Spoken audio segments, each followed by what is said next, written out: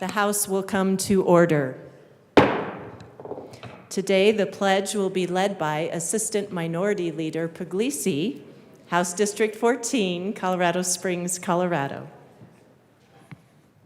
Thank you, Madam Speaker. Please join me in the Pledge of Allegiance. I pledge allegiance to the flag of the United States of America and to the republic for which it stands, one nation, under God, indivisible, with liberty and justice for all.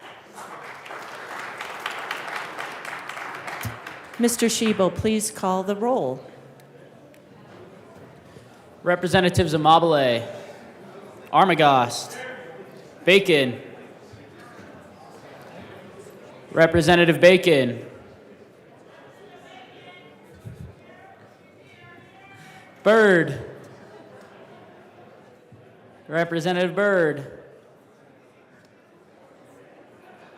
Rep. Byrd is excused. Bockenfeld, Basenecker, Bottoms, Bradfield, Bradley, Brown, Here. Catlin, Doherty, DeGraff, Degree Kennedy, Dixon, Duran, English, Epps, Representative Epps, Excused. Evans, Frizzell, Froelich, Garcia.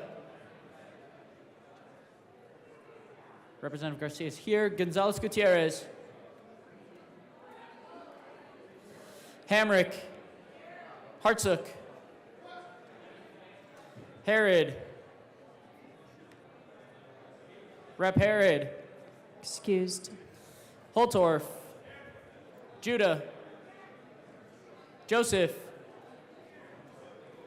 Kip, she's here, Leader, Lindsay, Lindstead, Luck, she's here, Lukens, Lynch, Mabry, Marshall, Martinez, Morrow, McCormick, McLaughlin, Michelson, Janae, Ortiz, Parenti, Puglisi, Ricks, Sharbini, Sirota, Snyder, Soper, Representative Soper, Story, Taggart, Titone, Valdez, Velasco, Vigil, Weinberg, Weissman, Wilford, Wilson, Winter,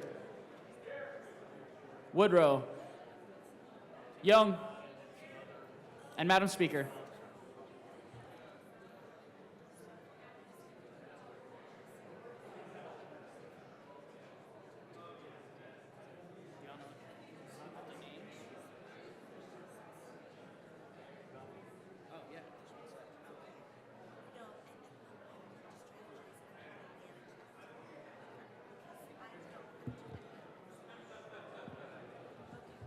Thank you, Mr. Schiebel. With 63 present, 2 excused, we do have a quorum. Assistant Minority Leader Puglisi.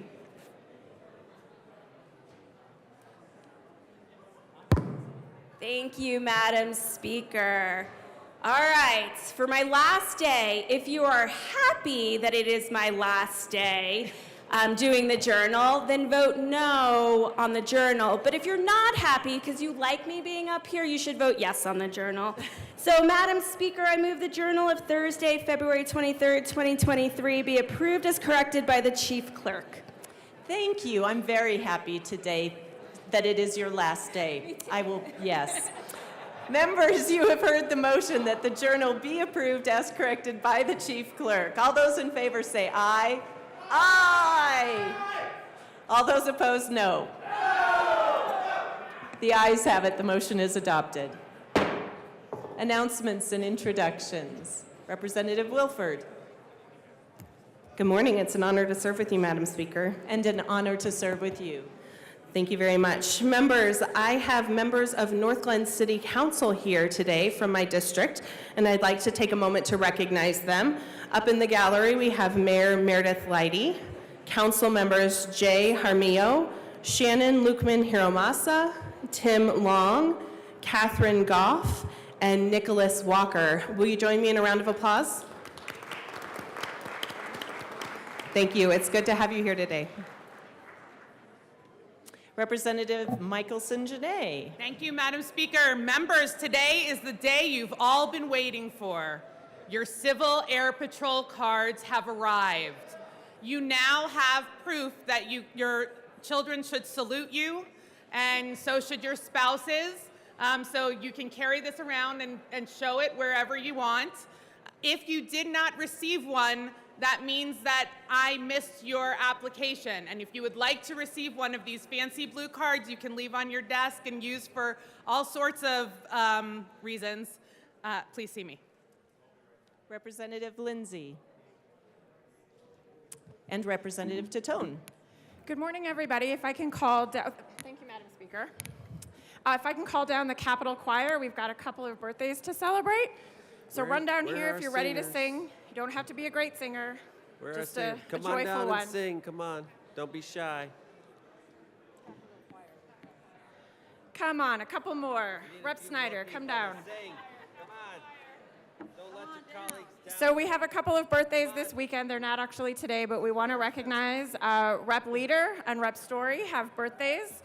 We want to say happy birthday. We're glad you're here. Come down so we can sing to you.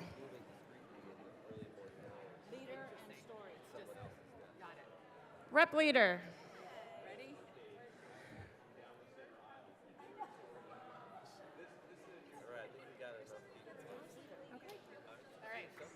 All right, let's go. 1, 2, 3. Happy birthday to you. Happy birthday to you. Happy birthday, dear Rep Story, Rep Leader. Happy birthday to you.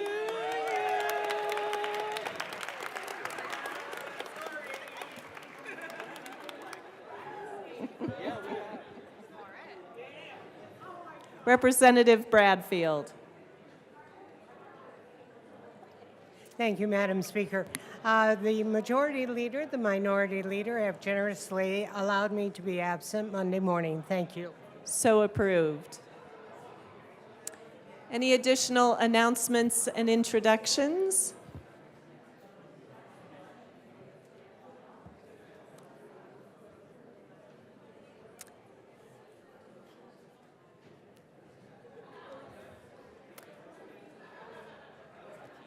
Members, we do have several tributes.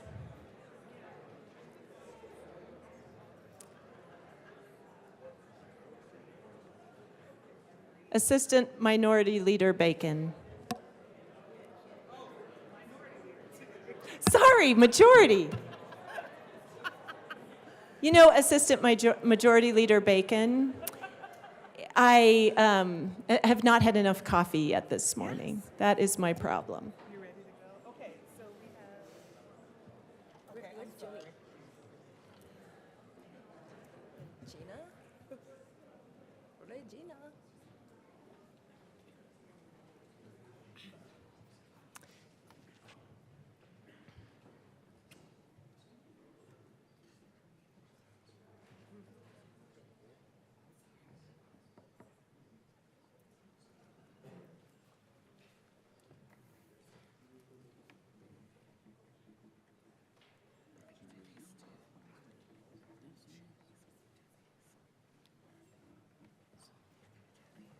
I'm doing this.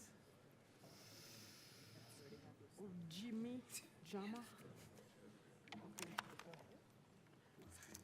Members, thank you so much. We have a tribute today, and this is the last tribute for Black History Month.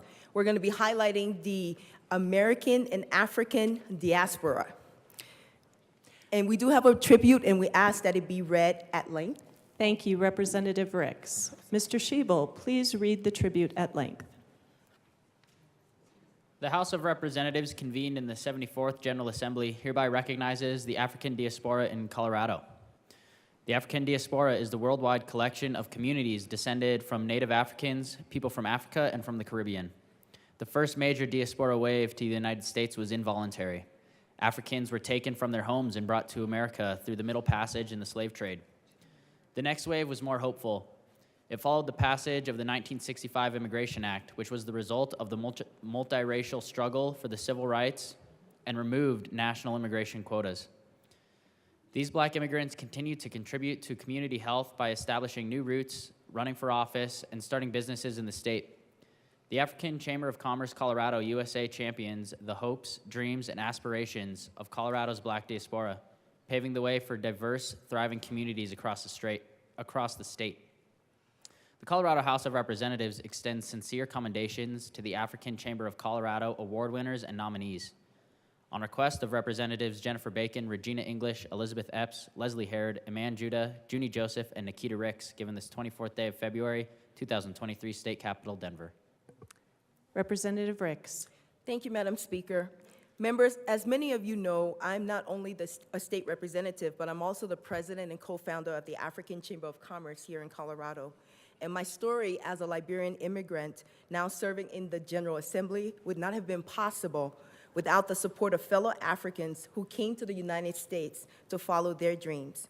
Together, we represent the African diaspora, or the worldwide collection of communities descended from Native Africans, people from Africa, and from the Caribbean.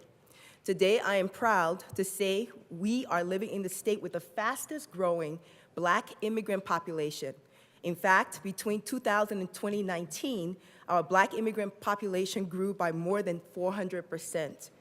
To honor the contribution of these outstanding individuals, the African Chamber of Commerce recognizes business leaders for their impact in the community. Today, we have many of these award winners and nominees present with us. So please join us in celebrating these excellent individuals during this day of Black History Month.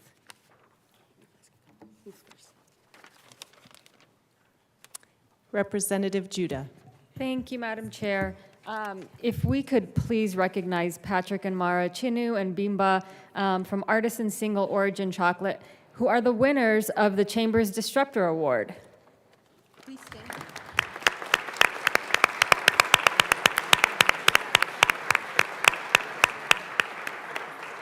Representative English. Thank you, Madam Speaker. And I would like to recognize Mr. Jumbo of Jumbo Motors. He is the winner of the Chamber's Entrepreneur of the Year.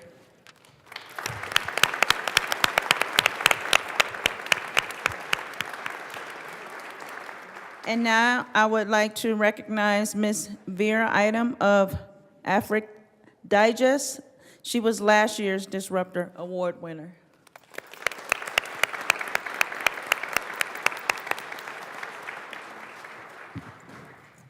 Representative Joseph. Thank you, Madam Chair. It is an honor to serve with you. And an honor to serve with you. I would also like to take this opportunity to acknowledge the Chamber Award nominees present in the House Gallery today.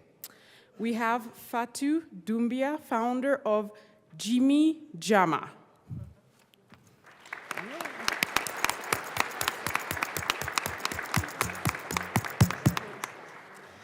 Also, we have Wafa Saeed of Sudanese American Public Affairs Association.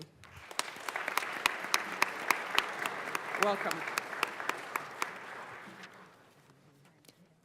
Assistant Majority Leader Bacon. And to round out our nominees, I will mention everyone's names and then we can clap at the end. Ibrahim and Kay Kamara of K Home Care, Rosemary Huff of Rosema Design, Abigail Ogbe of the Digital Sense Marketing, Linda Esso of Aquaba Restaurant in Aurora, Mfo Mapulo of Taste of Soweto, and Ida Dixon Kingston of AfriCoast Patterns. If you could stand, and let's recognize you for your work in our community.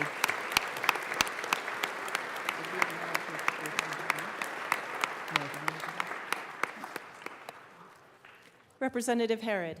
Thank you, Madam Speaker. And I also want to go a little bit out of custom and also acknowledge Representative Ricks and Representative Joseph for being the first from their communities to represent in the Colorado General Assembly.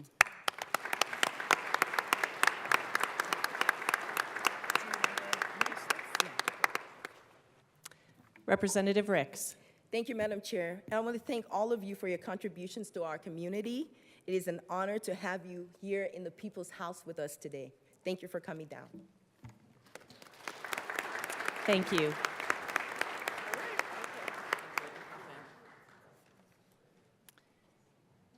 Representative Martinez. Thank you, Madam Speaker. I have a tribute and I request that it be read at length. Mr. Schiebel, please read our tribute at length. The House of Representatives convened in the 74th General Assembly hereby recognizes National CSU Pueblo Trio Day. Trio Day is celebrated at state, regional, and national levels in recognition of the important educational programs Trio provides. It includes programs targeted to serve low-income individuals, first-generation college students, disabled persons, and disconnected individuals as they progress through the academic pipeline from middle school to post-baccalaureate programs. TRIO is a commitment that has its foundation in the civil rights movement and the war on poverty. They were the first national college access and success programs to address the serious social and cultural barriers that low-income communities face. The Colorado House of Representatives is proud to recognize National TRIO Day and is incredibly grateful for the hard work and efforts of all the CSU Pueblo TRIO staff that have improved their community and the state of Colorado. On request of Representative Matthew Martinez, given this 24th day of February 2023, State Capitol, Denver. Representative Martinez. Thank you, Madam Speaker. So we have our Pueblo Trio group here up in the gallery. Let's give them a round of applause.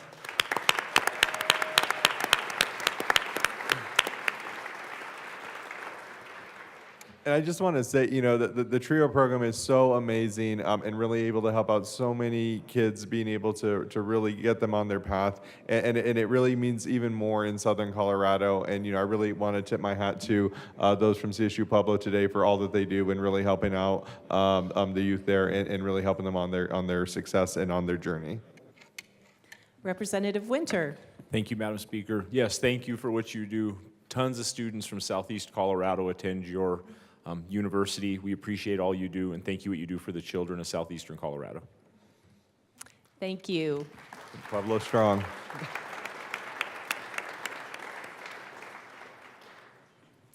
Representatives Holtorf, Ortiz. All right. Catholics believe everything amazing comes in threes, so this is the third tribute of the day, and we ask that it be read at length. Mr. Schiebel, please read our tribute at length. The House of Representatives convened in the 74th General Assembly hereby extends sincere commendations to Ukraine.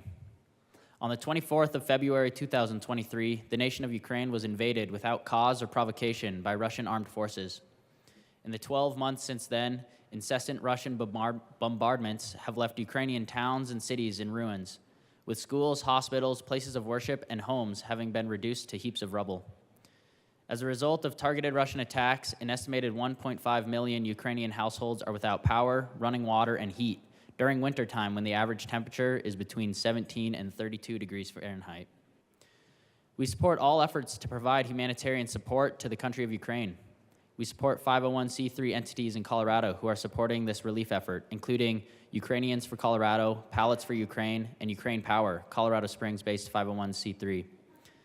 The Colorado House of Representatives recognizes and commends Ukraine's resistance against Russia, advocates on behalf of the Ukrainian population who currently reside in Colorado, and extends support to Ukrainians abroad as they continue to defend against Russian aggression. On request of Representatives David Ortiz, Ruby Dixon, Mike Weissman, Richard Holtorf, Anthony Hartsook, and Ryan Armagost, given this 24th day of February 2023, State Capitol, Denver. Representative Armagost. Thank you, Madam Speaker. And just talking about what's going on in Ukraine, politics and government aside, I think we need to focus on the people of Ukraine.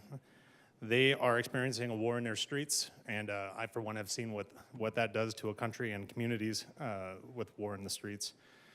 We do have Ukrainians in Colorado that have fled here, otherwise that were able to avoid the conflict going on there. I support the people of Ukraine and for what they're going through, and the family members that are here that still have family at home in Ukraine dealing with the strife and the combat going on in their streets. And I ask you to stand with me in uniting in support for the Ukrainians as well. Thank you. Representative Dixon. Thank you, Madam Speaker. When Representative Ortiz asked who wanted to honor the people of Ukraine today, many of the Jewish House members jumped at the opportunity. My own family immigrated from Eastern Europe under the Russian Empire to the United States, and I feel a deep connection to the people of that area. As a member of a community that has also faced persecution and oppression, we understand the challenges that the people of Ukraine have faced and the sacrifices they've made over the past year. Their fight for Ukraine's sovereignty and independence is a fight for the same values that all of us in Colorado hold dear. To the brave people of Ukraine, know that you are not alone. We stand with you in solidarity and support your efforts to defend your nation and your people. We condemn the aggressive actions of the Russian government and call for a peaceful resolution to the conflict. Representative Hartsook. Thank you, Madam Speaker. Ladies and gentlemen, we, around the world, see oppression, we see war, and I've seen a lot of it. I have a group of citizens that are here from Parker, if they'd please stand up there. They're all from Ukraine that have immigrated here in a legal, lawful manner, and they're standing. Today is the one-year anniversary, and there's one person in particular I'd like to recognize, is Alex Yokovich. Alex, if you'd stand up, please. Yesterday was his 45th anniversary of walking out of the former Soviet Union as a child and a Russian Jew that was persecuted. They walked. They didn't drive, they didn't take a train, they didn't fly, they walked. And they made it to the United States after about 18 months. His wife, Ann, who is with him here also, now they sit here in Parker and they do a lot of work. Some of the folks that are here, we have Ayana, we have Roman, we have Oskana, and Ivana. They're doing a variety of things to help other people that are struggling. I've got pages here of their families being destroyed, their businesses being destroyed, their families being killed because they wouldn't submit. That spirit of being an entrepreneur, that spirit of determination is what we must continue to strive for. It's what our flag stands for. And they came here to seek that freedom. So I ask for your support for them. Thank you.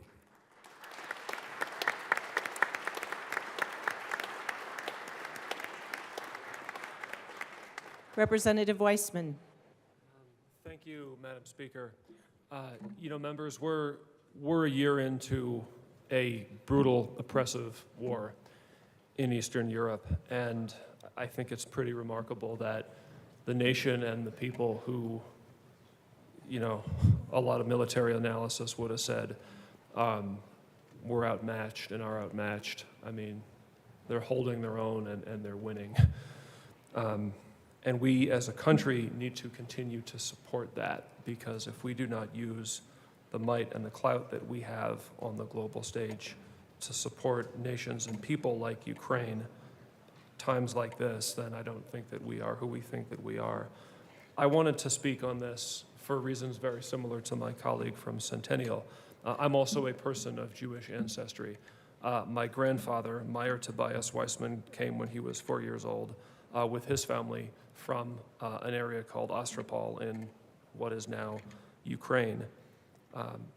I've taken a particular interest in what's been going on there for the last year because there is unfortunately sort of a cyclicity about it in history. When Eastern Europe is convulsed, it has very commonly been people of Jewish ancestry who have suffered from that. I'm only standing here today because when people of Jewish ancestry, who happen to be my direct ancestors, needed to get out of there and save their lives, they were able to come to this country and build a new life. And I've been walking that path since 1907, when the boat got here. So, thank you to the folks from Parker for being here today, and I think that as a nation, we also need to continue to welcome folks from Ukraine if they find that their home country is no longer tenable and they want to try to build a life here. Thank you. Representative Frizzell. Thank you, Madam Speaker. It is an honor to serve with you. And an honor to serve with you. A lot of times people forget that this is not the first time that Ukraine has been invaded. In 1941, Ukraine was invaded by Nazi Germany, who proceeded to commit the most horrific atrocities against these people. I know a little bit more about this than I did 5 years ago. I learned about a young man named Yakov Kushner, who was a young teenager in 1941. He experienced horrific loss at the hands of the Nazis. Young Yakov was a Russian Jew, and he was, after watching his parents be killed, rounded up and sent to a concentration camp in Poland. He survived, and I'm so grateful.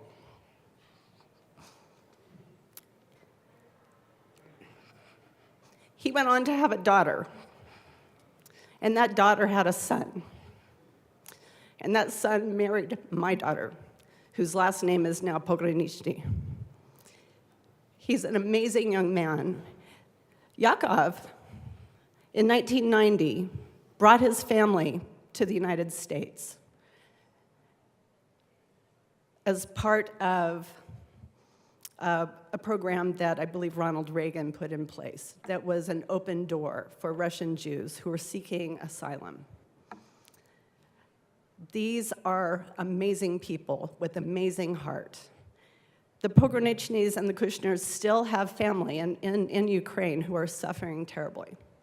And they're doing, Yakov and Paul, my son-in-law, and my daughter are doing everything they can to support their family back there, who are really suffering.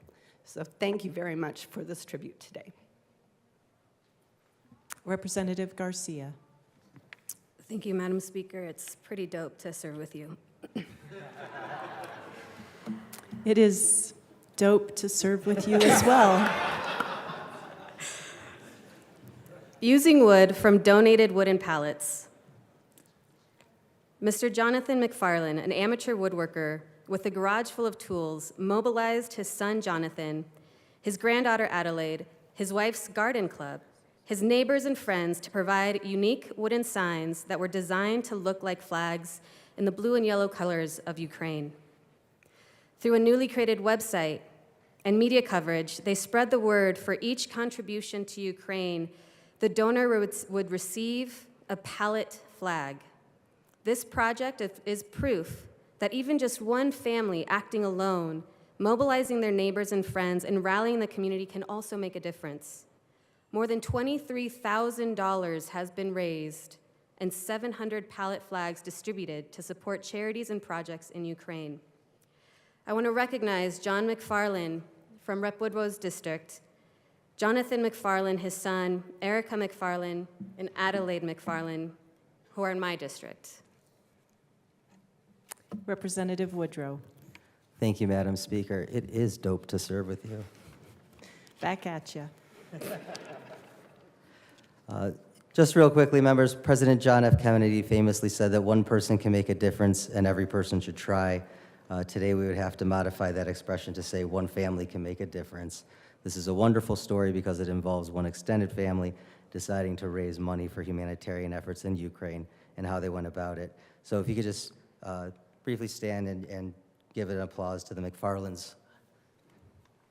Thank you so much. Thank you for being here today.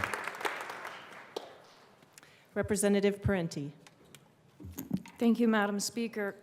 Colleagues, during the 5 years that I had the pleasure of serving on the NATO staff, I had the opportunity to work and live and occasionally deploy side by side with our partners from the Ukrainian military. And I have to tell you that with those experiences, it came as no surprise to me that they have been so able to successfully defend their country against this aggression. And I just wanted to take a moment to acknowledge those historic efforts of not only the professional Ukrainian military, but the citizen soldiers who have taken up arms to defend their country. They are doing things that were thought to be impossible against impossible odds. And we really need to acknowledge that success and wish them a safe and speedy end to these aggressions. Thank you. Thank you. Representative Holtorf. Thank you, Madam Speaker. As we all stand here today, standing behind the people of Ukraine, we leave the geopolitical debate at the steps. We are talking about people, we are talking about struggles, we're talking about survival. And you can see it touches all of us, some closer than others that have direct family from Ukraine, some that have parents, grandparents, and have a legacy of family that have been oppressed. So everyone has, I believe, was given this lapel pin. It's the colors of the Ukrainian flag. We ask you to wear it in solidarity, despite the geopolitical debate, despite anything in that realm. We ask you to wear it just for the people today, in solidarity for their struggles. And so it's with great honor that I, standing by my colleague Representative Ortiz, and the rest of us here can bring this forth today. We were going to have some guests here. I believe they're still in the Senate chambers because we know everything is really slow in the Senate. It takes a long time for them to get things done. But with that, thank you, Madam Speaker. Representative Ortiz. Thank you, Madam Speaker. And don't really have any prepared remarks. Was just reflecting on why this story is so powerful to so many of us. And I'll just speak to why it's powerful to me. Think about it. You have a president who started up as a comic, a comedian, bringing laughter and joy to people around him. That was underestimated and undersold, and then thrust into a place where he had to lead from the front. And he truly has. He's a leader that anybody would be proud to follow, but I think that speaks also to the spirit of the Ukrainian people and why this conflict impacts so many of us. In the face of a tyrannical regime that is seeking to subvert their sovereignty, a Goliath, and I do mean that when I say that. When we go through our training in the military, we learn to have a healthy respect and fear of the Russian military. But in the face of a Goliath, this David among the Ukrainian people is standing and fighting strong. A year later, when some thought that this war would be over within a week. We're not here to celebrate conflict or war. Nothing good comes from war. It's destructive, it's ugly, loss of life. But what also has an opportunity to shine and come through is the courage and the compassion of the people that are standing up to a bully, of the Ukrainian people. So we are here to recognize the anniversary of a tyrannical regime trying to subvert the sovereignty of an amazing, resilient people in the Ukrainian people, and to show that we stand by them. Rep. Holtorf was right when he talks about geopolitics aside. No, we're here in a bipartisan way to show support and gratitude for the Ukrainian people, and we will be there for as long as the conflict is there. I will show support for as long as the conflict is happening. So thank you, everybody, for giving us the time and allowing us to show honor and support for the Ukrainian people and their conflict.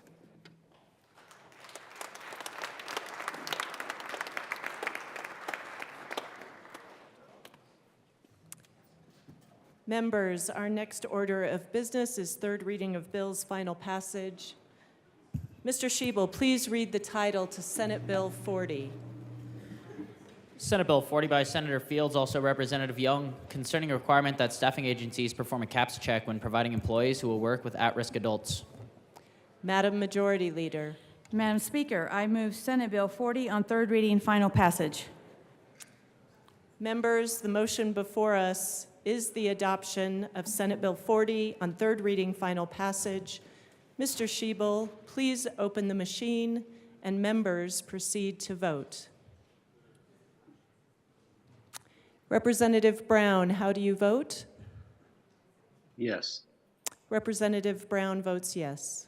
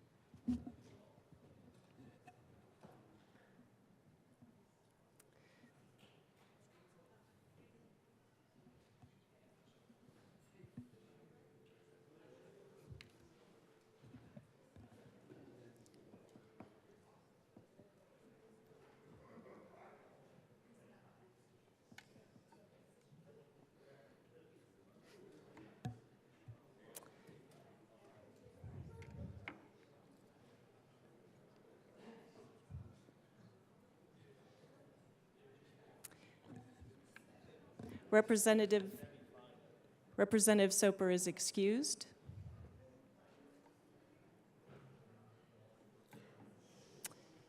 Please close the machine. With 64 ayes, 0 no, and 1 excused, Senate Bill 40 is adopted. Co-sponsors.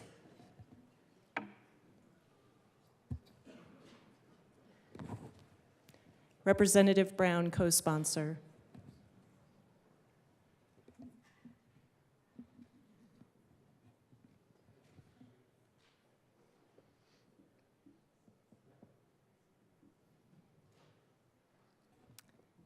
Please close the machine. Mr. Schiebel, please read the title to House Bill 1139. House Bill 1139 by Representative Martinez, also Senator Simpson, concerning the modification of the salary categorization of locally elected officers in specified counties. Madam Majority Leader. Madam Speaker, I move House Bill 1139 on third reading, final passage. The motion before us is the adoption of House Bill 1139 on third reading, final passage. Mr. Schiebel, please open the machine and members proceed to vote. Representative Brown, how do you vote? Yes. Representative Brown votes yes.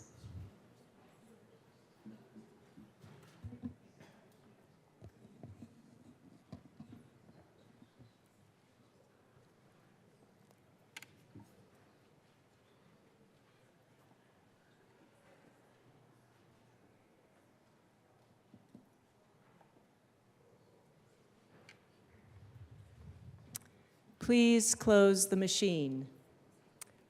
With 62 aye, 3 no, House Bill 1139 is adopted. Co-sponsors.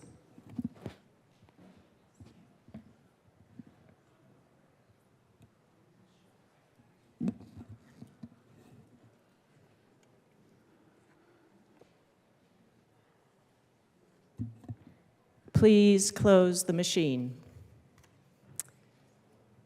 Mr. Schiebel, please read the title House Bill 1140.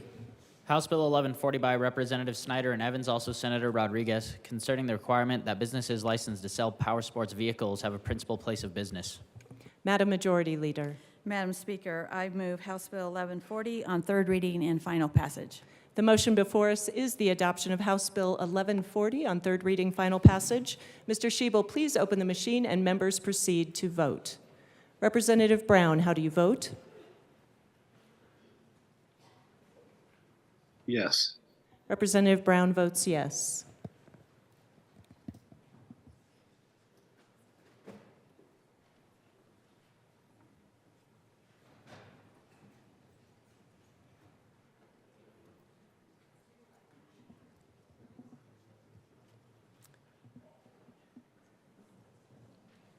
Please close the machine. With 65 ayes, 0 no, 0 excused, House Bill 1140 is adopted. Co-sponsors.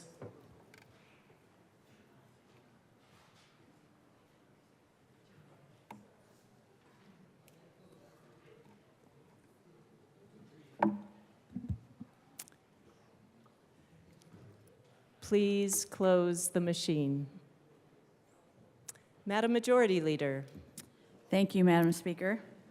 I move that the following bills be made special orders at 9:46 a.m. House Bill 1100, Senate Bill 73, House Bill 1099, House Bill 1095, House Bill 1062, House Bill 1115, House Bill 1157, House Bill 1156, and Senate Bill 23. Seeing no objection, the bills listed by the Majority Leader will be made special orders at 9:46 a.m. Representative Woodrow.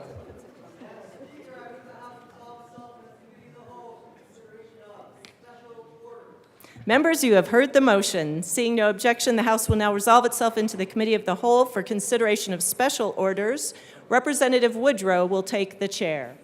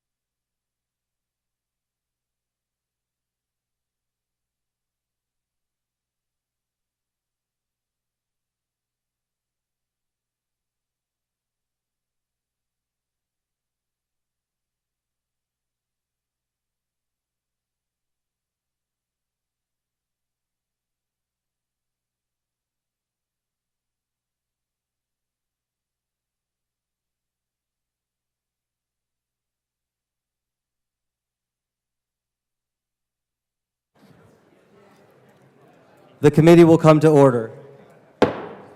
With your unanimous consent, the bills will be read by title unless there is a request for reading a bill at length. Committee reports are printed and in your bill folders. Floor amendments will be shown on the screen and on your iPads.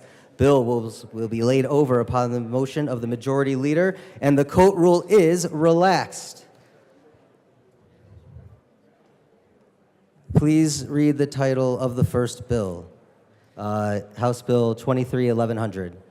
House Bill 1100 by Representatives Ricks and Garcia, also Senators Jaquez Lewis and Gonzalez, concerning restrictions on governmental participation in civil immigration detention. Representative Ricks. Thank you, Mr. Chair. I move House Bill 1100 in the committee report. Thank you. To the committee report. In the committee, the bill passed, and basically, I would like to talk a little bit about what the bill does. Oh, what amendment? The amendment, yeah. Oh, what's the committee report? Please describe the committee report. Okay, yeah, the committee report basically was to amend it to take out any existing, or to add that if any existing immigration detention agreements does not contain a termination provision, that we would like that to happen by January 2024, and given a little bit of time to dissolve those agreements. Thank you. Is there any further discussion on the committee report? Seeing none, the question before us is the adoption of the judiciary report. All in favor say aye. Aye. All opposed say no. The ayes have it. The committee report is passed. To the bill, Representative Ricks. Thank you. Basically, what this bill does, members, is House Bill 1100 will prohibit law enforcement agents, county and city jails from entering into or renewing intergovernment service agreement contracts with ICE to house individuals suspected of civil immigration violations. The bill would also prevent state or local government entities from helping facilitate new private immigration detention facilities. When we passed HB 191124, Colorado sent a strong message that the police and sheriff collaboration with ICE destroys community trust and safety. Prohibiting profit-motivated contracts between ICE and local jails will help build on the work to ensure that immigrant families remain an integral part of Colorado communities and neighborhoods. We have a lot of supporting organizations like COPA, the Arapahoe County Sheriff is in support of this bill, ACLU, American Friends Services Committee, Colorado Immigrant Rights Coalition, CIRC, Colorado Jobs with Justice, NUVO, Progress Now, Rocky Mountain Immigrant Advocacy Network, Together Colorado, and Village Exchange Center. Representative Garcia. Thank you, Mr. Chair. I want to address some concerns that have come up during committee and after. And first, I want to just state what this bill does not do. This bill does not prohibit local and state governments from carrying out warrants issued by a judge. This bill does not prohibit the arrest of someone suspected of criminal activity. This bill does not prohibit the privately owned GEO Group facility, which contracts with the federal government to operate in our state. And this bill will not cause Colorado residents who are detained for civil immigration purposes to be transferred out of state. The private GEO facility in Aurora has a capacity of 1,500 beds, at which 50% are generally occupied. We have also heard arguments around local control. The issue with this and why local control does not fit here is that whenever any matter that involves the detention of a resident in one municipality by another municipality or county or the state for the purpose of forced compliance with the policy of the federal government, that makes it inherently a matter of statewide concern. I would also argue that the abridgment of constitutional rights under the Fourth Amendment, which states the right of the people to be secure in their persons, houses, papers, and effects against unreasonable searches and seizures, shall not be violated, and no warrant shall be issued, but upon probable cause supported by oath or affirmation, and particularly describing the place to be searched and the persons and things to be seized, as well as the 14th Amendment, which states that no state shall deprive any person of life, liberty, or property without due process of law, or deny to any person within its jurisdiction the equal protection of the laws. These are not subject to local discretion. This then leads us to ensure that as a state, we are not violating the constitutional rights of these through these contracts, and I ask for a yes vote. Thank you, Representative Garcia. Is there any further discussion? Representative Holtorf.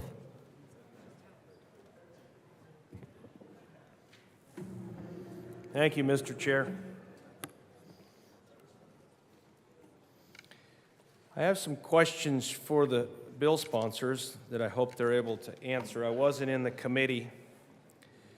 Many of you know that I represented House District 64, 9 counties in southeast Colorado.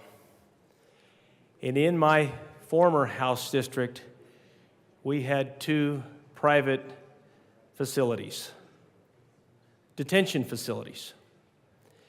Those facilities were built in 2 counties in my district, my former district, because of capacity issues.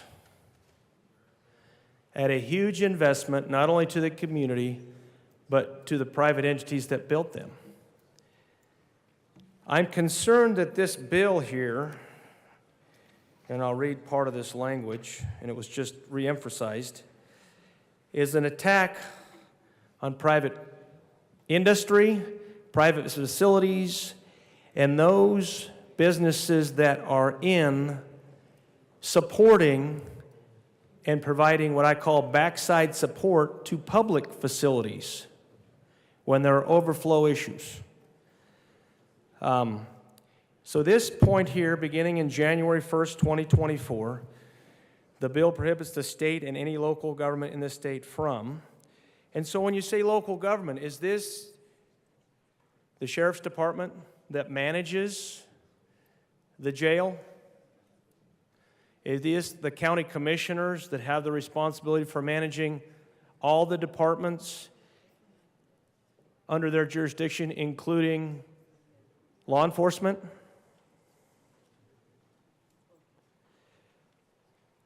But in this particular part here, it says, entering into an agreement for the detention of individuals in an immigration detention facility that is owned, managed, or operated by a private entity. Now, granted, our county sheriffs are not specifically immigration detention facilities, but they may hold immigrants in detention that have committed some type of crime. Please, still being Representative adjudicated. Poltor, stick to the bill. This is about civil infractions. Doesn't touch upon crimes. You know that. Okay, well, I'm going to go back to this first part of the ledge deck here, page 2 at the top. Entering into an agreement for the detention of individuals in an immigration detention facility that is owned, managed, or operated by a private entity.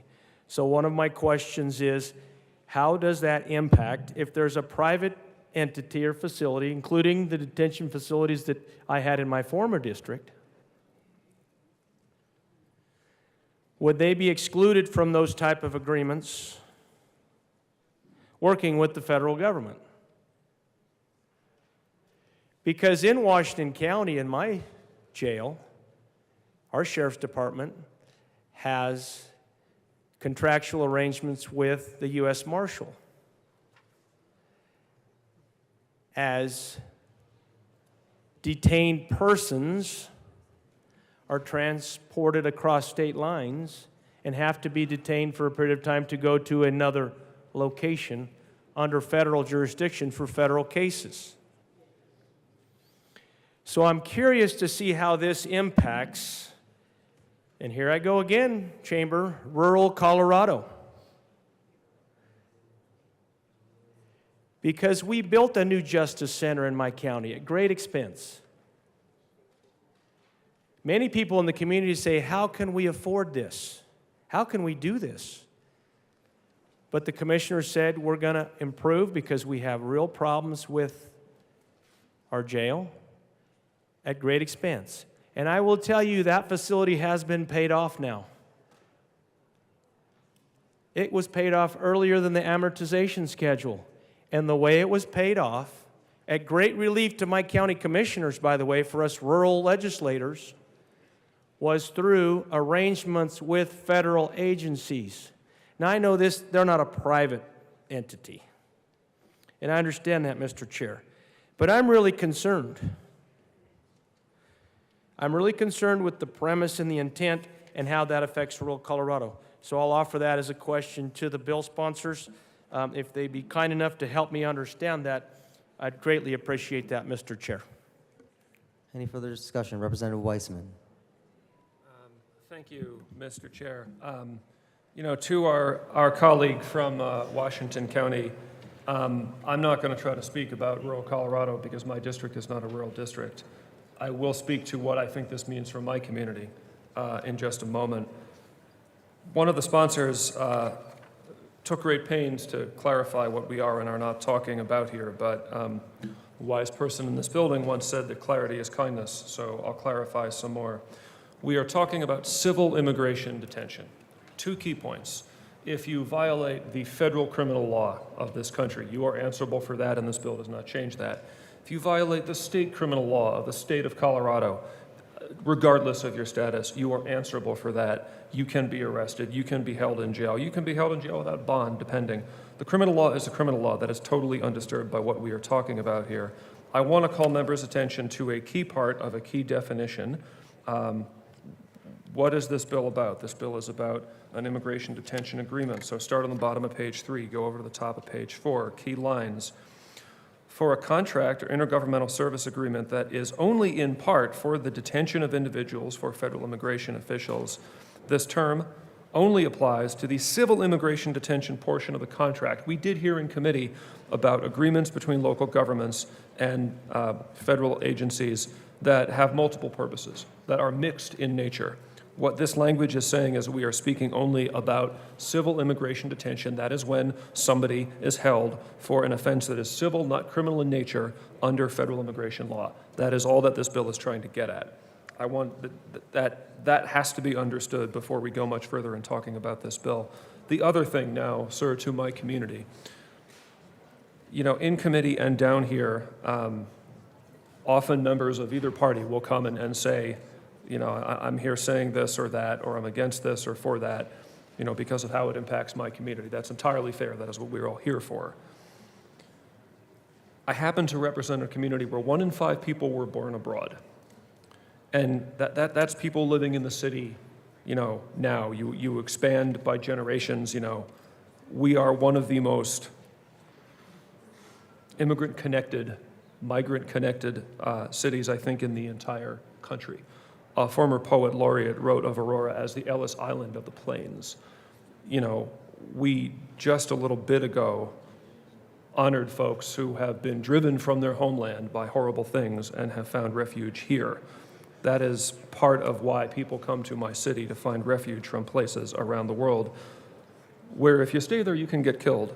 So when we have issues of local government in Colorado getting mixed up with these questions of immigration and status that the federal government has the responsibility to manage under the Constitution, that leads people, particularly in communities like the one that I represent and the one that my colleague from Aurora represents, to have some concerns and some doubts about how their local government is looking out for them.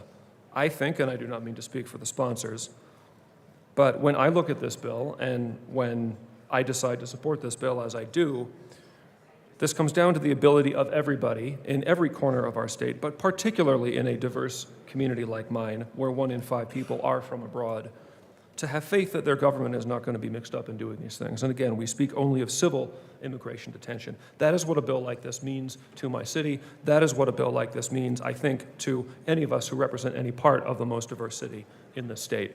And I hope that these comments are being heard in this chamber. Representative Holtorf. Thank you, Mr. Chair. And thank you to my good colleague from Aurora. I think that helps explain his position and the concerns in his district. And it helps me understand the urban issue as he represents the people in his district. So I do thank you for that explanation. I still have concerns with the contractual side of the bill, but I think I have my questions answered. So thank you very much for that explanation and really letting us know some of those demographic issues that you face in your House district. Thank you, sir. Representative Soper. Thank you, Mr. Chair, and it's an honor to serve with you. It's an honor to serve with you, Rob. So members, I heard this bill in committee, and I too rise in opposition of House Bill 1100. We heard an interesting discussion and witness testimony within committee, and it really focused on government-to-government contracts and whether the, the state can come in and prohibit certain types of contracts from state actors with federal actors. And yes, what we're talking about here is civil immigration detention contracts, but as we heard in committee, if we prohibit these, there is a human element. And that means that the person who's going to be detained, if they're not going to be detained in a Colorado jail that has to be inspected by the state of Colorado, by the county commissioners, there's a lot of scrutiny. Those individuals will go elsewhere. And we heard in committee that they would be taken out of state to another detention facility, and that nothing in this bill prohibits a Section 203 hold from occurring. But it's really important that we allow local governments to continue to be able to enter into memorandums of understanding, to contracts with the federal government, because this bill sets a precedent. And if we can prohibit this here, we can prohibit other types of contracts. And in the future, that just means having to expand government and to have the federal government build more things in Colorado that we may not want. I would rather have the state of Colorado inspecting jails and looking at jails along with county commissioners and making sure that we have the highest level of standards, the highest level of scrutiny. And this bill undermines that. It takes Colorado out of the equation. It means that individuals who are going to be detained aren't going to be detained in Colorado.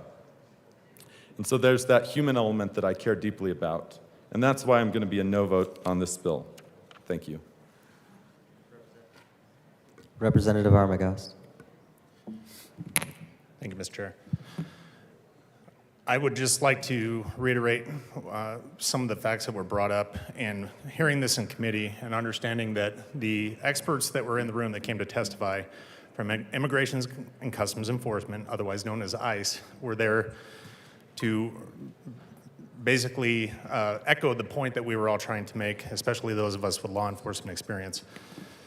Seeing that the people that are detained in these facilities are not simply being scooped up out of their house because of a violation of a civil agreement. These are people that are wanted for crimes or involvement in either terror groups, security threat groups. Representatives, stick to the bill. Yes, that's what I'm getting to is the fact that these people that are being detained and held in these facilities, they're being held for being wanted. They're wanted for something. They're not wanted for civil violations. They are being wanted for either involvement in a crime, investigation into a crime, and otherwise, if they are involved in crime, charge and deportation. But to simply put this as a civil violation, I think is false and brings a wrong narrative.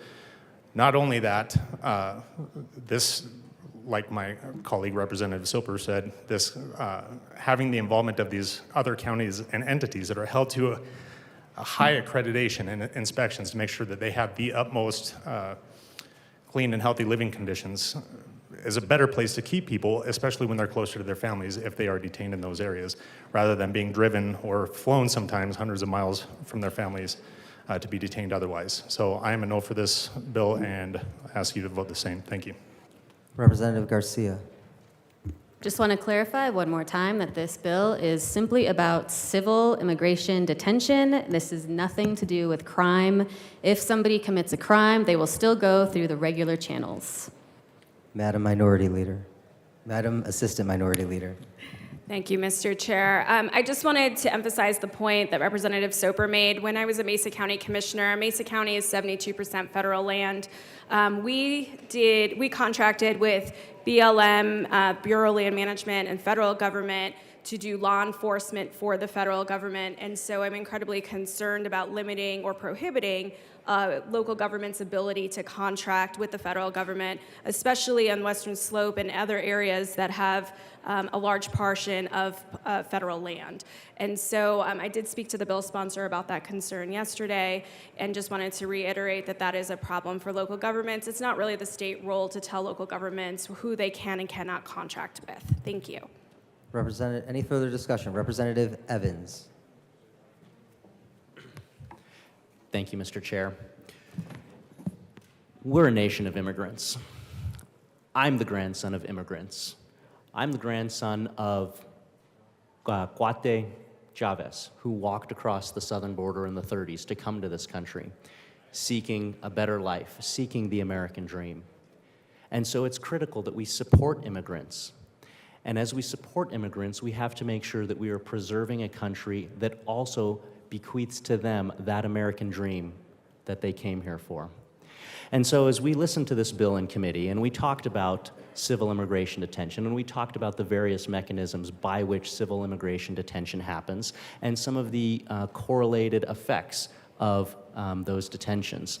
It seemed to me that it would be important to give just a little bit of background based on what's happening in our country and in our state right now, particularly as it pertains to the various different types and mechanisms behind the detention that is mentioned in this bill.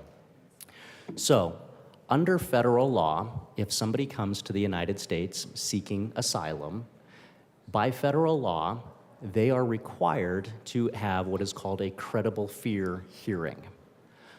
By federal law, until they've had that credible fear hearing, they have to be detained. They can't be released into the broader community until they've had that hearing. And so that's where detention centers like what we're talking about in this bill come into play, because federal law requires that those folks have their credible fear hearing in order to determine whether or not they could be eligible for asylum. Now, we know that we've had a lot of national events going on that have increased the number of folks coming to this country seeking asylum. And so the issue that's occurring right now is detention centers like the ones that are discussed in this bill are starting to see their historical ratio change. Historically, about 80% of the folks in the detention centers discussed in this bill had a violent criminal history. However, as the number of asylee seekers has increased, those folks also have to be held in accordance with federal law until they have their credible fear hearing. And so what that means is that in order to make space in these detention centers, other folks have to be released back into the community. And unfortunately, what's happening right now is that previous ratio, where about 80% of the folks in these detention centers did have that violent criminal history, that ratio is going down because they are being released in order to make room for these folks that have to have their credible fear hearing. And so, with that in mind, I think it's important to understand that as we discuss the type of detention facilities that are mentioned in this bill, we have broader implications, and those broader implications extend to community safety. And so with that in mind, I would like to offer an amendment. I would like to move Amendment L003 and ask that it be displayed.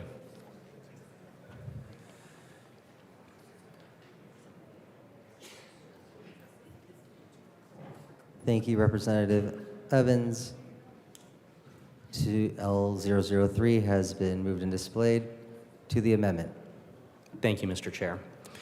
And so what this amendment does is it says that, look, if we want to focus on civil immigration, let's focus on civil immigration here. But let's make sure that we also understand that wrapped up into that is also a matter of community safety. And so in the bill, when the bill talks about things and I'll read to you from the bill says that detention requires the exercise of coercive police powers over individuals that should not be delegated to the private sector and that is distinguishable from the privatization in other areas of the government.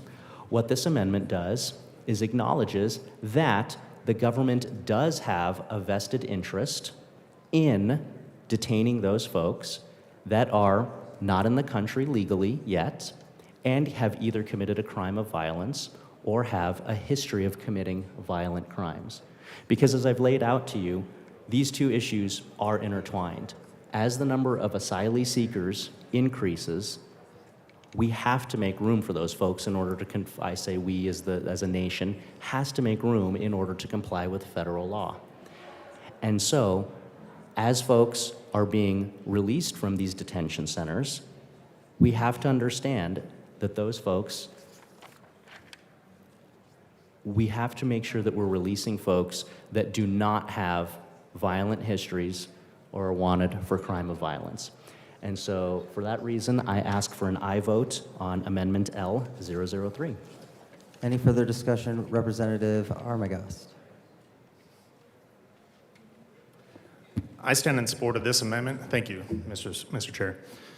I stand in support of this amendment because it does help clarify some of the issues that I have with the bill, being that we do have people that are being detained on civil detention because they are wanted for crimes in these facilities. So if we're going to eliminate those, it needs to be specifically listed in the bill so that we can show we're not detaining people that are part of a security threat group, part of a terror group, part of something, violent crime or otherwise wanted for any kind of crime, being released back into their community.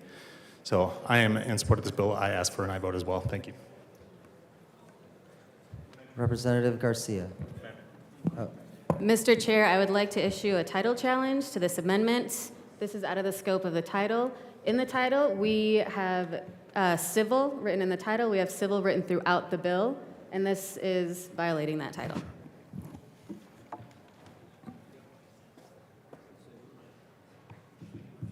The committee will be in a brief recess to discuss whether the amendment fits under the title. Will the representatives please join me on the side of the chamber?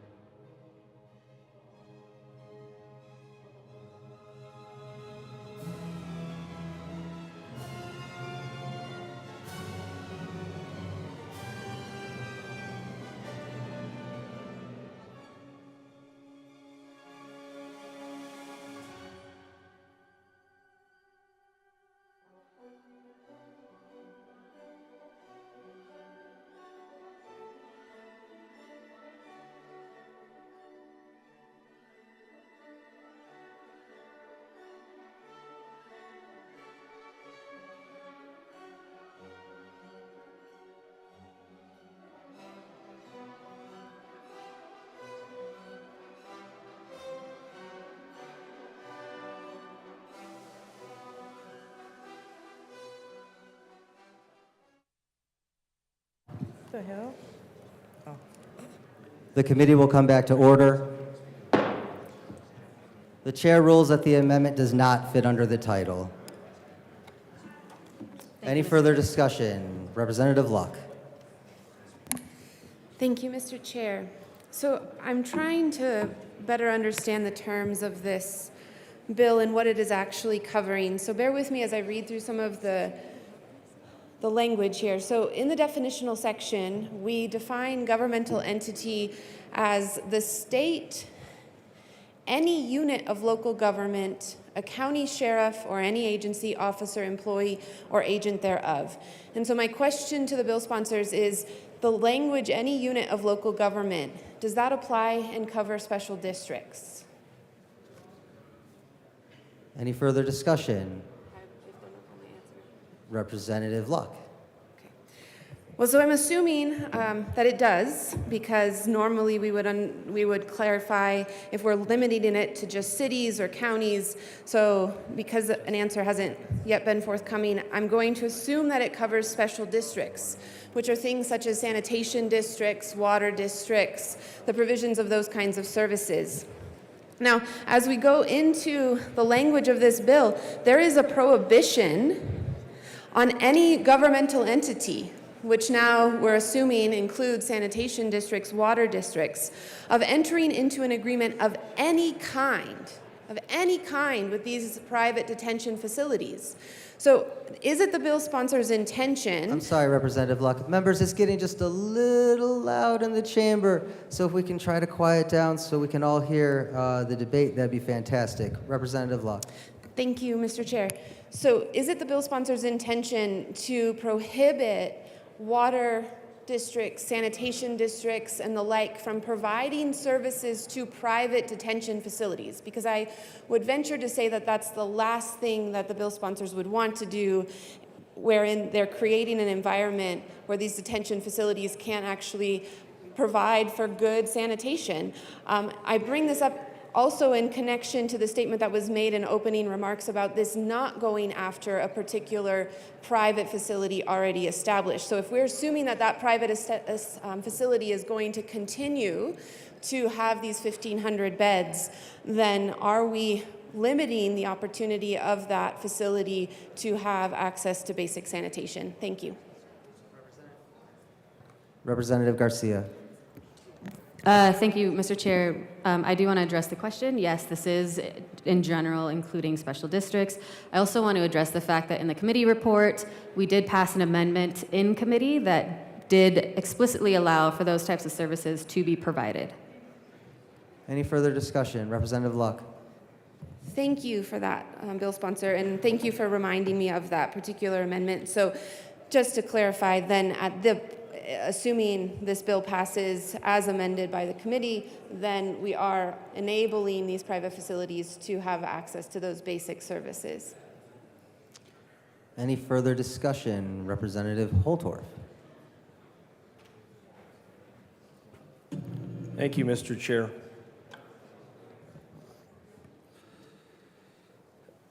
There's some words in here that always bother me in this particular bill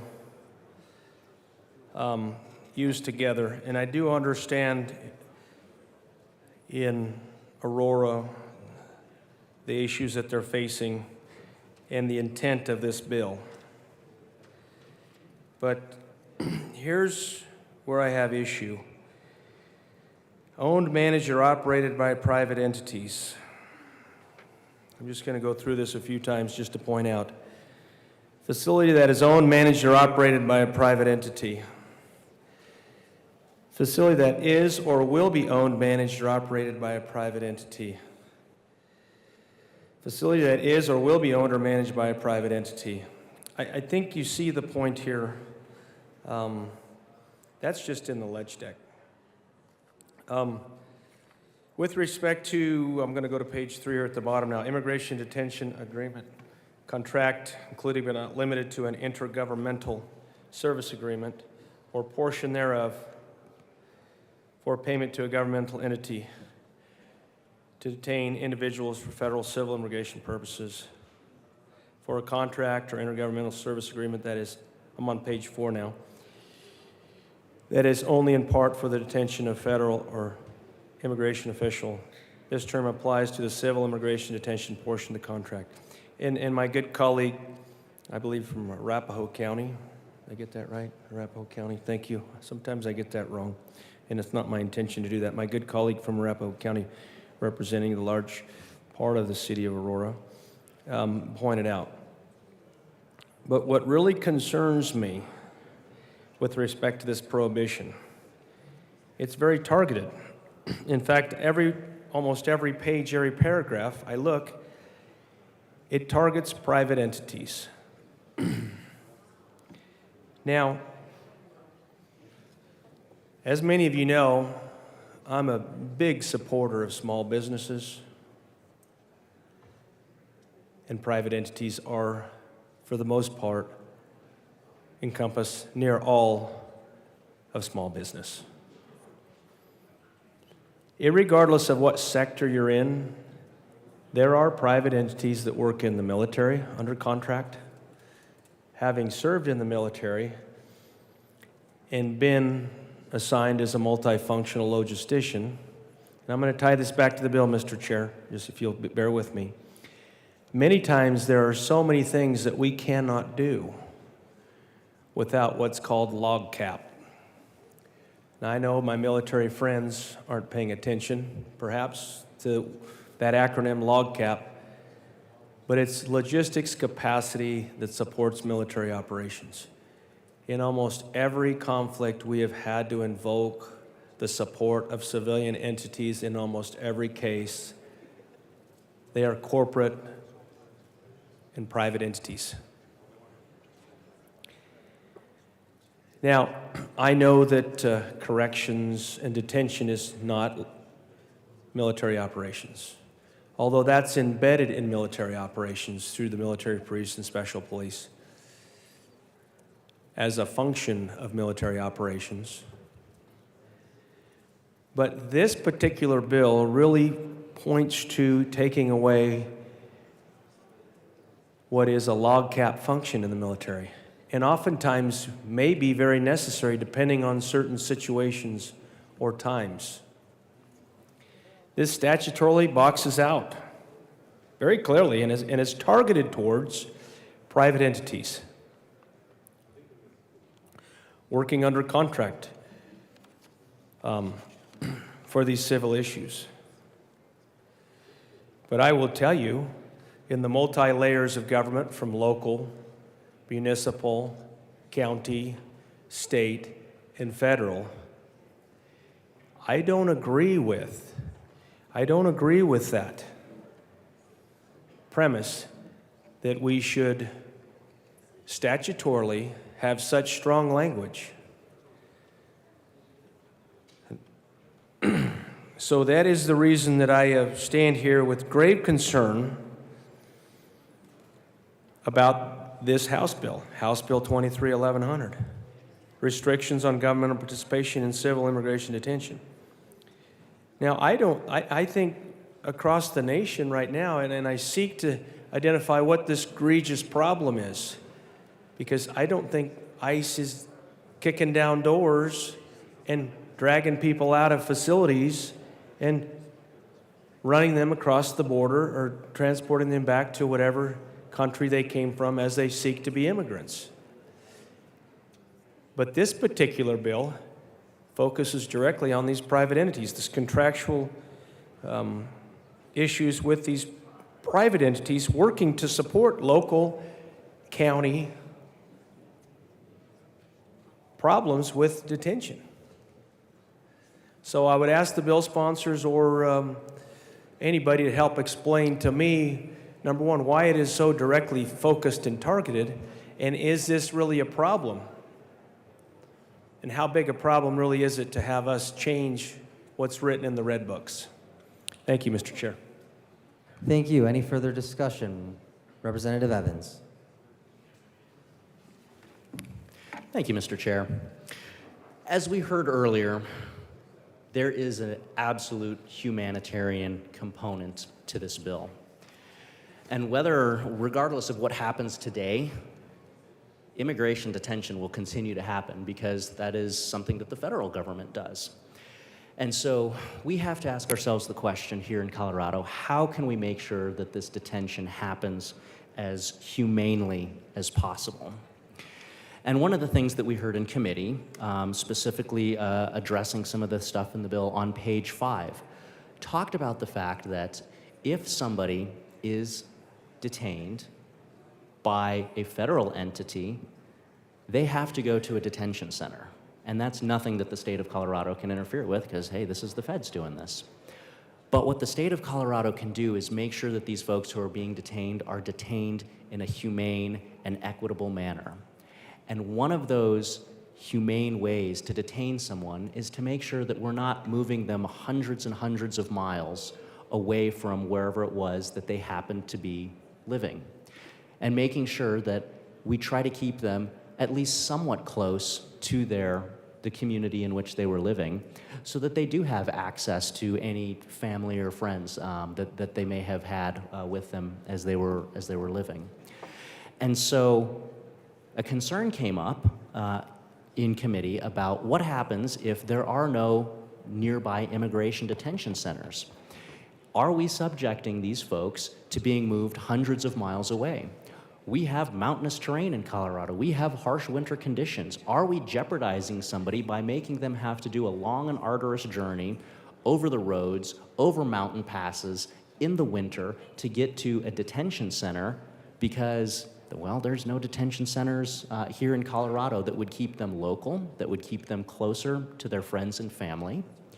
And so for those reasons, I move Amendment L004 and ask that it be displayed.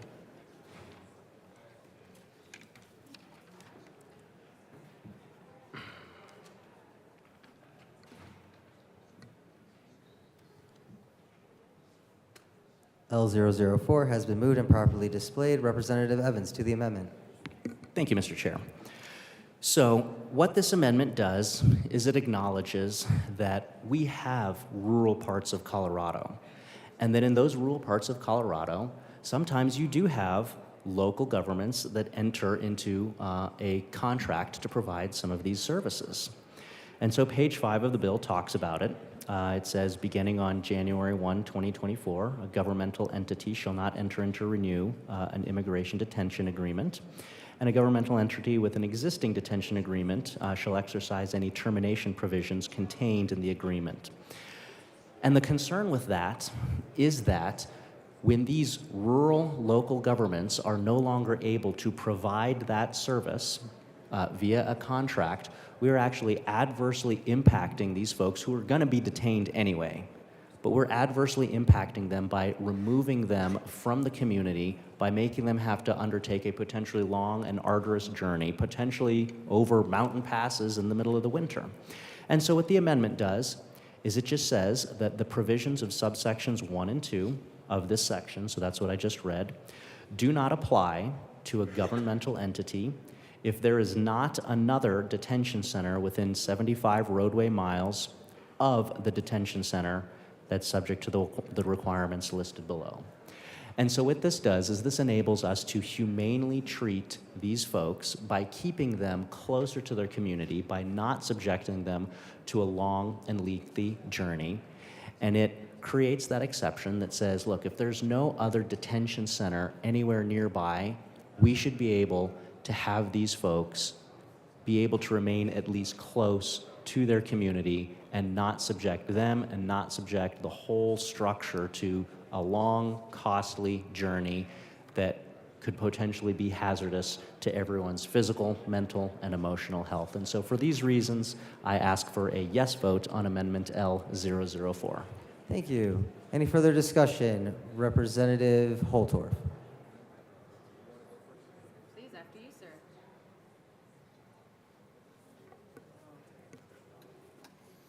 Thank you, Mr. Chair. And my colleague brings forth this amendment with the serious concern, and we did talk about this. As individuals get detained, most of these individuals do have a very strong family circle. And they do have the opportunity to go to these facilities and support their families, visit with their families, and communicate with their families. This particular amendment alleviates that transfer or the distance. And if you know anything about rural Colorado, you can't get anywhere without driving 50 to 100 miles where I'm from. 25, 50 to 100 miles round trip. Just to get a dozen eggs or a gallon of milk, you have to drive a long ways. It's different in the rest of Colorado than in our urban epicenters. This actually, and I have a concern for family members that are trying to travel to and visit folks that are in rural parts of the state that this particular amendment would help by allowing those facilities to do that job and have them closer to the family members in that community that family is in. We just passed some legislation focusing on those family members and through this chamber to trying to keep the family members together and family units together. This amendment actually helps to do that. I think it's a friendly amendment. It's a good amendment. Here's my biggest fear with respect to this. If members of the family are driving long distances because of trying to get to these detention facilities, because of this, the unintended consequences of what people do in this building, and you hear me say this all the time, oftentimes we overlook the second, third, and fourth order effects of all these things we're trying to do. And then they come up, and we're like, oh boy, we didn't get that one right. Now we're going to have to redo it in a subsequent legislative session. But in this particular case, and we know that traffic accidents are a big problem, particularly in the winter right now with these terrible roads and weather. We've got accidents everywhere. People are being injured. This particular amendment, as a friendly amendment, actually shortens that travel time, and those folks that may have members of their family in detention that want to visit them, then they don't have to be exposed on the roads in potentially adverse weather conditions like right now. Now, I don't know if that resonates with members in the chamber, but I will tell you I wouldn't want any family member to be in an accident, vehicle accident or incident, or instead of getting to a detention center to meet a family member, now they're in an emergency room in a hospital and their vehicle's hooked up to the back of a tow truck. So I asked the bill sponsors to consider these thoughtful amendments from members of my caucus who have been in law enforcement and know about transport and detention and actually have some experience in this particular space. Thank you, Mr. Chair, for the time. And I hope the bill sponsors will analyze this closely. Thank you. Representative Luck. Thank you, Mr. Chair. So this really is a serious question, and we did hear from individuals in the Judiciary Committee hearing. We have to understand that if ICE were to pick up an individual, they are going to detain them. The question is, where will they detain them? And it may be the desire of some, in or outside of this chamber, I don't know, to keep that from happening. But the reality is that they will be detained. And so if you have set up your life here in Colorado, and your family is here, and your connections are here, does it not stand to reason that you would prefer to be detained here? We talk about this a lot in the prison context, that we want people to be located close to their families. We want them to have easy access to the people who care about them, who can check in on them, who can encourage them and love on them in all of the ways that they need. And if these individuals are detained, and there is no place in Colorado for them, they will be transported outside of the state. That places a greater burden on them and on their families. It places a greater burden on them while they are detained. Again, we heard testimony from law enforcement that talked about a lot of these detentions last no more than 30 days, and then they are released back into the community. Imagine yourself being detained in Colorado, transported to a facility in Illinois, kept there for 30 days, and released. You're not released with the ability, with the funds, with the resources necessary to get back to Colorado and to your family. This is a serious concern. I genuinely believe we have to give thought to this. How will it work in practice? Is this going to put a greater burden on these individuals to come back to their family, come back where their support system is? Or is their support system have to move to where they are? What does that look like? What does that mean? I rise in support of this amendment. How do we help facilitate the best responses, the best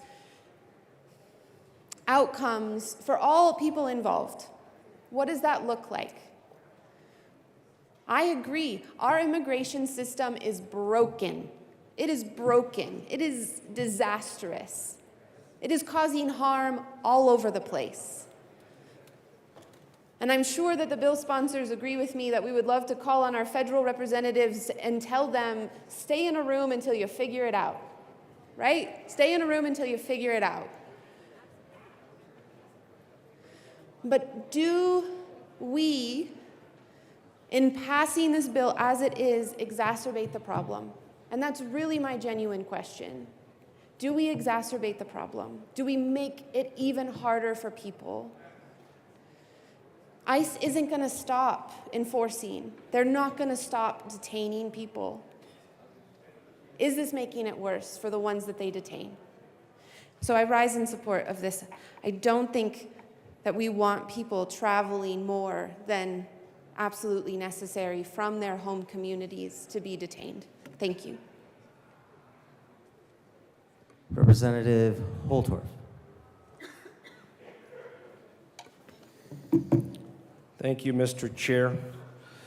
Many of you have heard me speak that oftentimes good things happen in the chamber as we debate, as we contemplate, as we think about the impact of what we do in committee, and as it comes to the committee of the whole, and more members are exposed to legislation and the impacts that it may have on their particular district or adjacent districts. So this may be one of those moments where something good will come as we work in a bipartisan way to solve the problems of the state and also represent our districts in a very responsible manner.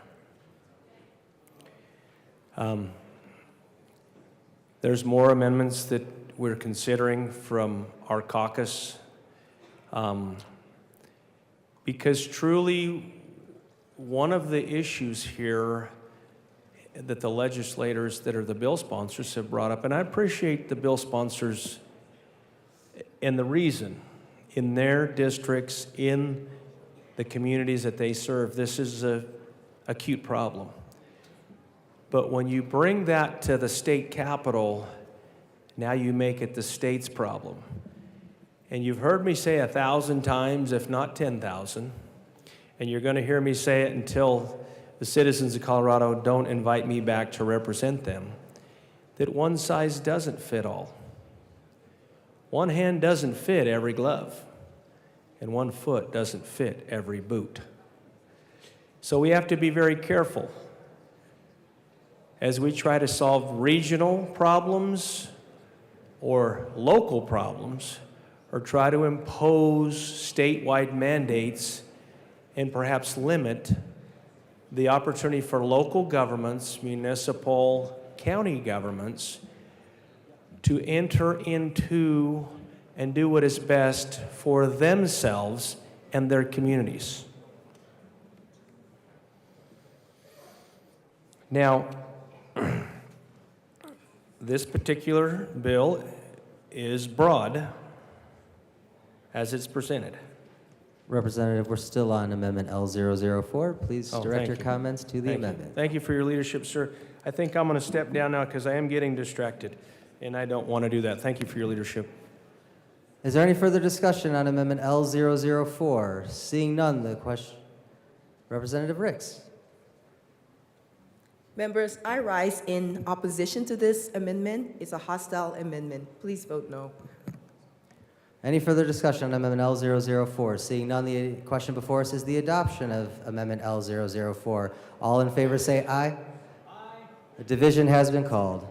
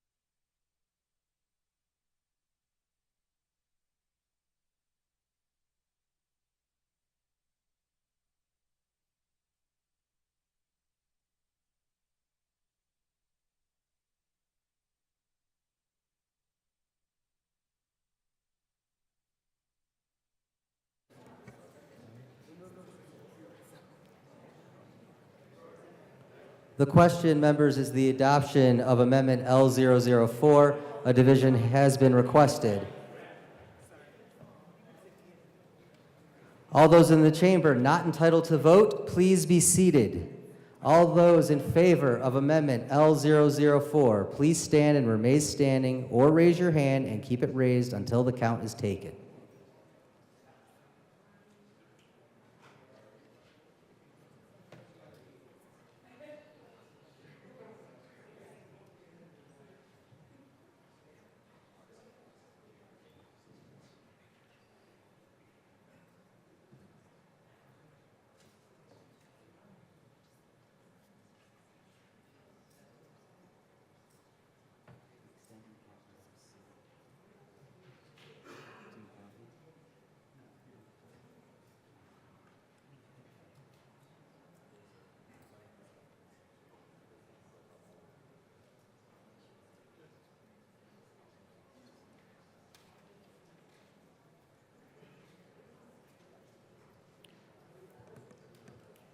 You may be seated. All those opposed, please stand and remain standing in one place until the count is taken.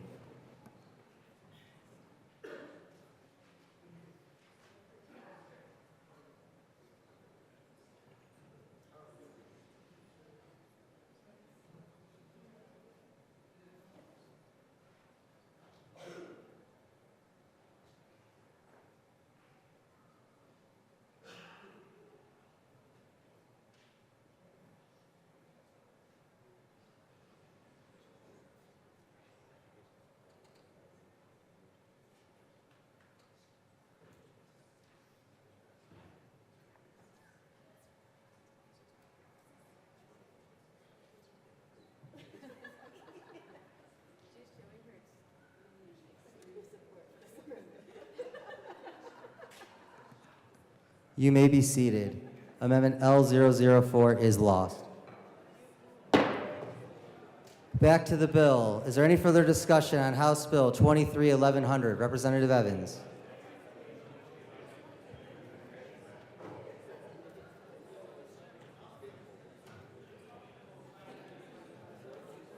Members, if you could please quiet down. Thank you so much. Representative Evans. Thank you, Mr. Chair.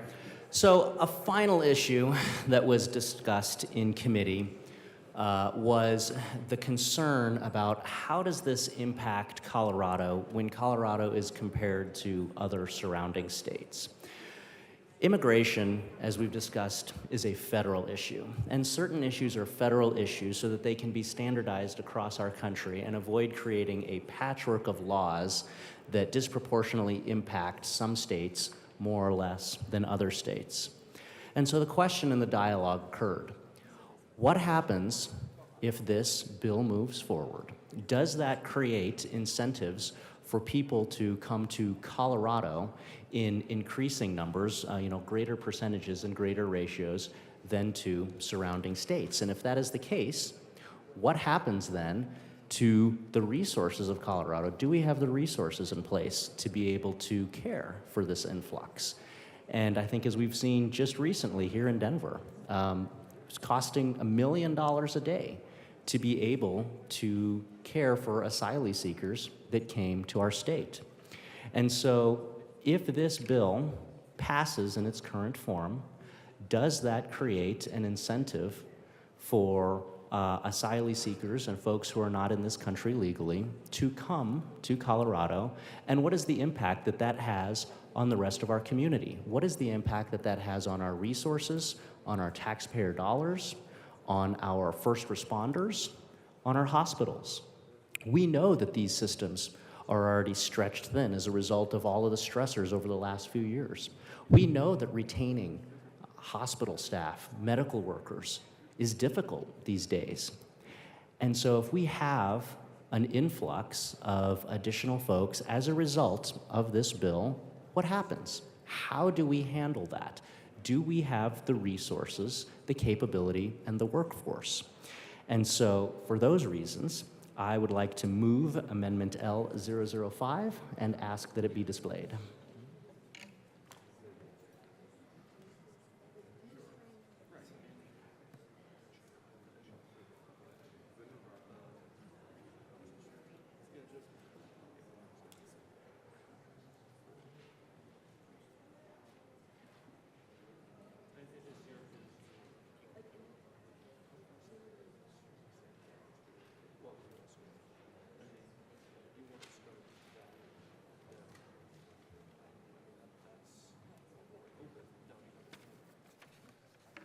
Amendment L005 has been moved and properly displayed.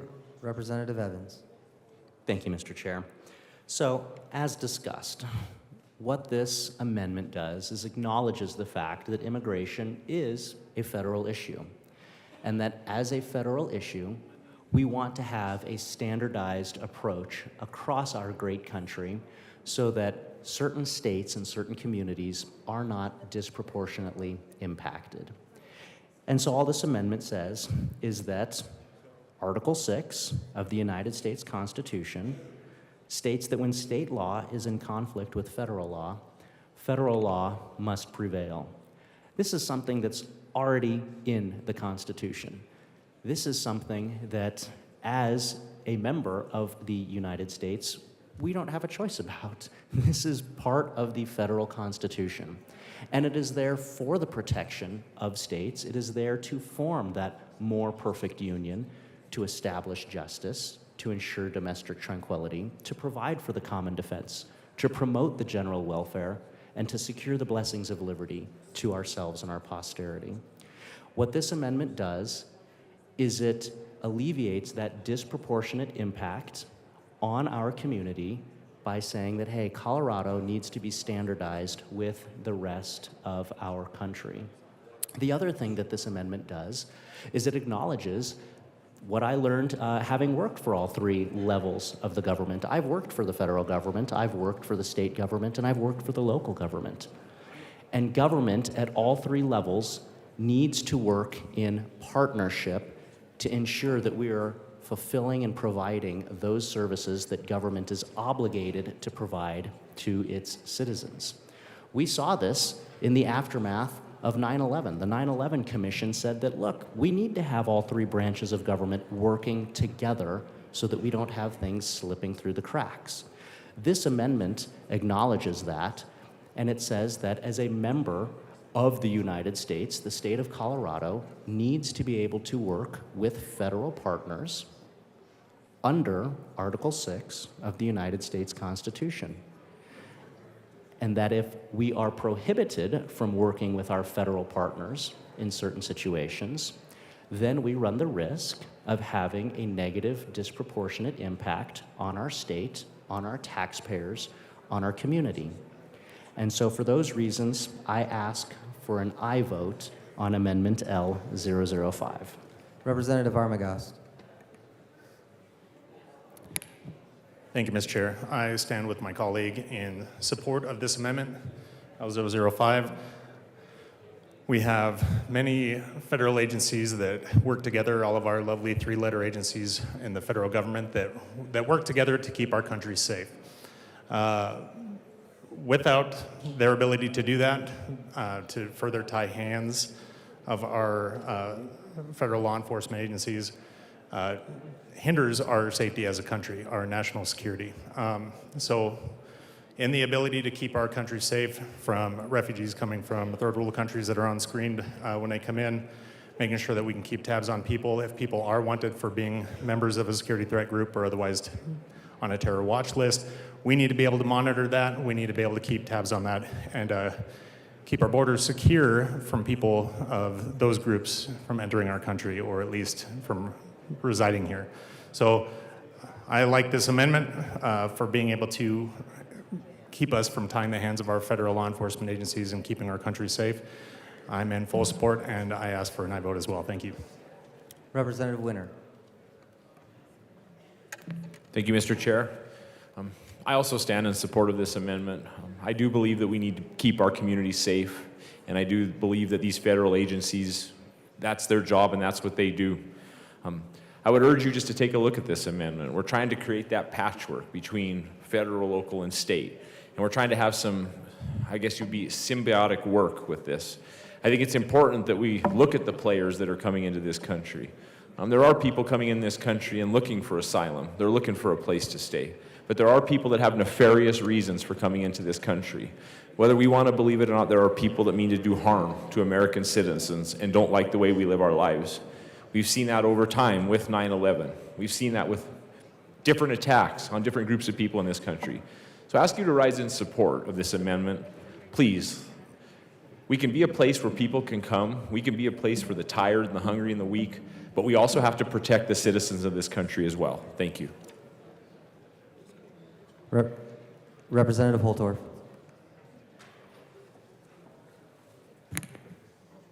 Thank you, Mr. Chair, esteemed colleagues. It is interesting to me as we debate this amendment that allows for federal law to prevail using the Article 6 constitutional article. Because as I think about the many things that we do in the state, oftentimes we are asking for federal help in so many areas. In fact, I hearken back to the state budget and how we are so quick to ask for help. Federal dollars to come down from Washington, D.C. and fall upon the state of Colorado because we need money. Likewise, with forest fires. When we have forest fires or wildfires that are out of control, we ask for federal help. Now, with this particular amendment, what this does, and I know some of my colleagues across the aisle are wondering where I'm going with this, so I'm going to try to get more focused. Thank you. With this particular amendment, it says that we are not going to cause a conflict with federal law. We're not going to cause any friction in our state to federal partnership. Now, many years ago, in the country of the United States, the federal government did impose some very strict rules. And this was, I believe, back in the 70s. Now, Mr. Chair, if you'll just give me a time, I know you're also having the same question, as are many of my colleagues on the right side of the aisle, excuse me, in the chamber, as you sit in the chamber. You read my mind, Representative. Yes, sir. And I'm not a mind reader, and I wouldn't begin to try, but I knew that you were wanting me to get more focused. So I'm going to focus right now because in the 70s, the federal government said we have a fuel crisis, we have an energy crisis, and we're going to slow down the speed limit across the nation to 55 miles an hour.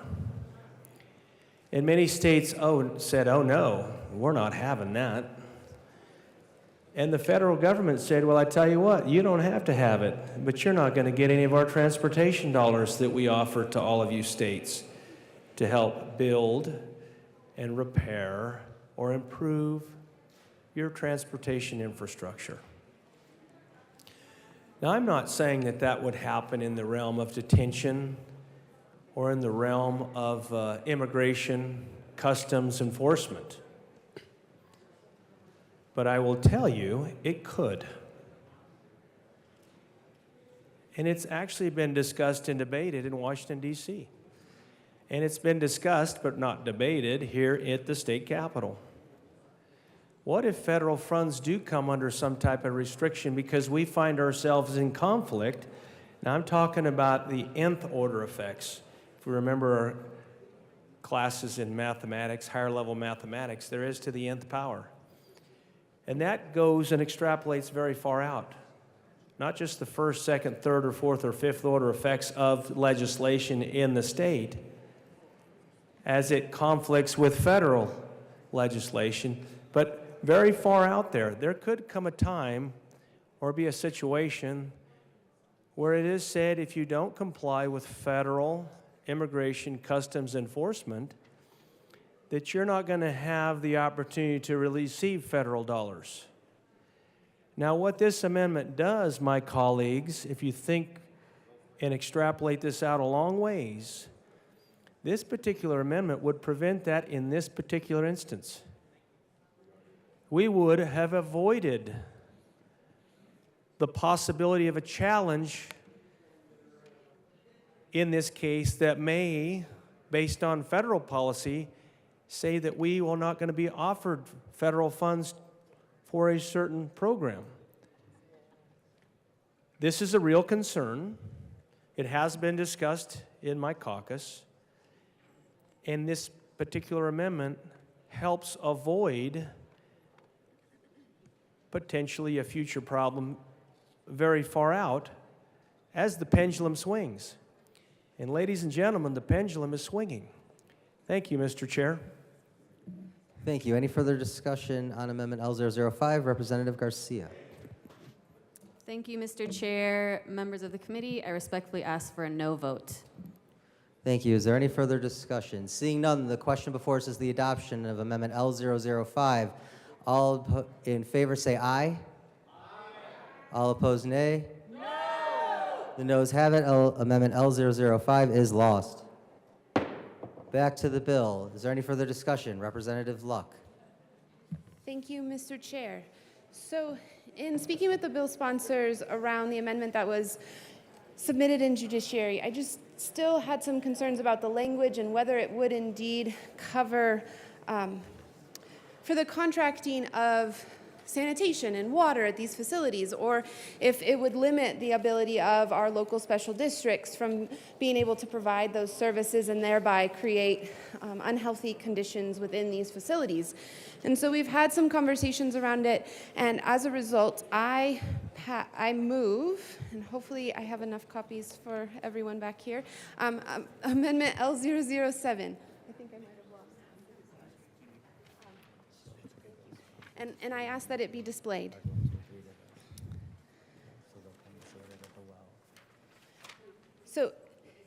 if you look at the original amendment that was passed out of the Judiciary Committee, it had language that said, nothing in this Article 76.7 shall be construed to prohibit a governmental entity from providing health and safety resources to individuals who are being detained for immigration purposes. And so my reading of this doesn't cover contracts, right? It covers the ability of a fire station to go and respond to a fire call and to provide resources, their services that way. It's not a contract, maybe to a particular immigrant who is in that facility. The original language also could be something wherein maybe a government entity is providing medical supplies of some kind to individuals who are in this detention facility. And so I don't think that it covers the ability to contract. So the language in the amendment would just supplement that original language that was passed in judiciary, and it would allow for any unit of local government, so we're narrowing it to the special districts or local governments, water districts, etc., that they now are permitted to contract for health and sanitation services so as to remove any ambiguity in the law. And so I ask for an aye vote. Thank you. Representative Soper. Thank you, Mr. Chair. I appreciate this amendment and appreciate diving deep and looking at the issue, because it is important that we're not frustrating the contracts to provide the essential services to any facility that might be engaged in detention. However, in reading this amendment, one word is definitely missing that's a key word, and that would be utility. So with that, I move Amendment L008 to Amendment L007 and ask that it be displayed. Oh, sorry, I forgot to give you a copy. Amendment L008 has been properly moved and displayed. Representative Soper. Well, thank you, Mr. Chair. I'd like to call this the utility amendment. So it just adds the word utility there. It's important that we also be able to have electricity or internet services provided so that anyone who's being detained certainly has power or access to the internet, be able to look up the statutes. So this one word definitely makes sure that that would be there, and I would ask for a yes vote. Thank you. The committee will stand in a brief recess.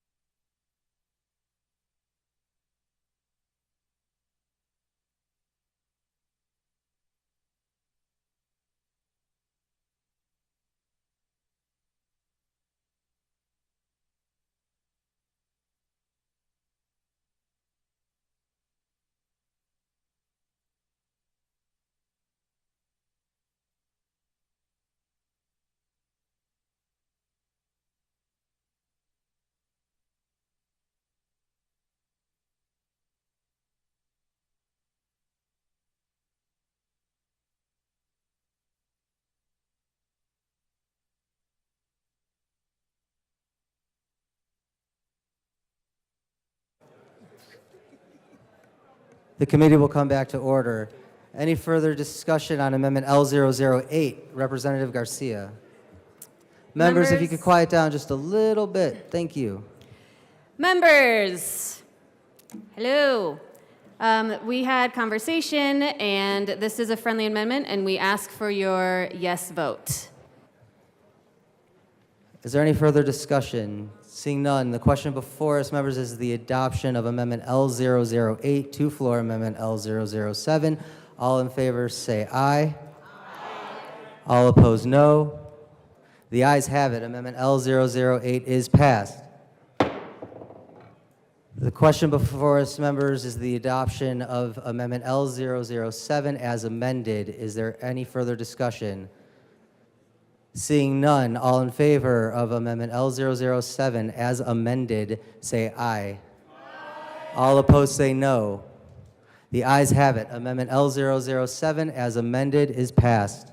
To the bill, any further discussion? Representative Evans. Thank you, Mr. Chair. We've had robust discussion on this bill, and I think at the end of the day, everybody's heart is in the same place. We want to do right by those folks that are in our communities, that want to come to our state, to our country, to achieve the American dream, to achieve those things that are engraved on the Statute of Liberty, to live the life that many of us who are the descendants of immigrants or immigrants ourselves have lived and have enjoyed here in the United States. But in passing legislation, we have to look at the details. We have to look at the second, third, fourth order effects. We have to look at any unintended consequences.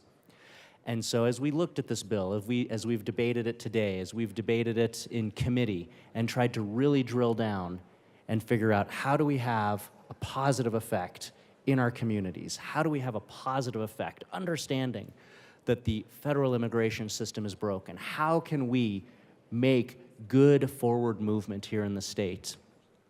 I understand the intentions of this bill, but my concern is that, unfortunately, I believe there will be negative second, third, and fourth order effects from this bill.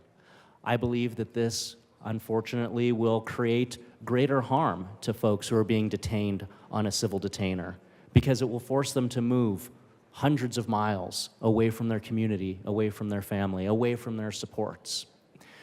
I believe that this bill sets us at odds with our own federal government, and so that when we turn around and we want help in other areas, we've already established places where we're in conflict with folks that should be our partners.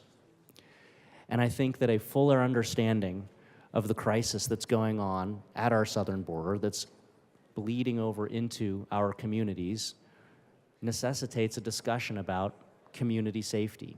And does this bill have negative community safety impacts?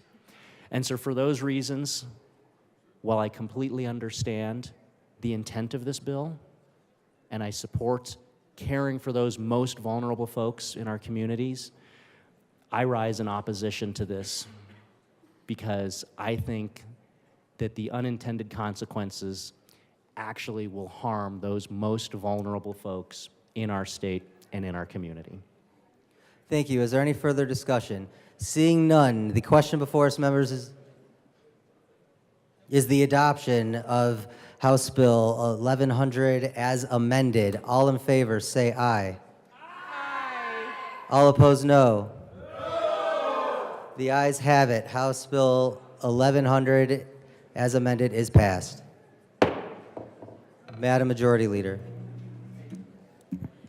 Thank you, Mr. Chair. I move to lay over Senate Bill 73 until Monday, February 27th. Senate Bill 73 will be laid over as requested by Madam Majority Leader. Mr. Shebo, please read the title to the next bill, 1099. House Bill 1099 by Representatives Vigil and Weissman, also Senators Fields and Exum, concerning tenant screening documentation for residential leasing. Representative Weissman. Thank you, Mr. Chair. We move House Bill 1099 and the committee report from Business Affairs and Labor. Thank you. To the committee report. All right. Members, well, I'll leave the broader explanation of the bill to my co-prime sponsor when we get there, but the purpose of the committee report was to respond to a number of things that we heard subsequent to introduction, which is often what a committee report is. It does four things. We clarified a definition of what a consumer report is up front. I want to make sure folks hear the next one in particular. A key aspect here is that the reusable report or portable report needs to be authentic.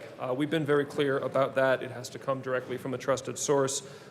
We didn't think that we were leaving any ambiguity about that, but in committee we added language, actually recommended by a trade association of consumer reporting agencies, to just clarify in a key place that when a report is made available to a landlord, it has to be made available by the consumer reporting agency directly to try to resolve any of that ambiguity. We put in some language concerning notice provisions that it just be in a suitable type of font that most people can read. And finally, we kind of consolidated some language to try to make things more consistent in terms of how the use of the reusable report would go when somebody might be receiving rental assistance. So that's the committee report. We ask for the adoption of the committee report. Is there any further discussion? Seeing none, the question before us, members, is the adoption of the committee report. All in favor say aye. Aye. Aye. All opposed, no. The ayes have it. The Business Affairs and Labor Report is adopted. To the bill, Representative Vigil. Thank you, Mr. Chair. So, members, I'm really excited to bring this bill to you today. We know that we're living through an affordable housing crisis and that it's especially difficult out there right now for folks struggling to pay their rent or to get into housing. Our low-income families are bearing an especially heavy burden. So when someone goes to apply to a rental right now, they're typically charged an application fee, and although existing statute states that that fee can't be higher than the true cost of conducting that screening, enforcement of that law simply isn't feasible for the majority of renters. And it also doesn't resolve the issue of repeat fees, where you're having to pay someone else to look at your personal information multiple times over.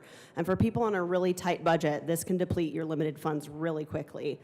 So this bill was born from an idea a good friend brought to me years ago. She is permanently disabled, and when her health first plummeted, she remarked to me that she had been through multiple fees trying to get into a place and asked me, hey, will you run for office, and when you win, fix this for us, make this a law so that we don't have to pay for the same information many times over. So here we are. This is what the bill does. As my colleague said, we are making it portable, still very secure. There are several web-based services that are what landlords actually already commonly use. And so we allow a prospective tenant to pay for that information once and route it to whoever they would like to apply to.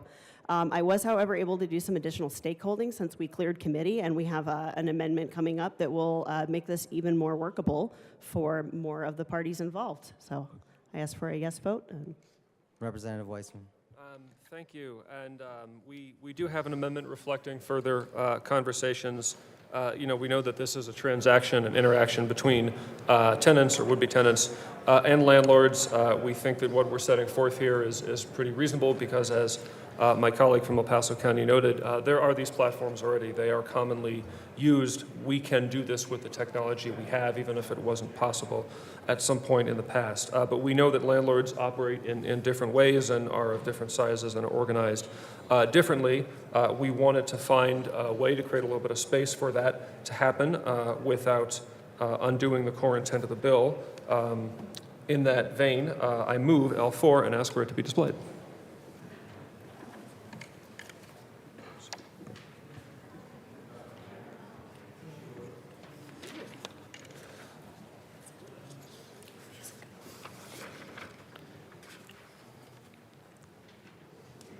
L4 has been properly moved. It is being displayed. Rep. Weissman, just give us 1 second to quickly read it over.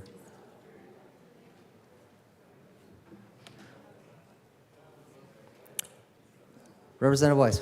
Thank you. So we'll go through the amendment in some detail here. So we're amending this new subsection 1.5. That's where we kind of set forth what the bill is about. What we're doing is we're creating an exemption, a limited exemption from the requirements of portability if a landlord complies with the two conditions that are set forth here. And to summarize them, because I won't read them verbatim, but if a landlord is accepting only one fee at a time, so one person, one fee, or if you got 3 roommates applying, you can charge each of them a fee because that's 3 different background checks.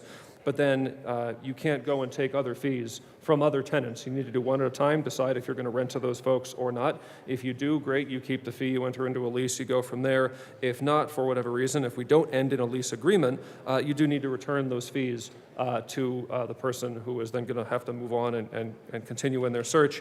And there's a 20-day time clock for that. We borrowed that same timeline from other parts of the landlord-tenant code. We're also adding some new enforcement provisions. We find that they're actually pretty weak. In this part of the landlord-tenant law, we deliberately chose some lower numbers here. This isn't about getting landlords. This is about folks being able to get housing and enter into a lease in hopefully a reduced friction way. So we think that those provisions are reasonable to prevent limited bad action, particularly in the context of now making it easier for landlords to comply with the first part of L4. So we ask for the adoption of L4. Thank you. Is there any further discussion on L4? Representative Taggart.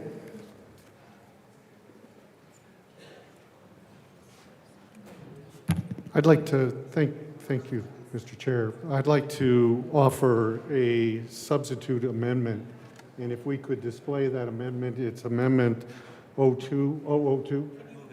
Oh, I move. Yeah, just say, I move Amendment L002. I move Amendment L002. Thank you very much, Representative Taggart. Just give us a second to display it. The reason I'd like to do this Just give me one sec. Okay. All right, thank you. Representative Taggart, please tell us about Amendment L002. I'm very much in favor of this portable device because if a tenant is in fact paying for this and is making it available to landlords, I can see that this should be deducted from an application fee. However, there can be more in an application fee than just this credit and criminal report. If I'm a small landlord that's just me, and I have 4 or 5 units, I've got to take time to review this information. And that time is not built into the rent. I don't want to build it into the rent. I want to be able to get a reasonable application fee, and therefore I'm willing to deduct the amount for the portable vehicle document, but nothing more. And in the amendment that just came up, if that same circumstance would happen, I've got to give a refund on the total amount. That's just not fair.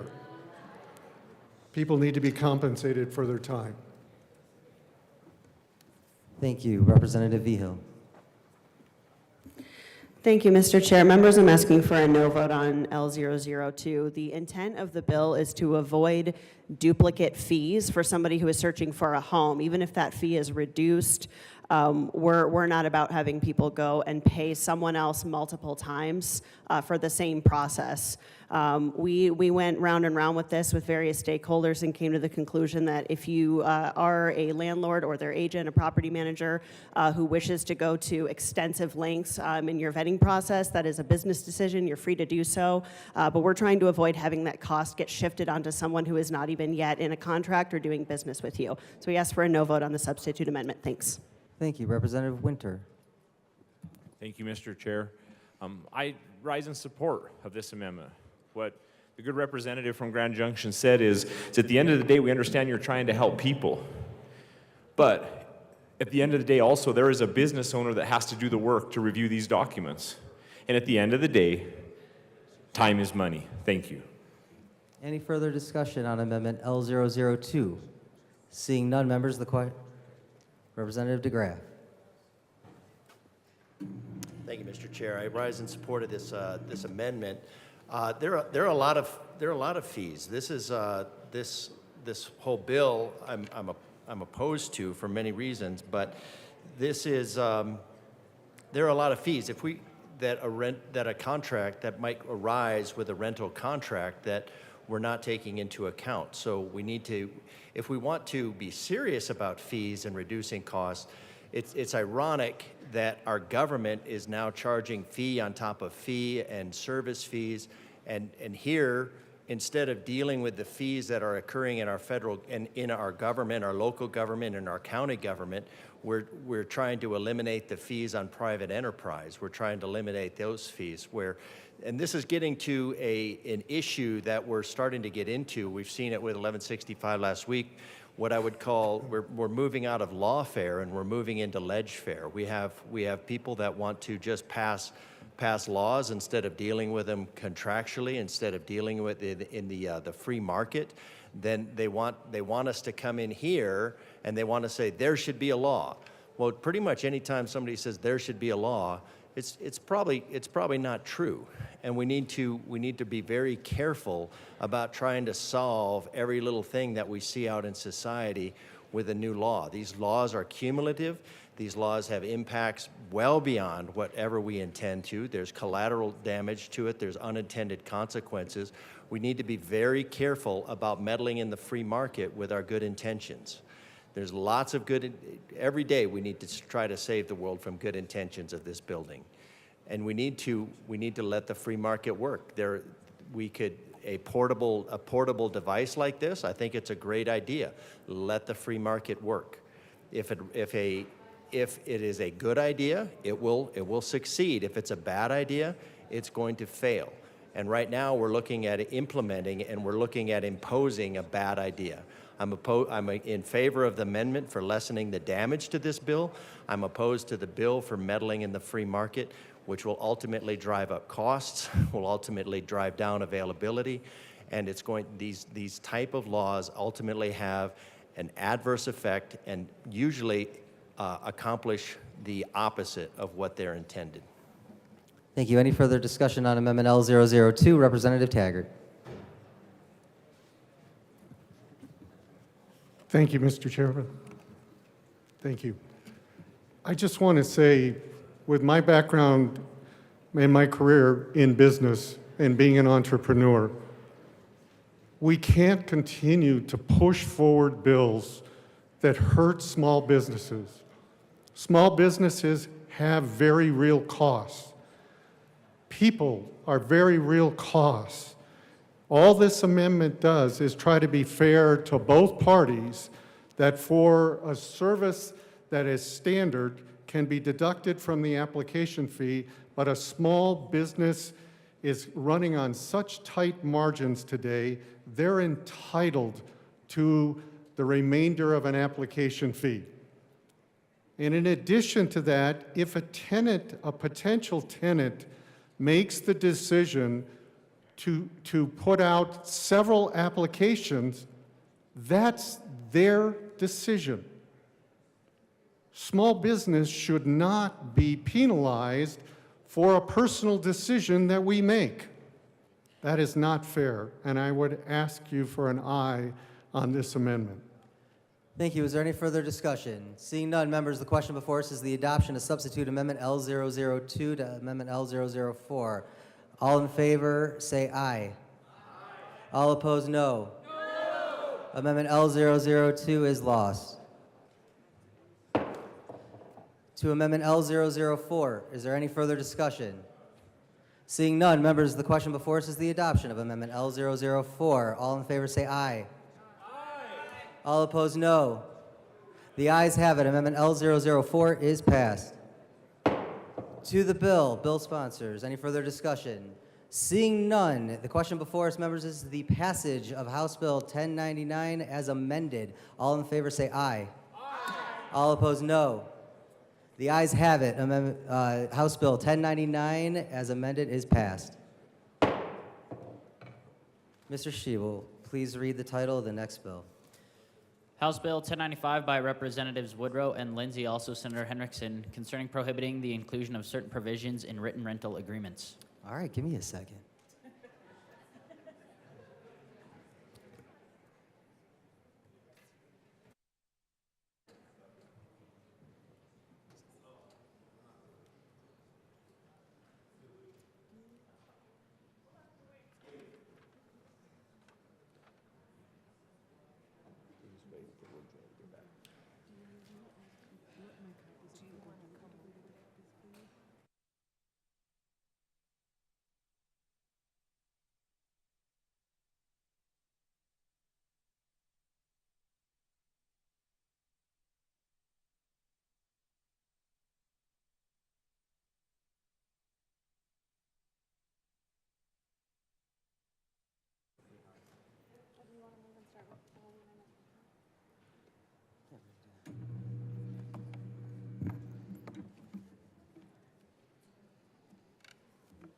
You want me to go first? Yes. Representative Woodrow. Thank you, Madam Chair. Good morning, colleagues. What a morning it's been. I move House Bill 23-1095 and the Business Affairs and Labor Committee report. All right, to the committee report. Representative Woodrow. Thank you. Colleagues, this is a tenants' right bill, which has been the result of exhaustive and at times exhausting stakeholding process. We amended the bill in the Business Affairs and Labor Committee to reflect compromises made with our various stakeholders. We incorporated language from the Apartment Association. We made sure that the bill applies only to residential leases, and we capped fees at either markups at either 2% or $10 per month. Now, we continue that process, and it is in that spirit that before I ask for a passage of the committee report, that I move L012 and ask that it be displayed.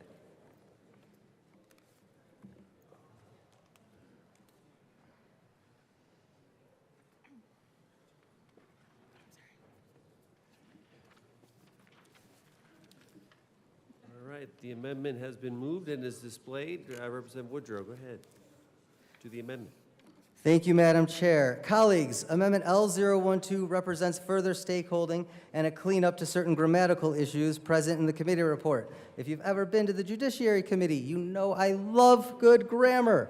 Well, Amendment L012 gets us in that direction. It also clarifies language with respect to mobile home parks, which are generally exempt from this bill, except with respect to provisions on penalties, legal fees, and class actions.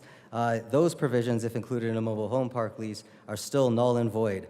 L012 also includes promises related to the provisions related to the treatment of utilities for federal, state, and local subsidy programs. This was an ask from affordable housing providers who have special requirements when it comes to the treatment of rent as utilities. With that, I urge an aye vote on Amendment L012. All right, any further discussion on Amendment L012? Seeing none, the question before us is the adoption of Amendment L012 to the committee report. All those in favor say aye. Aye. Anyone opposed? No. All right, the ayes have it. The amendment is adopted to the committee report. Back to the committee report. Representative Woodrow. Otherwise, we had a great time in the committee and a really robust discussion. I urge an aye vote. All right, the question, any further discussion on the committee report? Representative Wilson.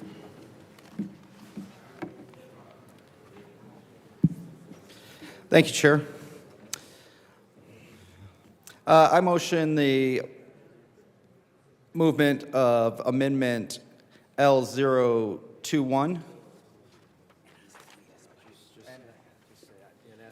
and ask that it be displayed.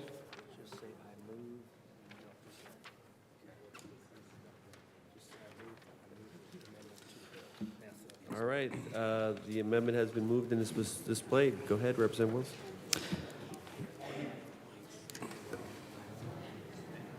Representative Wilson, go to the amendment. Thank you. It is very important that nobody be taken advantage of in these agreements and in discussions. There is concern that some people may be convinced of waiving their right to a jury trial when they are not understanding what that might be. So it is an important fundamental right for us to be able to keep a jury trial if needed. So I ask for an aye vote on 021. Representative Woodrow. Thank you, Representative. The provision that we have in the bill right now prohibits a waiver of the right to a jury trial. That's one of the impetuses of bringing the bill, and we'll talk to the bill in just a second when we get past the committee report. So by striking line 9, what we would actually be doing is still leaving it up to landlords to insert jury trial waivers buried in these 40 to 50-page lease agreements. So I would ask for a no vote on this amendment to accomplish the very goal you spoke of. Representative Wilson. Thank you. That is the exact reason I'm asking for this amendment.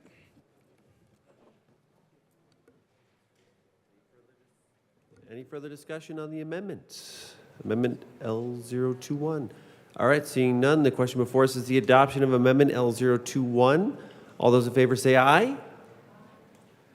Anyone opposed? No. No. All right, and that amendment does fail. All right, back to the committee report. Representative Bradley. Thank you. I move Amendment L023 to House Bill 1095, please. And ask that it be displayed.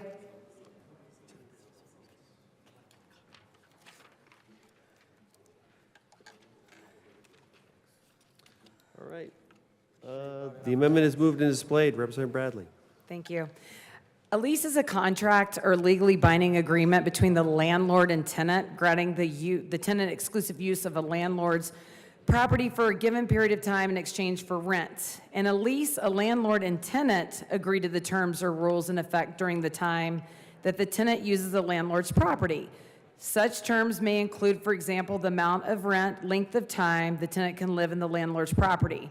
I'm just trying to figure out why the government is interfering with the freedom of contract. Why are we legislating a contract between a tenant and a landlord? People are free to negotiate their rental agreement. People are free to rent from someone else or to not sign the agreement. I've signed many lease agreements and I have negotiated others and I have walked away from some. What I didn't need was a law interfering with the freedom of contract. Thank you. Representative Woodrow. Thank you, members. I would ask for a no vote on Amendment L023. While you do have a contract right, I would note that in these lease agreements, they are presented on a take it or leave it basis. And we will get to that when we discuss the bill. In terms of this amendment itself, what we're doing is we're striking the provision that provides eviction as a remedy for non-payment of rent. That no one has a contractual right to the state court's eviction process. So that's what the provision in the committee report and bill does, and that is why I would ask for a no vote on Amendment L023. Representative DeGraff. Thank you. There is no such thing in the free market as a take it or leave it. You might be able to, you can always negotiate a rental agreement. Now, the landlord might not be willing, but there are usually provisions that you can do. And if it is a take it or leave it option, that's up to the landlord. The landlord has ownership of that property. So by our state government interfering in this constitutionally guaranteed way, ability to enter into a contract, we are setting, this is more legislative warfare. This is more legislative warfare, leg-fare against businesses in our community. You're making it so that it's going to be more difficult, less likely for people to want to engage in contracts. I'm looking at doing rentals, and all these bills that we have coming before make me rethink and think, wow, do I want to get into a rental market and provide a rental space given the laws that are coming down? And the answer is pretty much no. What you're doing is you are interfering with the free market. The free market will figure this out. If there is a problem with a contract, then if enough people walk away from that contract, then those contracts will be changed. When the Air Force offered me a contract and I said, you know what, I don't want to do that. At one point, I voted with my feet and I walked away. And then the law changed for those behind because the Air Force figured out, it's like, well, we can't mandate that. And the Air Force changed what it was doing. Not because of me, but because of the number of people. Because even in that case, the Air Force was working with the free market. Right now, you are creating a forced market. Now, it was noted yesterday that the free market is not perfect, and that is true. It's like democracy. Democracy is the worst form of government except for every other one that's been tried. What you're creating is a forced market, and a forced market has failed every single time. Eventually, the free market at least has the ability to fail its way to success.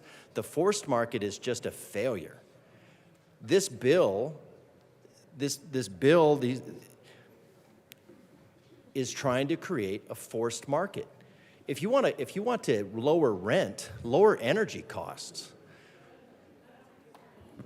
Stop with the government meddling that is driving up the prices.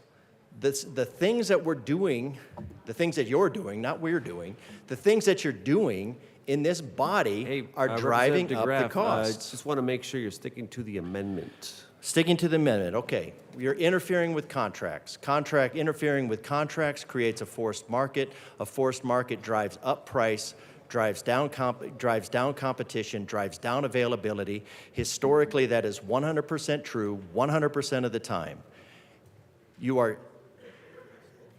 This bleeding heart legislation is going to have an adverse effect on the market. And then you'll try to come in, and then you'll try to make a new law, and then you'll try to make a new law, and then you'll try to make a new law. And you can't legislate your way out of these bad ideas. Any further discussion on Amendment L004? Seeing none, the question. Oh, Representative Holtorf. To the amendment.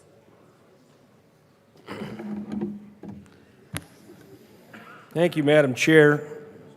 There's a lot of confusion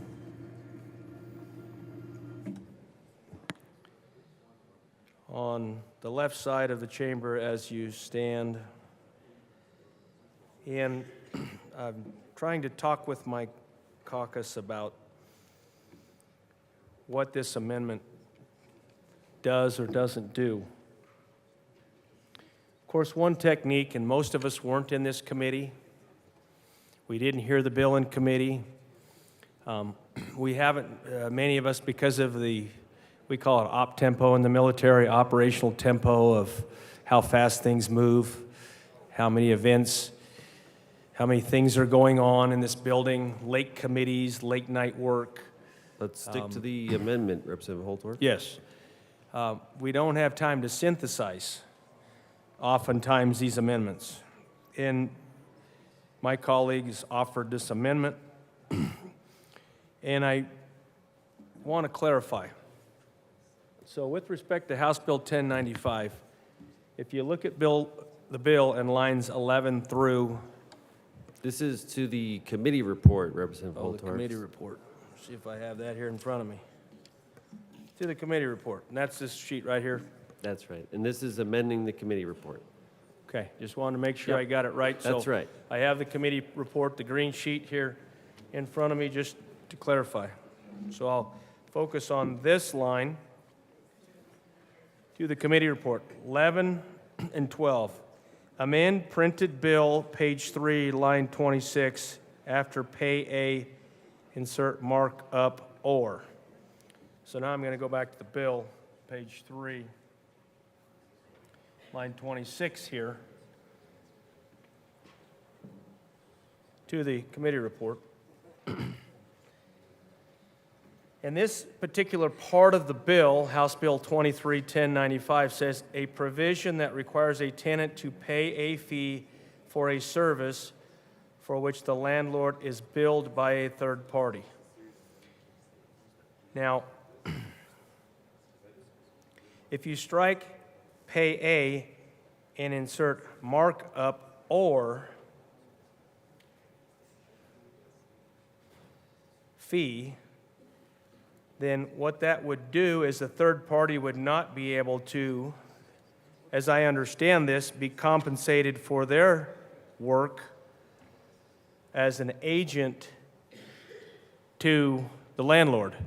Because we know there's a lot of real estate management companies and rental management companies and third-party companies that work as fiduciaries or agents for these landlords. The landlords aren't, unless you're a very small mom-and-pop type business, renting out one of your family units.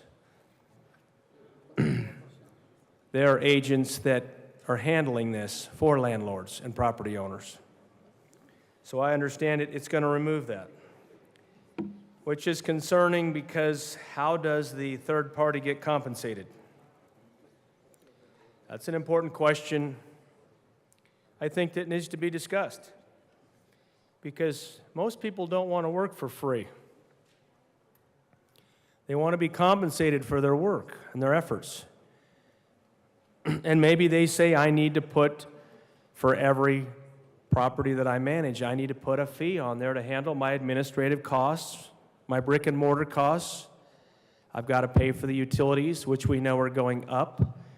I've got to pay for the heating, which we know right now in the state of Colorado is extremely high due to this frigid cold weather. I've got to pay for my labor costs, which even in this very chamber we continue to rise and raise. I got to pay for more regulatory rules that I have to follow now, and maybe hire additional personnel on staff to handle all these rules with respect to DORA or any other state agency as we promulgate more regulation on business that they have to manage, or more responsibilities on business. But you take that away. I don't understand that, and I think it's actually unfair. It's not pro-business, I'll tell you that. And I'm a pro-business legislator. Now, I'm going to talk to the next part of this. Line 26 and 27. Just one second. I just want to make sure that I'm thorough. I want to be thorough. Whoop. Well, I can't be thorough because it's not on here. I guess I'll defer to my colleague at this time now who has some more comments with regard to this. And thank you for allowing me the opportunity to try to clarify what this amendment does. Thank you. Representative Bradley. Thank you. So I think there's some confusion, so I'm going to read what the amendment is striking. It's striking Section 6, which is a provision that requires a tenant to pay a fee for a service for which the landlord is billed by a third party, which fee is in an amount that exceeds the amount billed to the landlord or that purports to charge a fee to recoup costs incurred by the landlord in processing such services or fees. So I wasn't speaking against the fifth one, which talks about eviction.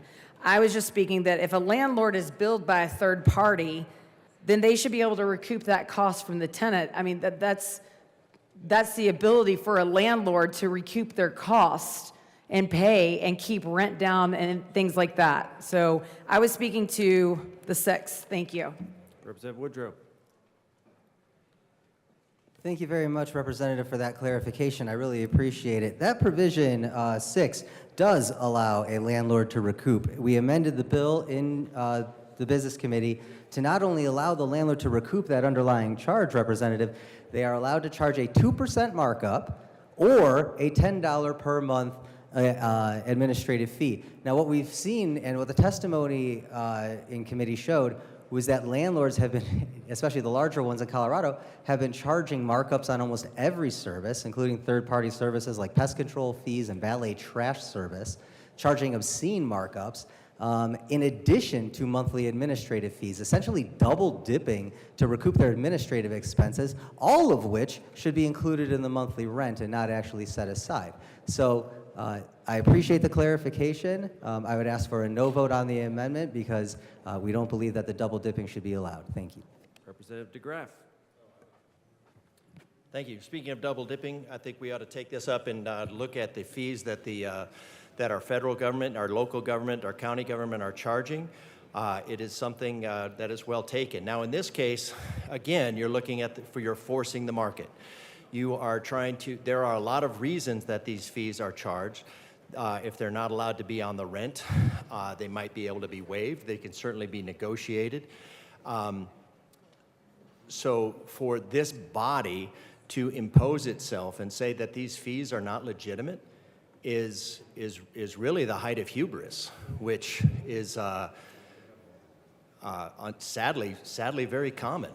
And we're thinking that we from this limited vantage can, again, these people, everybody has the ability to walk away. Everybody has the ability to walk away from these fees. Now, whether they charge them, maybe there's a reason they put them as fees instead of rent. I don't know what that is. Is it tax deductible? Is there another reason? I don't know. But you don't know either. And you don't know what you're messing with. You're imposing yourself on the market. You're imposing yourself on the free system. You're forcing the market into doing something that you don't know. You've had limited stakeholdering. There's a reason that people are calling us and emailing us and saying, please don't allow this to pass. They're landlords. Landlords, property owners are saying, please don't let this pass. If landlords are telling us, please don't let this pass, what are you doing? Representative DeGraff, is that to the amendment? It is. It's regarding fees. But please get rid of, don't, yeah. Disregard. Any further discussion on Amendment L004? Seeing none, the question before us is the adoption of Amendment L004 to the committee report. All those in favor say aye. Aye. Anyone opposed? No. And the amendment is lost. Representative Armagost. No, I say Armagost. Winter, sorry. Thank you, Madam Chair. I would like to move Amendment L015 and ask that it be displayed.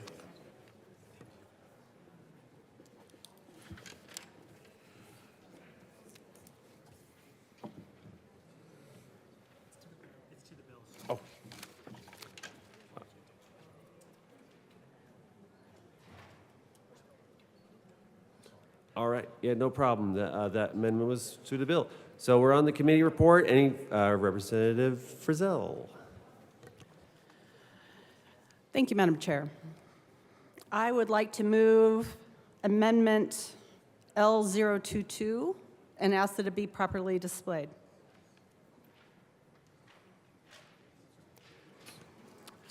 All right. The amendment has been moved and displayed. Please proceed. Thank you. This particular amendment strikes lines 7 through 10. Sorry. Let me look at the bill. Strikes the amended, This amendment strikes the committee report, lines 7 through 10. And those were put in place through L003 in committee. The purpose of this particular amendment is to address the provisions from this bill that disallow a landlord to recoup losses incurred when a tenant does not provide adequate notice and then neither re-signs a lease or moves out. So my question is, why do these provisions really need to be prevented? Why can't a landlord recoup losses? Why shouldn't a tenant have to provide appropriate notice per a lease, whether it's 30 days or 60 days? This is about personal responsibility. This is about taking responsibility for being in an agreement and just letting the landlord know that you're going to be moving out. If a tenant doesn't give proper notice of non-renewal, then landlords are really kind of stuck in limbo. They don't know if the tenant's staying, are they going? They don't know, and they're left powerless. That also costs them money. There should be a cost to improper communication when it affects somebody's business. This doesn't have to be a long letter, doesn't have to be anything more than maybe a text saying, hey, we found a new place. We're moving out. We won't be renewing. Somehow, if you can't find time to just send a 10-word text, then you should be charged a fee.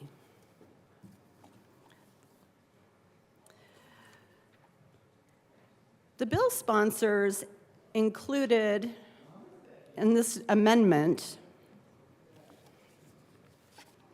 L003, the ability for landlords to recoup quote-unquote actual losses incurred by a landlord as a result of the tenant's failure to provide such notice. So how are those actual losses measured? What does that look like? To me, this creates a lot of subjectivity around this matter. It seems to me that this is part of the lease agreement, not and should not be legislated.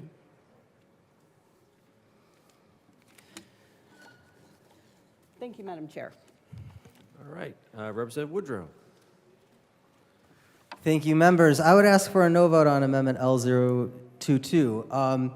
So the provision that we were talking about is actually designed to combat a particularly pernicious practice.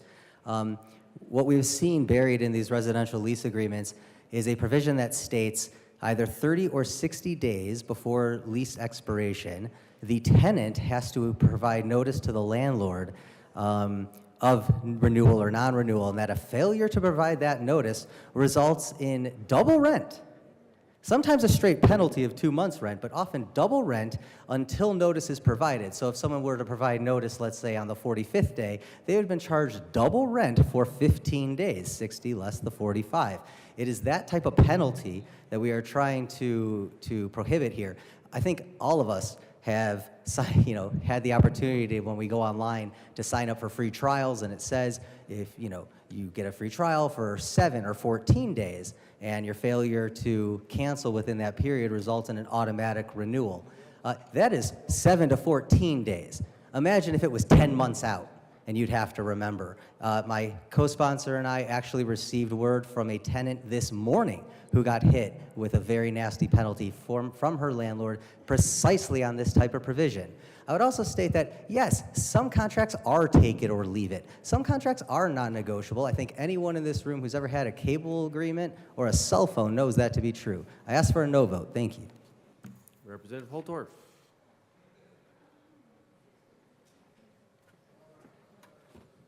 Thank you, Chair. Madam Chair, talking to the committee report in this particular case, the reason that language is in there, in these, as described by the bill sponsor, that causes double penalty or additional charges,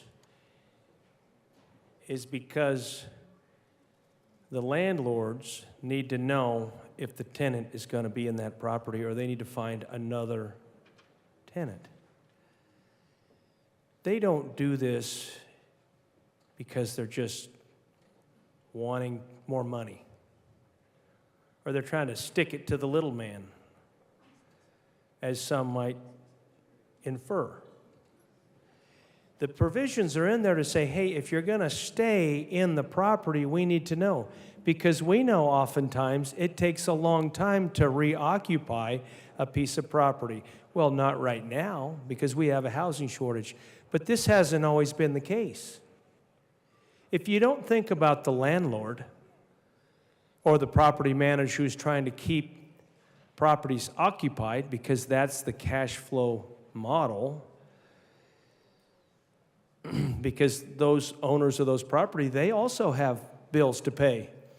Let's be honest, how about property tax going up 20-some% this year? I know, to the bill, thank you. Thank you. And I appreciate your leadership. It's a good point, and I'll refocus. Thank you, sir. But when you have properties that are vacant, those folks are losing money every day and every month. And there's this belief that those folks don't have any costs, and they don't need to keep that cash flow going. But I will tell you that is unfounded and untrue. So these particular provisions are there to try to say, hey, folks, if you're going to stay here, let us know.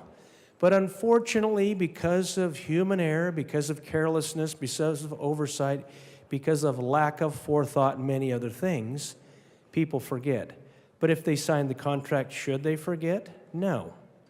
Are they obligated contractually to not forget and announce that they're going to stay in the property? Yes. When they don't, should they be penalized? Well, that's the premise of this amendment and this bill, I believe, and this committee report. But I will tell you, we continue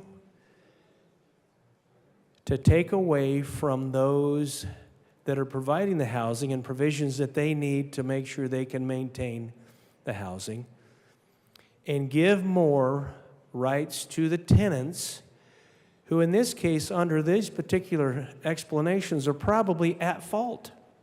At fault. A landlord might say, well, if you're not going to let me know, I'm going to start looking for another tenant. Oh, wait, at the last minute, I'm not leaving. You didn't tell me, so now I have another tenant. Whose fault is that? It goes back to an earlier comment and something that I think we continue to override and diminish through more and more legislation, ladies and gentlemen, and that's what's called personal responsibility. Personal responsibility. So, with respect to this particular amendment, I think it's thoughtful, it has merit, and it should be considered to the strongest degree by the bill sponsors. Thank you, Madam Chair. All right, Representative DeGraff.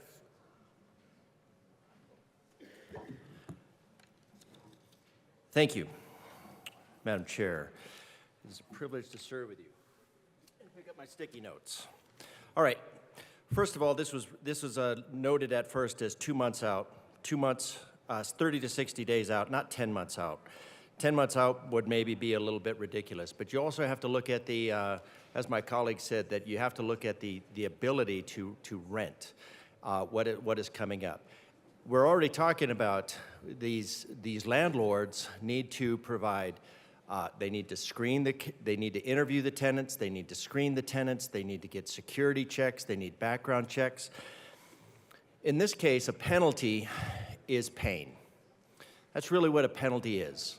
Pain is a primal motivator. Bluntly, stupid hurts. And the idea here is that the rental property requires 30 to 60 days notice in order so that they can start the rental process if they're going to advertise it. The penalty is not meant to be paid. The penalty is meant to encourage proper participation. The penalty is made because guarantee if somebody doesn't pay their rent or gets double rent for one time, that the next time they're not going to do it. What this is it's the helicopter parenting of the participation trophy that we're getting to. We want to take away all the penalties for lack of personal responsibility. The lack of personal responsibility is a personal choice. Paying double rent for however many days is a personal choice. Again, this is taking, that penalty is optional. And that, to correct my colleague, take it or leave it is an option. And you do get to leave it. And the more properties that we encourage to be available on the market, the more options that people will have. What's going to happen with a bill like this? Or what's going to happen when you say you don't have any penalties? Well, the renter, whoever's renting the property, the landlord, is going to have to raise the rates to cover the possibility that somebody's going to leave in the middle of the night. And then that rate is going to be the higher rate for all the time. And you're driving up rental costs. All you have to do is say to the client who emailed you this morning and say, look, it's on, you know when your rental agreement is up. Put it on your calendar. Call the landlord that you're staying and you want to. That is an easy way, that is the easy way to fix this.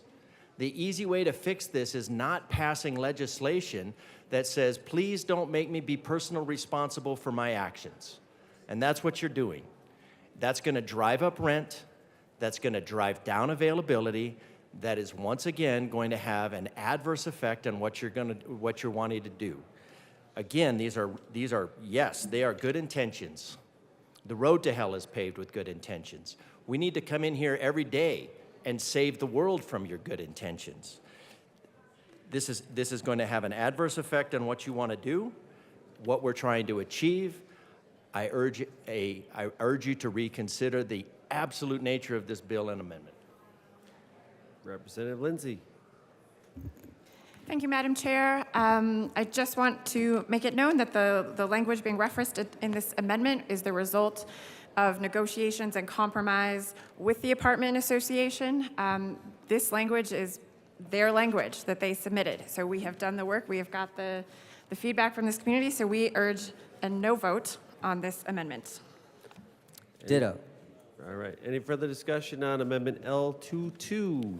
Seeing none, the question before us is the adoption of Amendment L004 to the committee report. All those in favor say aye. Aye. Anyone opposed, no. No.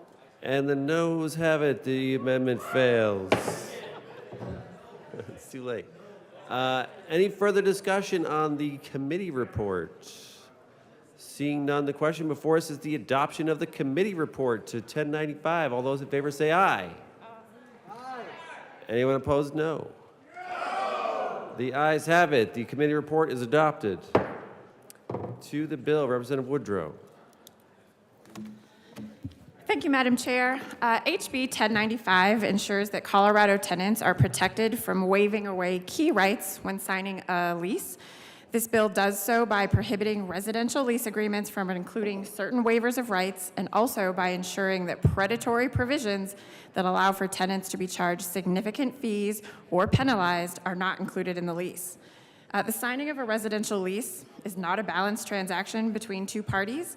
The power dynamics between a landlord and a tenant are absolutely not equal, and pretending otherwise is ignoring current economic and housing conditions. It's not something that people can just easily walk away from. This is where people live, and people need places to live. Detailed lease review, going to an attorney to get feedback, followed by robust negotiation with a potential landlord, just doesn't happen that way. So we're doing what we can here to protect people, and they deserve to be protected when signing legal documents that account for how the majority of household income is spent. Representative Woodrow. Thank you, Madam Chair. Colleagues, wake up. House Bill 23-1095 is indeed an attempt to help balance a very uneven playing field here in Colorado. Yes, it is true. We have a long respected tradition out here in the West of freedom of contract. And I wholeheartedly agree that when parties of relatively equal bargaining power, like two businesses, are free to negotiate, that's when outcomes and values most often align. Yet, that is a far cry, members, from the landlord-tenant experience here in the great state of Colorado. It is now routine for residential lease agreements to exceed 50 pages of dense boilerplate and legalese. Buried amongst this text, presented on, yes, a take-it-or-leave-it basis, are frankly one-sided and oppressive terms. Jury trial waivers, class action waivers, outrageous markups on services like pest control and valet trash and mail, legal fees that have never been awarded by a court, waivers of the right to quiet enjoyment. Members, House Bill 1095 prohibits these unlawful provisions. Specifically, the Act prohibits the following. First, clauses that assign penalties to parties stemming from an eviction notice or an eviction action. This aligns Colorado statute with Colorado case law, specifically Ravenstar, that distinguishes between unlawful penalties and lawful liquidated damages. Second, one-way fee shifting provisions that are not awarded by the court. If you're going to charge a tenant fees, those fees need to have been awarded by a court following a determination that the landlord prevailed. We also prohibit certain provisions that have snuck their way into these leases. First, the right to a jury trial, except that the parties may agree to a waiver of a jury in a hearing to determine possession, because that doesn't currently exist right now in Colorado law. Folks, the Seventh Amendment to the United States Constitution, and I know you all love the United States Constitution, the Seventh Amendment guarantees the right to a trial by jury in contract cases over $20. It is a sacred right, okay? Commentators for centuries have remarked about the American system of juries. Their jury trial waiver should not be found in a residential lease agreement. We also prohibit class action waivers. What is a class action waiver doing in a residential lease? How many people are you harming or mistreating that you need that type of protection akin to a cable company or a cell phone contract? The implied covenant of good faith and fair dealing. Folks, this provision is implied in every Colorado contract between any party. Why should it be waived in a residential lease agreement? The implied covenant of quiet enjoyment, and we actually have worked with our stakeholders. Representative Taggart stressed to me in committee that he wanted to see us continuing to work. I have held true to that request, and we continue to work with our stakeholders on this, and we do have an amendment for the Apartment Association. I will get to it in a minute that makes clear that the implied covenant of quiet enjoyment does not restrict a landlord when the landlord cannot act to bar a third party that's acting unreasonably with respect to the tenant's ability to enjoy the tenancy. We also bar any penalty for failure to provide notice of non-renewal prior to the end of the agreement. When we say that this is a 30 or 60-day notice requirement, it's 30 or 60 days notice in advance of the end of a 12-month lease agreement. So that requires a tenant, yes, to project out 10 or even 11 months ahead of time to note that they have to give notice by a specific date. And we're not saying that the landlord can't relet the unit. We're not saying that the landlord can't raise rent. What we are saying is that the landlord cannot impose a penalty for failure to provide this notice. And by the way, most states just require the landlord to ask the tenant if the tenant wants to renew. We're putting the onus and the burden on the tenants. And I do want to point out for the record that it is insulting to insinuate that these tenants are irresponsible or that they are stupid. Okay, these are hardworking people who don't have the luxury of home ownership yet, and we would like them to get there through fairness and an open market. The bill also would prohibit the characterization of any fees or penalties in the lease as rent for the purposes of eviction. If someone doesn't pay their rent and they face eviction, that's one thing. If they don't pay a late fee or a utility fee, I think we would all agree that we don't want evictions to be done on that basis. Well, when you have a lease provision that characterizes all those fees as rent for the purposes of an eviction proceeding, it thwarts our ability to make sure that people are being evicted for non-payment of rent and not things like extraneous fees and markups. Speaking of which, the bill also prohibits the charging of markups. We have seen pervasively in Colorado pest control fees, valet trash fees. These providers actually pitch landlords by saying, hey, you want to make more money? You want to pad your bottom line? We've got the deal for you. Valet trash service. You pay us $15 a month, and guess what we'll do? We'll have your tenants dump their trash in the hallway, and we'll come pick it up. And for the privilege of doing this, you can charge everyone $25 a month and pocket the delta, $10 per month per unit into your pocket, padding your bottom line. That is a markup that we're trying to prohibit with this bill. We don't deny that there are administrative costs and expenses associated with managing property. That's obvious. What we don't want to do is encourage landlords or incentivize them to use these third-party services as different revenue streams. And that's exactly what's been going on. If they want to recoup these administrative fees, they can do so by either charging a 2% markup on the cost of the service or a $10 per month administrative fee, but not both. Any provision that is included in a written residential lease that includes these provisions is void and unenforceable. The provisions are not supposed to apply to the Mobile Home Park Act except with respect to the penalty provision, the class action waiver, and the, there was one more in there. I'm sure you knew it.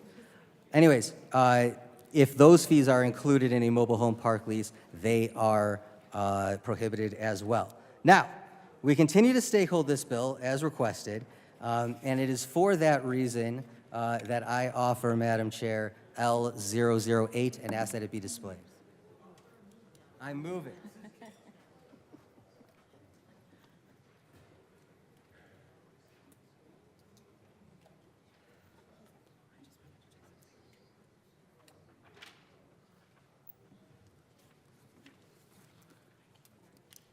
Apologies. To be clear, I move Amendment L008 to House Bill 1095 and ask that it be displayed. All right. Amendment L008 has been properly moved and displayed. Go ahead, Representative Woodrow. Representative Woodrow.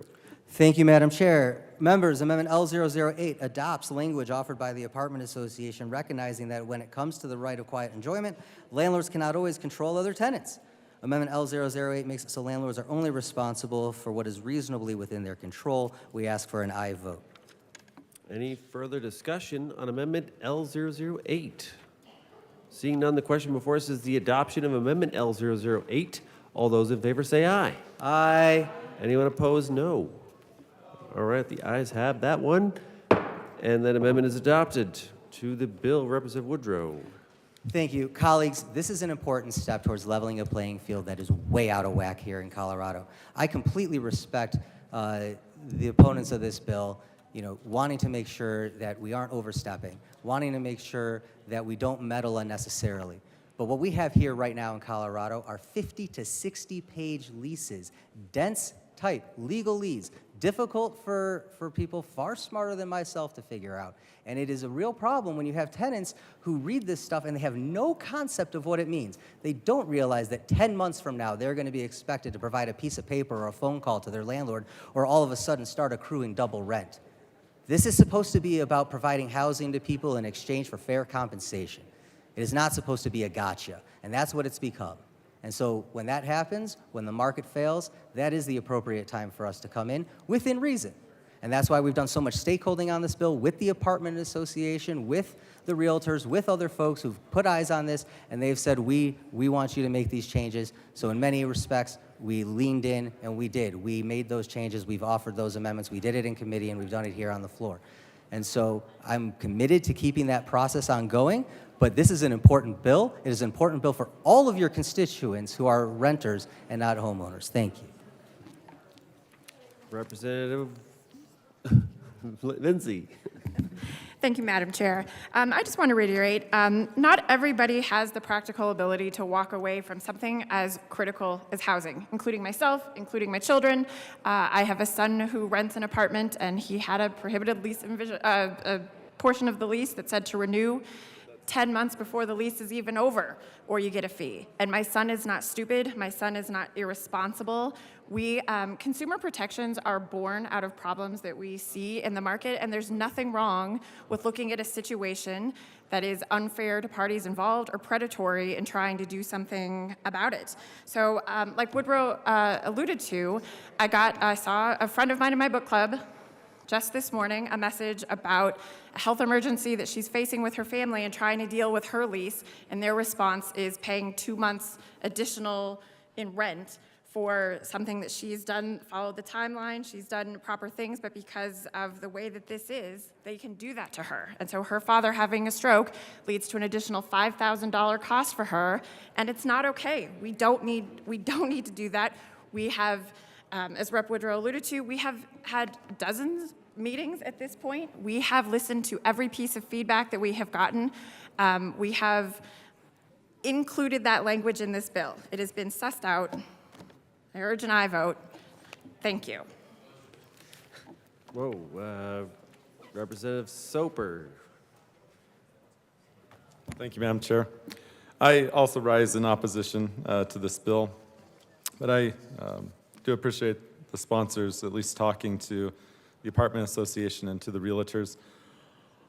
Although renting is a lot more than just being part of an association, and not to knock associations because we work with them day in and day out, but I also worry about the little guy, the person who's just going to rent one extra home that they had that might have been the home that their parents lived in. And both of their parents may have passed away, and they may say, I'd like to rent that out. I'd like to help contribute inventory to the rental market, help be part of the solution to get people into a home. And what I see with this bill is it makes it very difficult to do that. We've created certain standards that are in place here that frustrates the little guy. And it makes it more difficult to evict tenants and affords less flexibility to landlords who may decide to roll over their property to new tenants or who decide not to renew their lease to the current tenants. I think we can all agree that there should be a concrete and a clear set of provisions in rental agreements, but this bill disrupts the balance. between tenants and landlords that our state currently enjoys.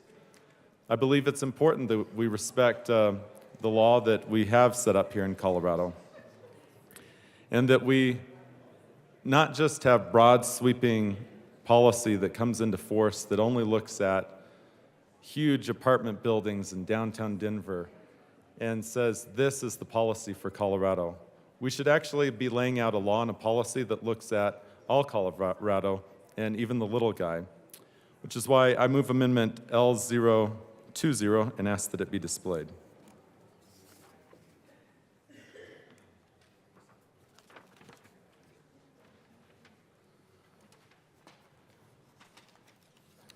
All right, Amendment L020 is displayed. Go ahead, Representative Soper. Thank you, Madam Chair. So this amendment actually emulates other policies that's currently going through the General Assembly, other bills, to exempt 5 or fewer units. And that's important because if someone is just renting out that one extra house that they have, or that one apartment that they don't want to necessarily leave vacant, they'd like to be able to earn a little bit of income off of that as well, but they're not really in the business of being a landlord. They just want to be able to help contribute, solve our housing crisis and as an individual, make a few extra dollars. That this respects the fact that as they're working out an agreement, and a lot of times these may be oral contracts, they may be written on the back of a napkin between two parties to work out terms. We should respect that, and we should respect the sanctity of that contract to where that individual can get in. And current law also protects that individual as well. And that's why I believe that there's a really good case to be made that we do look out for the person who's only going to be renting one home or 2 homes, 5 at the very most under this amendment. I think it's fair that the large apartment, there are certain standards, and we can agree on those. But certainly for the small individual renter, I don't want them to get caught up in making mistakes to where they would need to have a 17th Street law firm come and interpret what can and can't be included there, that if they've agreed on certain clauses within a contract, that ought to be honored. And that sanctity of that contract should be honored as well, for 2 people to be able to come to a meeting of the minds and to have an agreement. So with that, I would ask for a yes vote on this amendment. And, Madam Chair, at the appropriate time, I would call division on this amendment. All right, noted. Representative DeGraff. Representative DeGraff to the amendment. Okay, well, to the amendment, Representative Woodrow. Thank you, members. I would ask for a no vote on Amendment L020. This bill will barely touch small landlords, okay?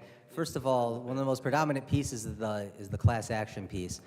Class actions, by their very nature, cannot be brought under Rule 23 unless you demonstrate to the court something called numerosity. And that's a number of potential plaintiffs that makes it impracticable for joinder under Rule 19. Rule of thumb is that you need about 40 people to have a class action, in this case 40 tenants. So, and that's just a rule of thumb to get certification. In order to make it economically viable, that is a completely different calculus. I can tell you that it takes several hundred members of a class in order to make a case economically viable.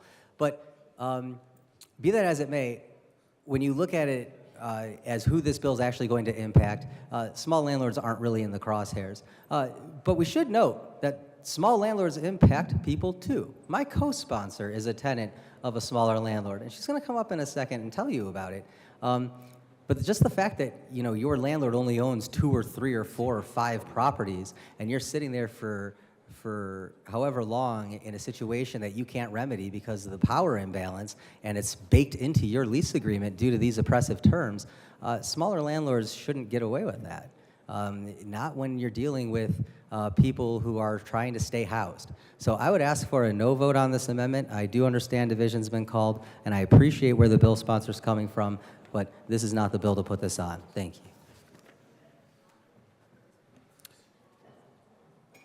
Representative Soper. Thank you, Madam Chair. And I do want to clarify one thing. It's more than just class action lawsuits, but did appreciate that as well, you bringing that up. I will say that I did find it moderately offensive that there would be oppressive terms when a little guy is renting to another little guy. These aren't an imbalance of power when someone's renting 5 or fewer homes. This is someone who has an extra home in Colorado and they want to rent that home to someone else. They want to earn a little bit of extra income off of that home. And they're choosing to go in the rental market, not to go into the Airbnb market, not to let the property sit vacant, but they're actually choosing to be part of the rental market. And as they sit down and they negotiate terms with the person who wants to rent from them, they're going to come to a meeting of the minds, and they're going to come to an agreement.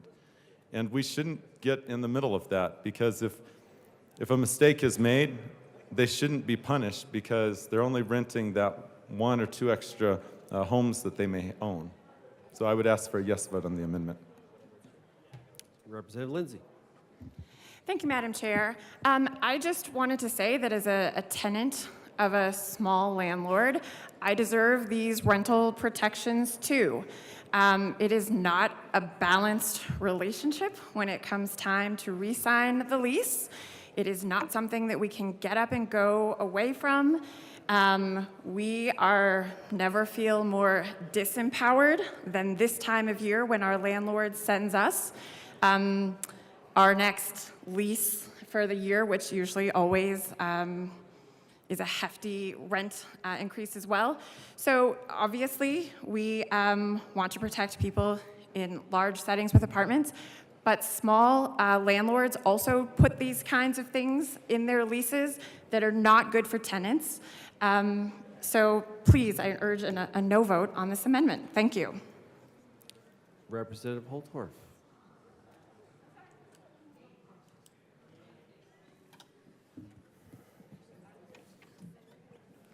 It's all the way up. Thank you, Madam Chair. Members of our caucus talked about this amendment. And the reason this amendment is brought forth is for the mom and pops. My colleagues worry about mom and pops, small businesses, folks that are out there that aren't commercial renters or aren't multi-unit property management companies. This is for just regular Joes or regular Janes, just regular people. Now let me give you an example, because this example actually came up. And it's a real story. Let's say you're a son and your parents pass away, and you have to take over that one unit that your parents lived in for 40 or 50 years or longer here in Colorado as a Colorado native or a Colorado resident. And now you become the property manager. These aren't folks that are out there trying to charge exorbitant fees, trying to make a lot of money on economies of scale on fee charges over multiple prospective tenants or multiple tenants over multiple units. These are folks that just have 1, 2, 3, in this case, as the amendment states, 5 or fewer. It captures these folks and gives them some relief. Because you see, my colleagues want to help those Coloradoans that are struggling.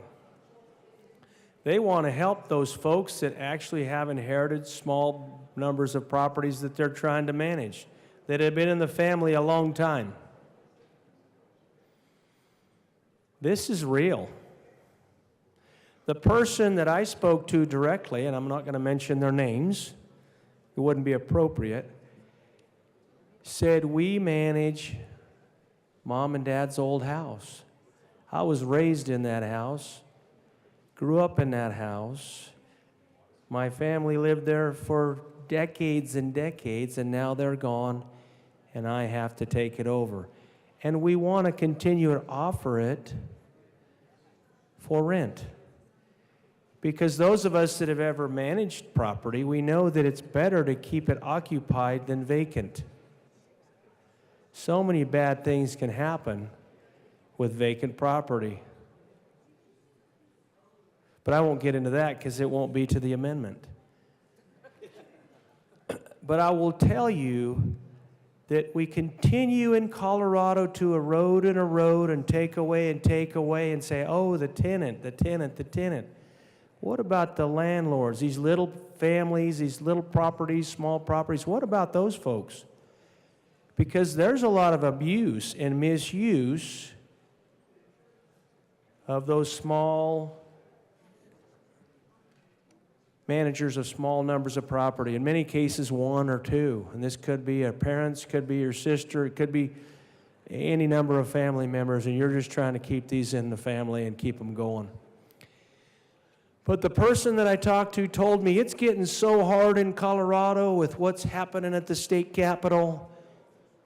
There's so many laws coming down against the landlords and people that are trying to maintain their rentals that we might not want to do it anymore. We're thinking about saying to heck with it. Because it's just more and more and more, and it's harder and harder and harder to manage this. But most people don't think about that. That poor little tenant's all they think about. They don't think about the person that's trying to manage a small property. Now, I'm not trying to be derogatory or insulting or disparaging to anybody, but I'm telling you, it's a matter of perspectives. And these folks are saying, you know what, I'm going to sell that property. And let me tell you what's going to happen, Colorado. You really care about housing? I'm bringing the hammer now, so here, wake up, wake up. They're going to say, I'm selling the property, I'm not doing it anymore, it's getting too hard to do. I'm done. They sell it. What happens to that little house now? Does it stay a little house? Does someone else buy it? Does a small mom and pop go the way of some commercial, large corporate entity that you, by virtue of these rules and regulations, has forced them into? Because of overregulation, you force them into this. You hurt the little people. You say you want to help the little people, but what about my people and these folks? If you want to help them, step up to the plate and help them. This is an opportunity. Now, I understand the bill sponsors. I get what they're saying. For these commercial and these big outfits that are taking advantage, that's wrong. I don't support that either, ladies and gentlemen. But on the flip side of this amendment right here is talking about helping those families, helping the folks that just have a few units, so they don't have to deal with more rules, more regulations, or getting taken advantage of. Because in this case, and I've got family members that are in this category,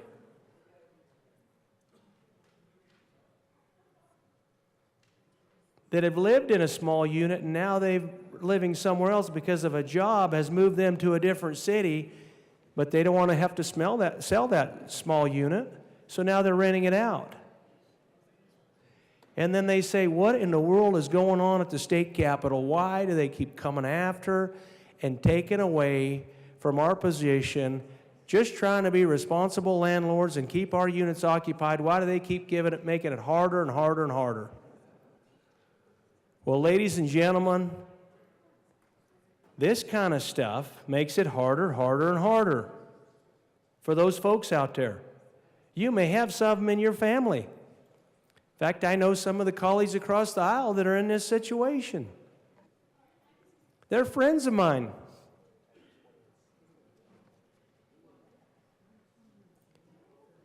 No, it's not me, so don't think I do this. I don't have any rental property. I'm not a landlord. I'm a cattle rancher. Now, getting back to this, 5 units or less. If you take this amendment, it just helps the mom and pops in this particular situation. And helping little people is one of the reasons I came and took this job. And that's all of us. That's all the folks out there. Both sides of the fence, both sides of the road, both sides of the county. It doesn't matter. They're all people. So that is why I stand here and speak to all of you about this amendment and why this amendment's a good amendment. Because some of this legislation cuts both ways. Doesn't help. It hurts some people and it helps other people, but it cuts both ways. So what do we try to do? How about if we try to help everybody and look very seriously at this amendment? Thank you for your time and attention. I appreciate the opportunity to speak on behalf of those folks I'm trying to represent. Representative DeGraff. Thank you, Madam Chair. It is a privilege to serve with you. Privilege to serve with you. Thank you. 70% of property is owned, of these rental units are owned by individuals who own just 1 to 2. We're talking about a very broad brush to deal with a very specific issue. The sponsors of the bill are characterizing these 50 to 60 page contracts as something that the landlords do just recreationally, like they just want to make it more difficult. They want to, because we know with contract law, the devil is in the details. Oh, sorry, I thought that was for me. Disregard. So the solution, 50 to 60 page contracts. I've not seen one of these contracts. The sponsor of the bill also mentioned, and my colleague, my cattle baron colleague brought this up, the big jump in property tax. That is the kind of thing that is driving up these rates, not 50 to 60 page contracts. The 50 to 60 page contracts are to deal with things like we're doing here. The lawfare and ledge-fare that every single small business is having to deal with. Lawfare and ledge-fare are common practices for driving out the little guy, intentionally driving out the little guy. They drive out the little guy by you can't keep up with that. So these small mom and pop operations, the individuals who are renting, the military individuals who left, say, Colorado Springs to take another deployment and they want to rent out the house, probably coming back for a little while. Now they're going to have to start negotiating this. This set of rules also reminds me of talking to the tax guys. We have tax code that this body passed that we can't even implement yet. We're writing legislation at the speed of emotion, and our market cannot keep up with that. The market has not failed. The market has been fuddled. We need to step back, and we need to allow that. So these, again, 70% are owned by individuals. They own 1 to 2 properties. They are having a hard time keeping up with the requirement to have 50 to 60 page contracts. There's a reason that there are 50 to 60 page contracts, and that reason is this body of legislators. The body of legislators in this room, our predecessors, are the reason that these contracts are so long, they're so onerous, and they are driving rental properties out of the market. So again, this is just a very easy, this is an easy out. Exempt the little guy, allow that individual to rent without incurring a ton of other issues. So I ask for an aye vote on this amendment. Representative Taggart.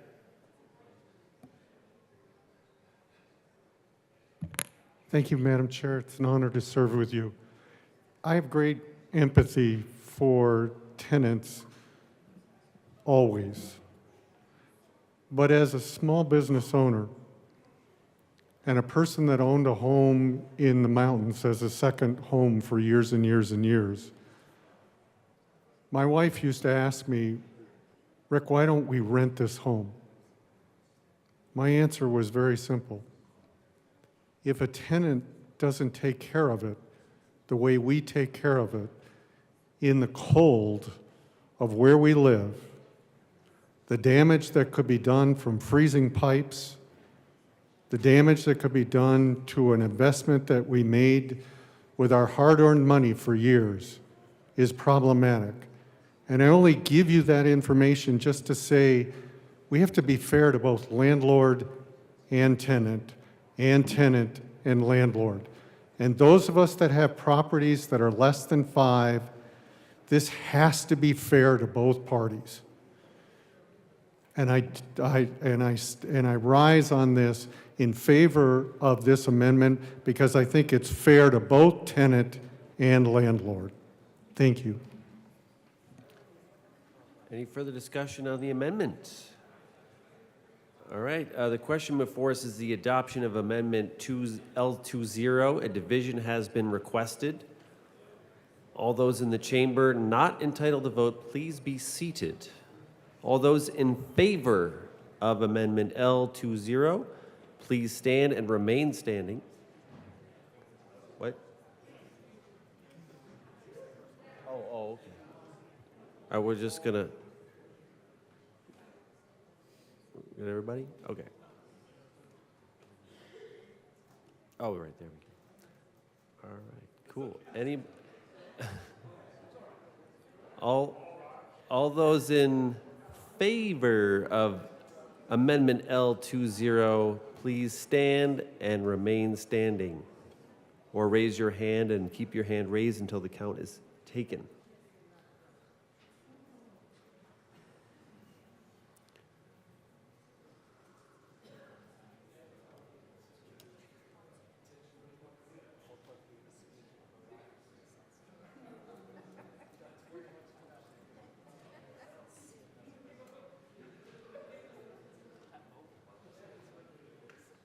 All right, you may be seated. All those opposed to Amendment L004, please stand and remain standing in one place until the count is taken, or raise your hand.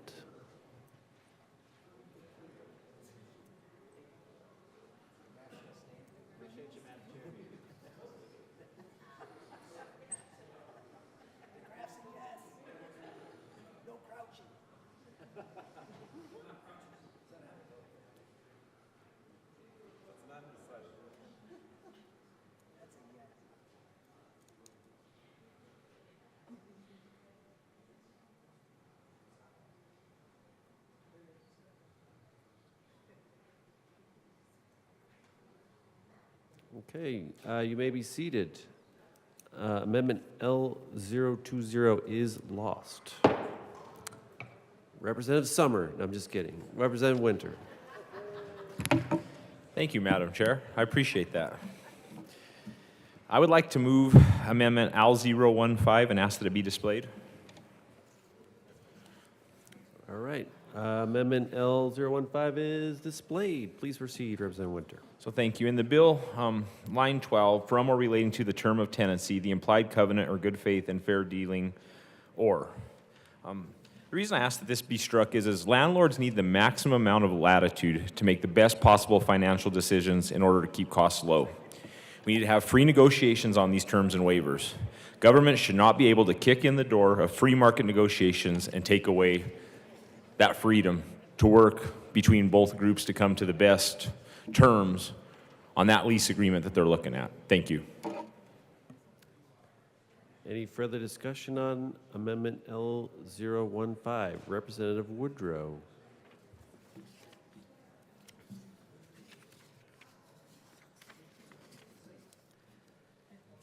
Members, I think we might have adopted this through L008, so I just need a second. Sure thing.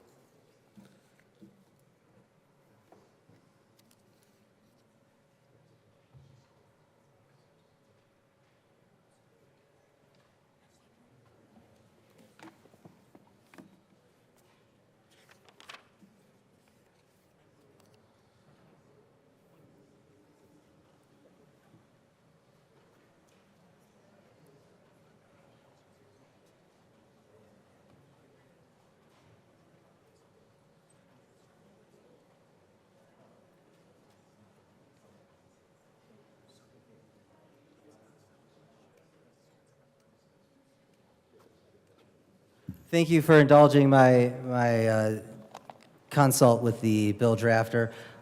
Folks, I would urge a no vote on this amendment. So the implied covenant of good faith and fair dealing, like I said in my opening comments, is implied in every contract in the state of Colorado. When you have an agreement with anyone in the state of Colorado, the law already implies this covenant.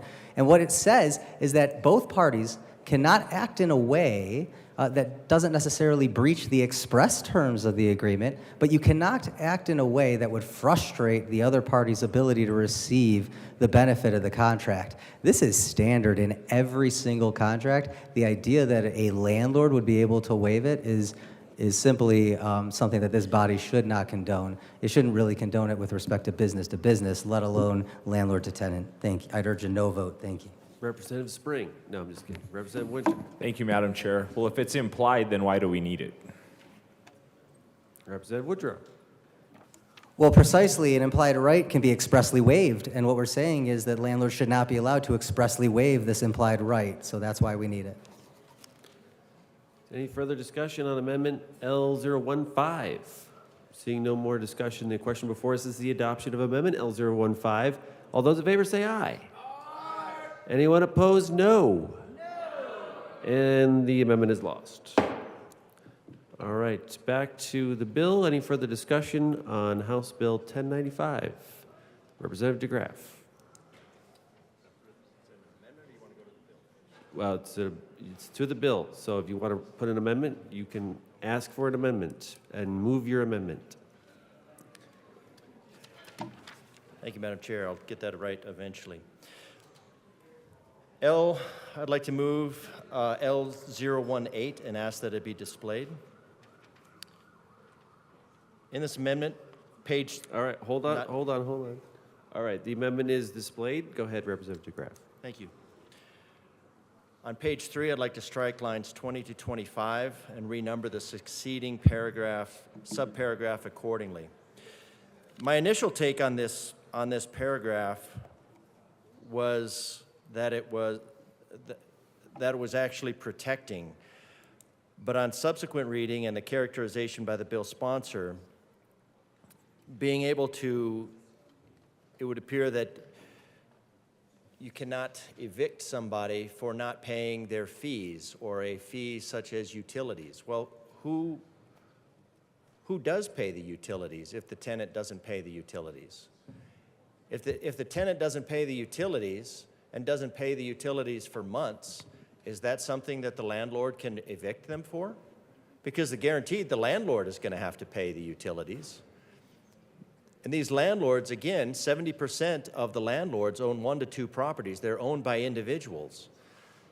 They don't have, and they're also paying a mortgage on that property. They don't have an excess in capital that they can just float a continual loan to somebody who's not paying their utilities.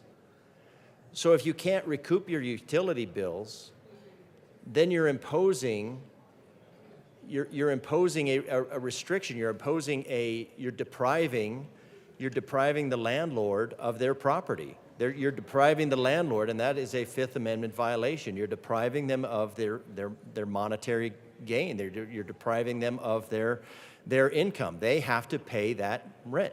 This is very similar to what I would call the good intentions during the fodemic, that we canceled rent. The reason that we canceled rent, said, well, you can't go to work so you don't have to pay rent. Well, those landlords all had to pay their mortgage. All those landlords had to pay their mortgage. A lot of landlords are getting out of the rental business because they had to pay their mortgage. Now you want them to pay their utility bills. You want them to pay their garbage fees. what this is asking is to float a continual loan to somebody. This is a deprivation of property without due process. This is not a matter of not wanting to take care of tenants. But again, these 50 to 60 page contracts, and I've yet to see one of those contracts. It sounds like hyperbole, but I'll go with that. Is that those 50 to 60 page contracts are imposed by this body. They're imposed by laws that we pass in this room because we don't think about the unintended consequences.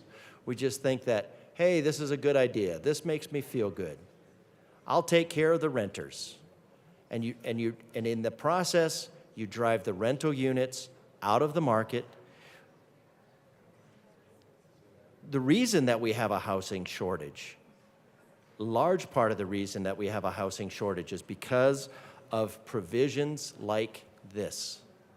And if you keep passing provisions like this, you're going to make the problem worse, and then you're going to try to pass another bill to solve the problem that you created. My suggestion would be just stop creating the problem. Stop creating the problem. The market is not broken. The market is being meddled with, and it's not being very productive. So I ask that we strike this because you are depriving individuals of their Fifth Amendment due process rights to property. You're depriving them of property without their due process rights.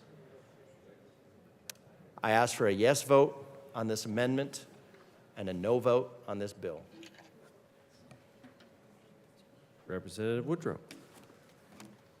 Thank you very much, members. I appreciate the amendment sponsor coming forward to have this conversation. Again, as we talked about earlier, the idea here is to limit evictions based on the non-payment of rent to the actual non-payment of rent. When you are able to bury in a lease agreement a provision that states all fees and charges set forth in this lease may be considered as rent for the purposes of eviction, what you're doing is you're encouraging a race to the courthouse. We do want people to try to resolve things without having to come to court and burden our courts and our judges. And that's what this provision is about. It's about saying, no, you're not going to classify miscellaneous fees as rent so you can avail yourself of our forcible entry and detainer laws. I urge a no vote on 018. Thank you. Any further discussion? Representative DeGraff. Thank you. Such amounts and fees, including fees for utilities or services other than charge or rent. My specific example was utilities. Utilities can be a very high price every single month. How long does that go? To say that you can't, and that a landlord can't evict somebody for not paying their utilities, that's not a small amount. That's not a garbage fee. That's not something that's optional. That's not something that the landlord can just turn off and say, well, you didn't pay, so I'm going to shut off your electricity, I'm going to shut off your water. There'd be words about that as well. A rental agreement is an agreement to pay the rent, to pay the utilities, to pay the fees. That contract was entered into voluntarily. The current market is a seller's market, changing rapidly, but that market currently is a seller's market because of the interference by legislative bodies like this, creates the dynamic where the landlords currently have the upper hand, and then they have the enforcement on these contracts. What you want to do is you want to get back to a balanced free market system. This is not it. And as long as you continue to force the market, as long as you tell, what they're going to have to do is the landlord for this is going to have to say, well, if I have to eat 3 months of utilities, I'm going to have to start putting those utilities into the rent. I'm going to have to start adding the rent, or he'll make the landlord will make make the rent include utilities. So what happens when the landlord includes rent in the utilities in the rent? Well, it goes up because he's got to take an average, and then he's got to cover that average, and so your rent is going to go up. So this is a great idea. I shouldn't say it's a great idea, it's a terrible idea. It has good intentions, it just has bad results. And when you impose these things on the market, you're going to you're driving rental units out of the market, and you are driving costs in the rental market up. And the more rental units that you drive out of the market, the higher the rent is going to go, because basic economics 101 is a supply demand. And when you limit supply, and you have a high demand, then your price goes up. And then next session, then we're going to have a bill in here that says we're going to make basic economics outlawed. We're going to make basic economics illegal so we can continue to solve our problems that we legislate into existence. Thank you for your time. I urge a yes vote on this. Stop this legislative warfare against our small business and renters and landlords. Any further discussion on Amendment L1218? Seeing none, the question before us is the adoption of Amendment L18. All those in favor say aye. Aye.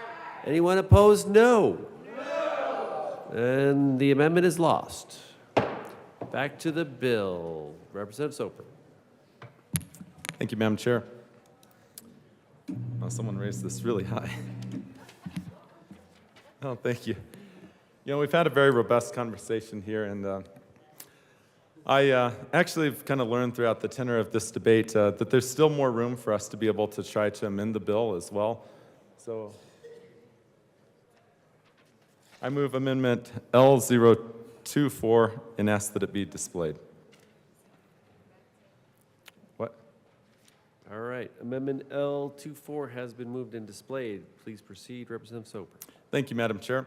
So members, what this amendment does is it says that if the landlord, who's the owner, lives in a duplex or a triplex, then the provisions of the statute wouldn't apply. And the basic principle is that if the landlord is going to be your next door neighbor, they're unlikely to be the rotten jerk that we've heard illustrated here at the well, that instead we need to give a little bit of latitude, because if the landlord is going to share that wall, that common wall, with the person they're renting to, there's going to be this higher level that they're going to want to see done. They're not going to be doing things that would harm the tenant. They should be able to have a little bit of a latitude.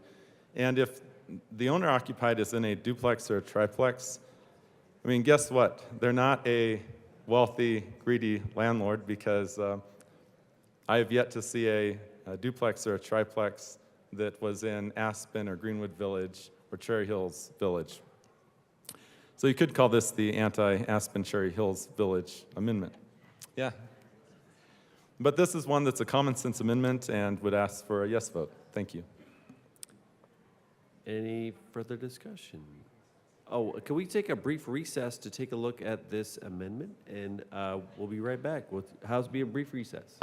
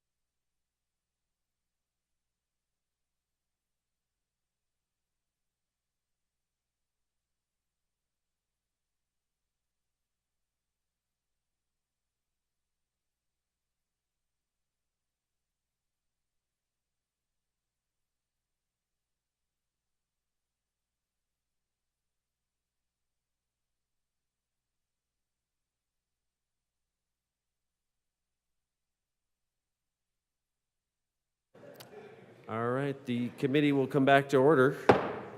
Representative Soper. Thank you, Madam Chair. I move Amendment L025 as a substitute amendment to Amendment L024 and ask that it be displayed.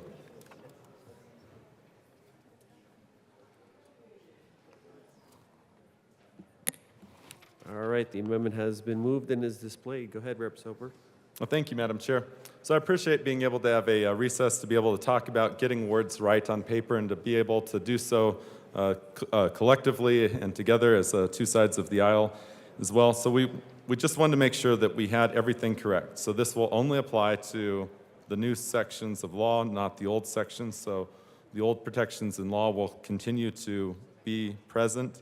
It only applies when the owner lives in the duplex or the triplex or the accessory dwelling unit, meaning they've renovated their garage and they're renting that out as an apartment. The landlord owner has to live there as well. And then the new provisions do not apply here, so that we have the greatest latitude to ensure that we get Coloradans into homes, affordable homes, be able to open up as much rental inventory as possible with the greatest latitude, and would ask for a yes vote. Thank you. Any further discussion on Amendment L25? Seeing none, Representative Woodrow. Thank you, members. This is the result of a lot of listening and conversation and negotiation, and so I would hope that the deal is honored. I will say that, you know, when we're carving these folks out and you're thinking about people who live in a duplex or triplex or an ADU, when the owner lives or resides at the premises, there's generally a sense that the property is going to be well looked after because the owner lives there themselves. So while I would have hoped to have emerged from this debate unscathed, Representative Soper, well done, and we urge an aye vote on L025. Representative Holtorf. Thank you, Madam Chair, and thank you to the bill sponsors. I appreciate their open-mindedness, their consideration, and at this time, really considering the importance of this type of amendment to help those little people out there. I think they're thinking the right way, and I really appreciate their ability to, in the well, talk, discuss, and negotiate. So thank you very much to the bill sponsors, and I do appreciate everybody in this chamber right now. All right, any further discussion on Amendment L25? Seeing none, the question before us is the adoption of Amendment L25 to House Bill 1095. All those in favor say aye. Aye. Anyone opposed? No. All right, the ayes have it. The amendment is adopted. Back to the bill. Any further discussion? Seeing none, the question before us is the adoption of House Bill 1095 as amended. All those in favor say aye. Aye. Anyone opposed? No. The bill is adopted. House Bill 1095 passes. Mr. Schiebel, please read the title of House Bill 1062. House Bill 1062 by Representative Morrow concerning the authority of a metropolitan district to levy a sales tax with voter approval for the purpose of providing parks or recreational facilities or programs. Representative Morrow. Thank you, Madam Chair. I move House Bill 1062 and the committee report. Okay, to the committee report.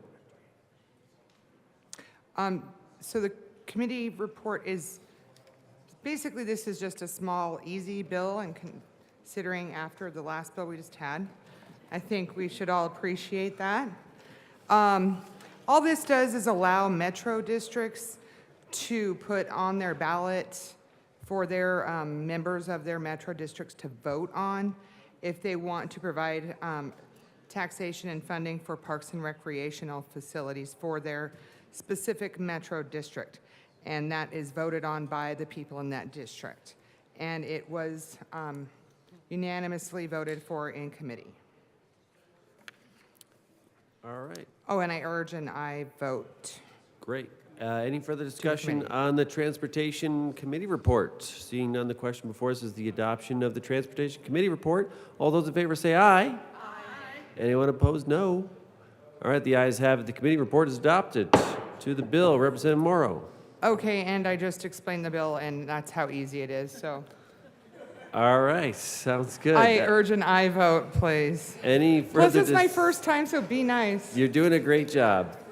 Any further discussion on House Bill 1062? Seeing none, the question before us is the adoption of House Bill 1062. All those in favor say aye. Aye. Anyone opposed? No.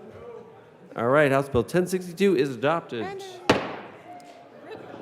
All right, great. Mr. Schiebel, please read the title of House Bill 1115. House Bill 1115 by Representatives Mabry and Velasco, also Senator Rodriguez, concerning the repeal of statutory provisions prohibiting local governments from enacting rent control on private residential property or a private residential housing unit.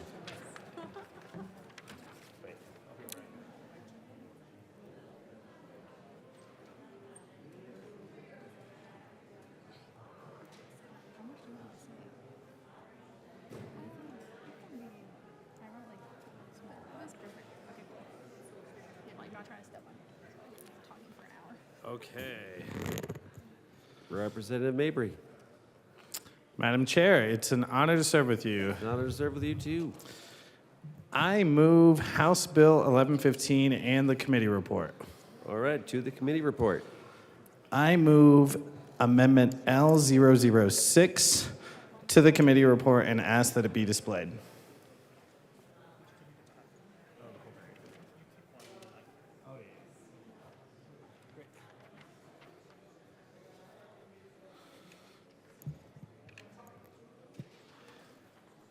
All right, Amendment L009 has been moved and is displayed. Please proceed. Thank you, Madam Chair. So this amendment does three things. Two of them are just clarifying. Language from the amendments that we made the day that this went to committee.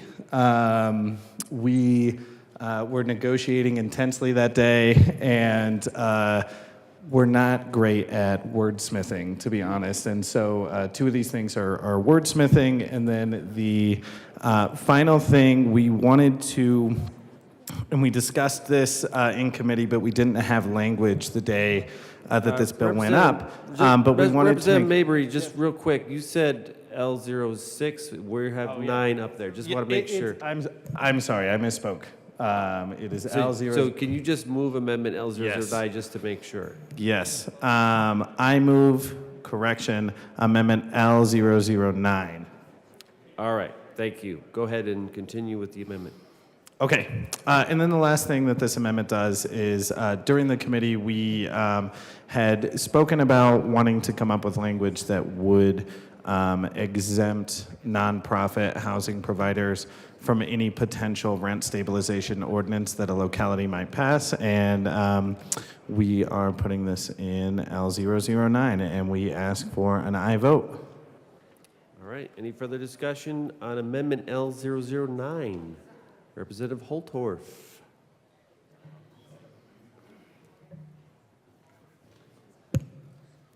Sorry about this. Thank you, Madam Chair. Something about this amendment struck a nerve with me moments ago. And what it was is what I call an inequity. An inequity in application with respect to the rent space here. Because I believe in a level playing field for all players on the field, despite the uniform you wear or how you suit up to play that game. Now that's a metaphor. When you actually want to say that nonprofits get favorable or special treatment, and maybe I misunderstood the bill sponsors, or they're not going to have to follow the terms of this very onerous and I'll withdraw that last thought. I'm glad I didn't say it. But this very contentious type of legislation, that's not equitable. That's not level. I sit here and stand up for the private sector. So why should the public sector or this public-private partnership in the terms of nonprofits have exception? They already don't pay taxes, which already makes it a non-level playing field with respect to nonprofits operating and competing in private sector space for, in this case, rents. And maybe I'm confused, but I don't like the sound of that. I don't think that nonprofits should have any other consideration that any of the other entities have. They should all be treated the same. Now, I know they got heavily lobbied by nonprofit entities and says, oh no, don't do to us what you're going to do to them with this onerous legislation. We're special, or we're different. But I'll tell you, creating more preferential treatment for those types of entities is problematic. For those other entities, it's not equitable. And I'll stand here today, and I may be completely wrong, and if I am, I'll have the sponsors can correct me. But if you have entities trying to provide the housing, to provide the rents, and they're for-profit, but then you have nonprofit entities that come in and say, well, we want to provide the housing, we want to provide the rents. And we're a nonprofit. So we should get special treatment with respect to this type of legislation? That's really problematic. For those of us that want to stand up for everybody equitably, particularly in the private sector and the public sector. So I'd like for the bill sponsors to explain that to me and explain that to everybody in Colorado. And maybe talk a little bit about the dynamics as they were getting lobbied heavily by the nonprofit sector so they wouldn't have to fall under the restrictive and onerous terms of this particular piece of legislation. Thank you. Representative Mabry. Thank you, Madam Chair, and thank you, Representative Holtor, for coming up and speaking on this. I actually have a very quick, easy response to this. The only nonprofits that we're exempting are nonprofits that are already rent stabilized. So we're not giving them special treatment. We're just making sure that it's not a double rent stabilization on them. So the ones that are exempted are ones that already have their rent stabilized. So it's not I do not at all view that as an unequal playing field. All right, Representative Sober. Thank you, Madam Chair, and someone keeps raising this. I appreciate this conversation. However, I'm going to move Amendment L007, 007, hopefully that's a good number, as a substitute amendment. And I ask that it be displayed.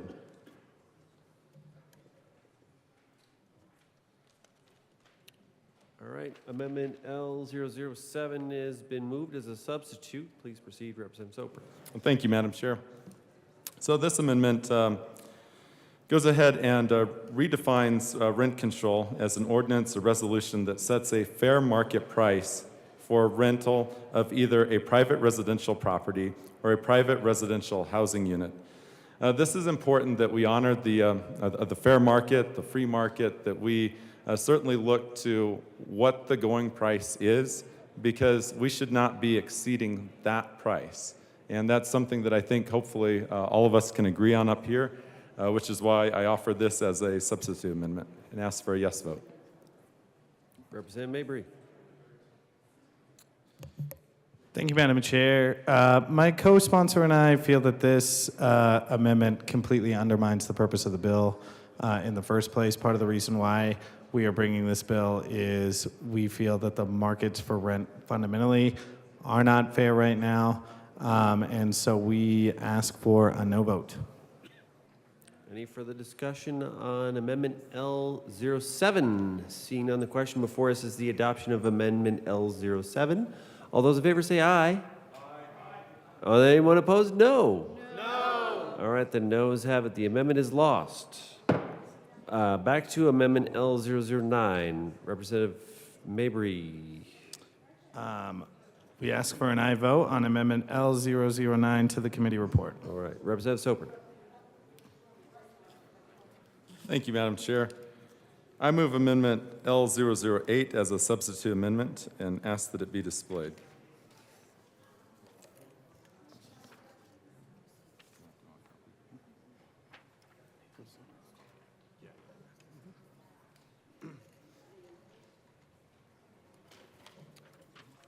All right, the amendment has been moved and is displayed. Representative Soper.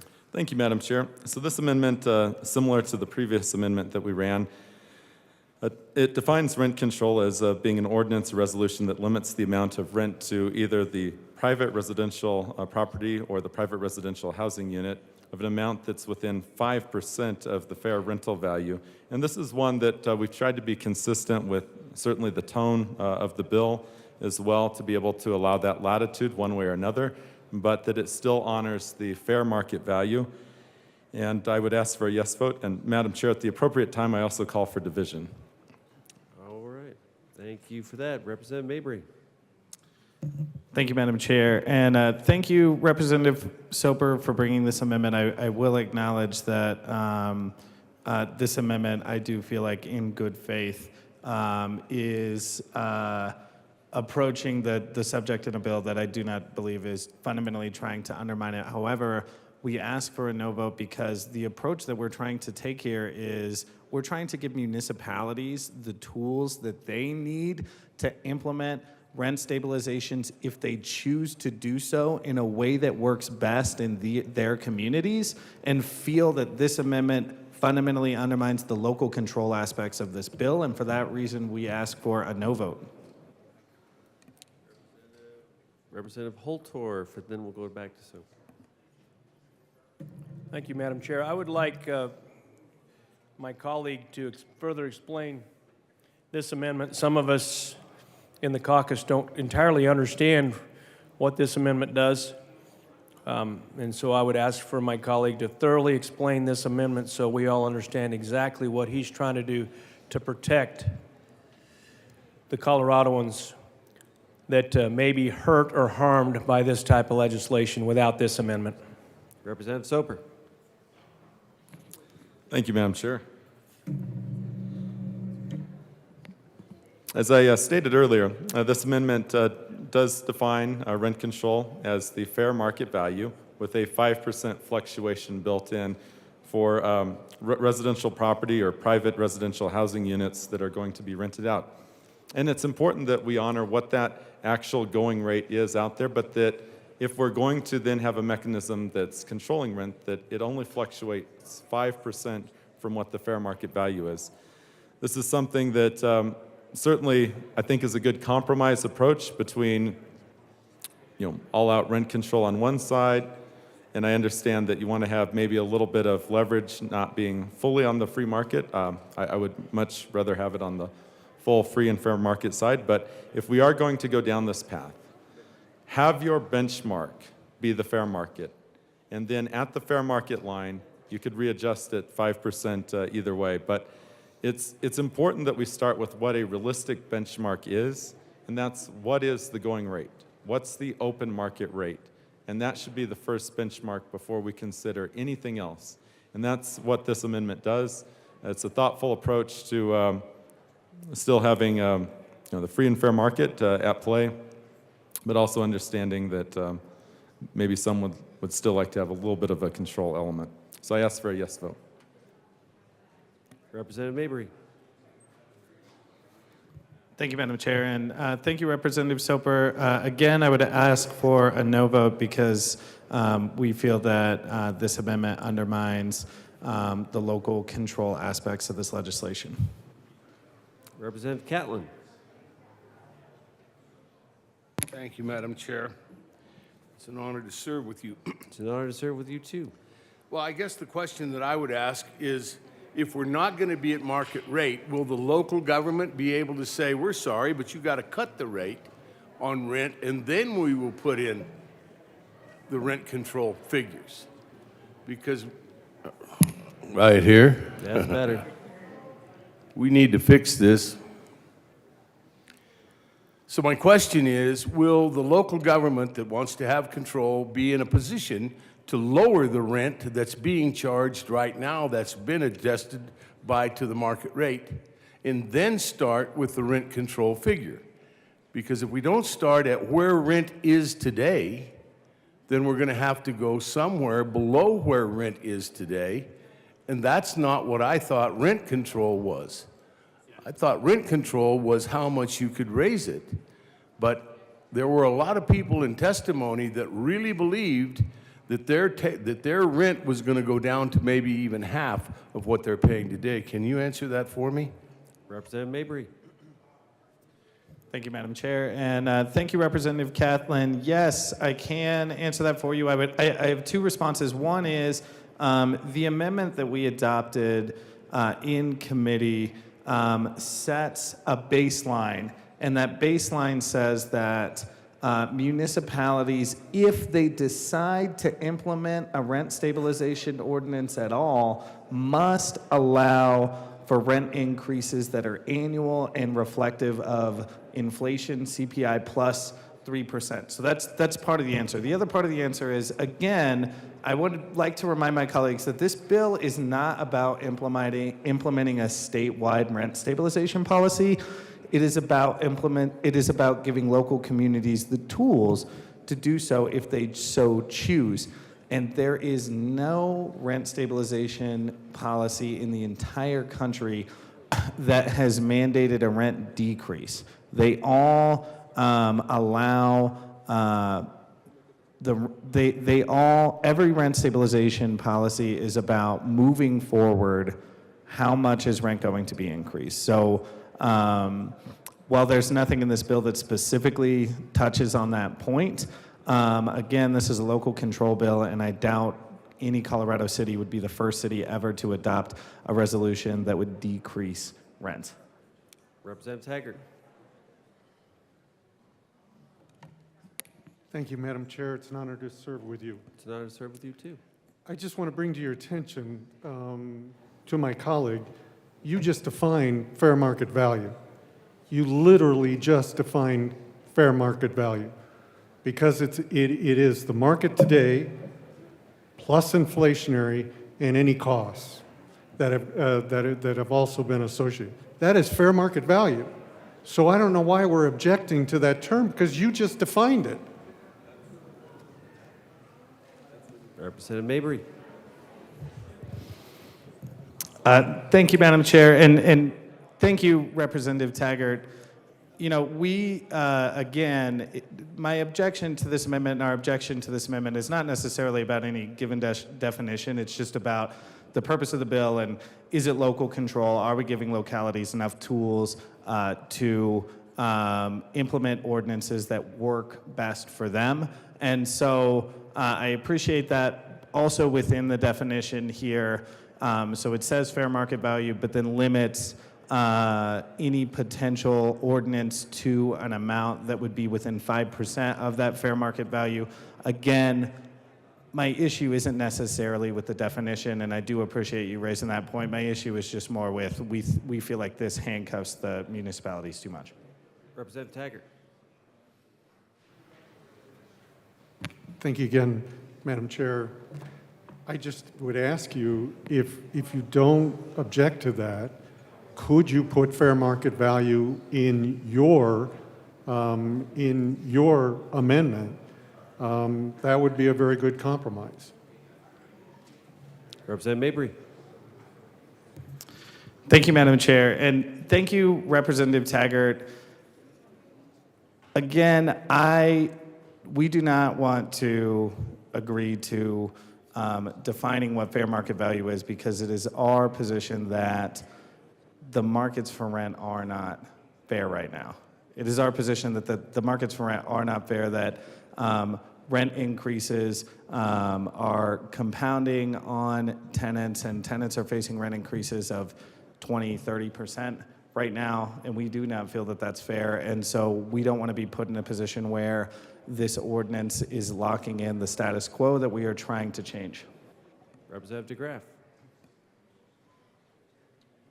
Thank you, Madam Chair. Just to speak to the issue of fair market value, and my colleagues saying that we're looking at rents that are going up 20, 30%. Again, we're looking at the market value. It's not a fair market, that's true.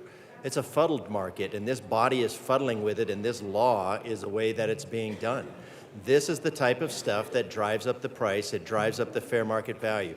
Property taxes, as already been discussed, have gone up 20%. That is going to be reflected in rent. You will reflect that in rent. If you don't want the property, if you don't want to go up by 20%, call everybody in the counties and tell them that to knock off the 20% increase in property taxes. That's what you can do as a body of legislators. Don't mix in with the fair market value. We need to recognize that the fair market value is being messed around with by this body, and it is not working, and it is creating more ledge fare against our interest, our small businesses. They will go out. They are going to get out of this business altogether. You're going to have less rentals available, and then you're going to have a whole another problem. So just ask you to get out of messing with the market and let the fair market work. Any further discussion? Representative Holtorf.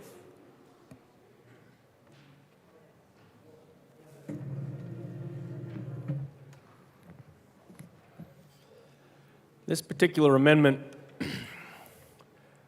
is a good amendment. Probably one of the smartest, business-minded members of our caucus spoke up and talked about this. A representative who's run a multinational company across multiple countries and time zones. Now, if I was on the other side of that individual, I would listen. I'd listen very closely. Representative Holtorf, can you talk about the amendment, please? Yes, sir. Because what he said and what one of my mentors and leaders in our caucus here that's been around longer than me has also said is, where do you begin? And how do you define that? Fair market value. What a good place to start. What's wrong with saying it, bill sponsors? Fair market value. What's wrong with putting it in reference to an amendment? Unless you don't believe in the free market. Or maybe you have a confused opinion of what fair market value is. Or you want to price fix, price control, and not allow things to move in a dynamic market. Now, I'm from the country, so I got to slow down a little bit. I'm going to read this line 5 through 10 over my shoulder, and I got one bad eye, and I can't see out the other, but I'll figure it out. As used in this section, oh, thank you. Use my good eye. As used in this section, starting at line 5, it's the definition. As used in this section, rent control means an ordinance or resolution that limits the amount of rent for either a private residential property or a private residential housing unit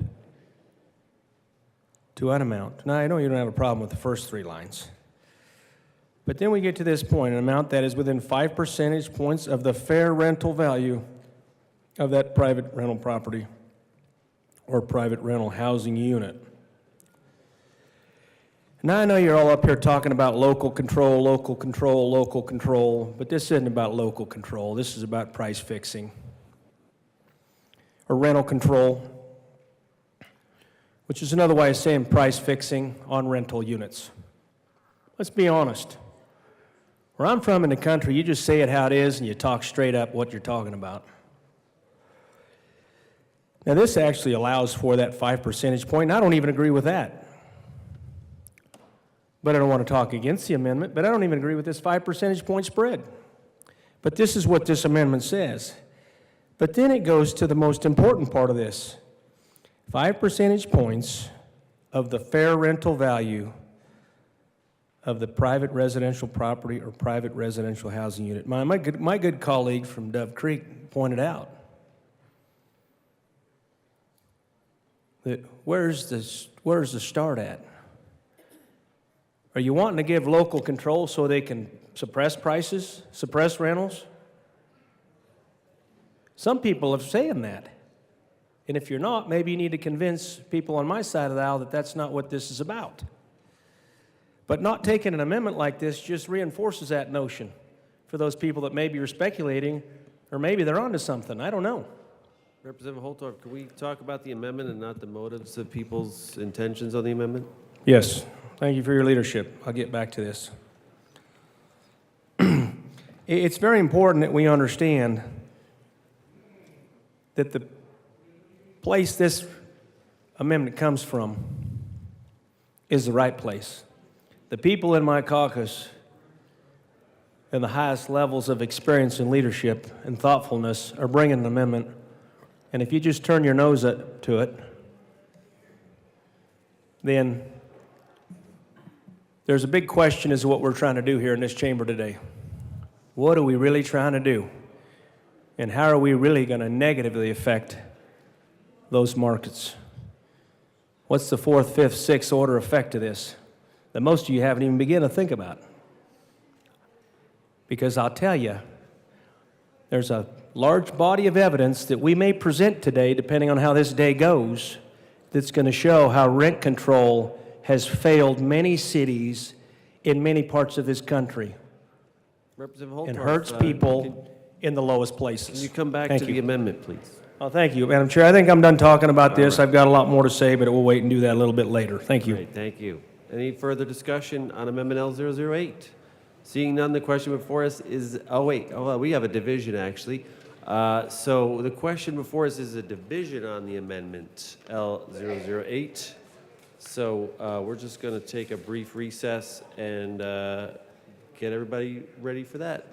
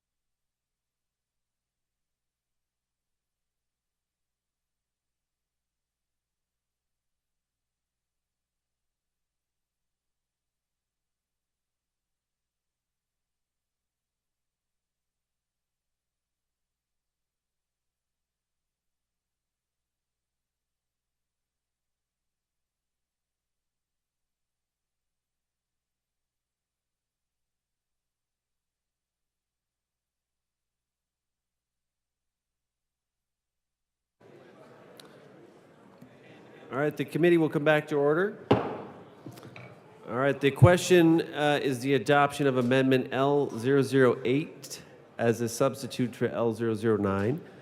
A division has been requested. All those in the chamber not entitled to vote, please be seated. All those in favor of Amendment L008, please stand and remain standing or raise your hand and keep your hand raised until the count is taken.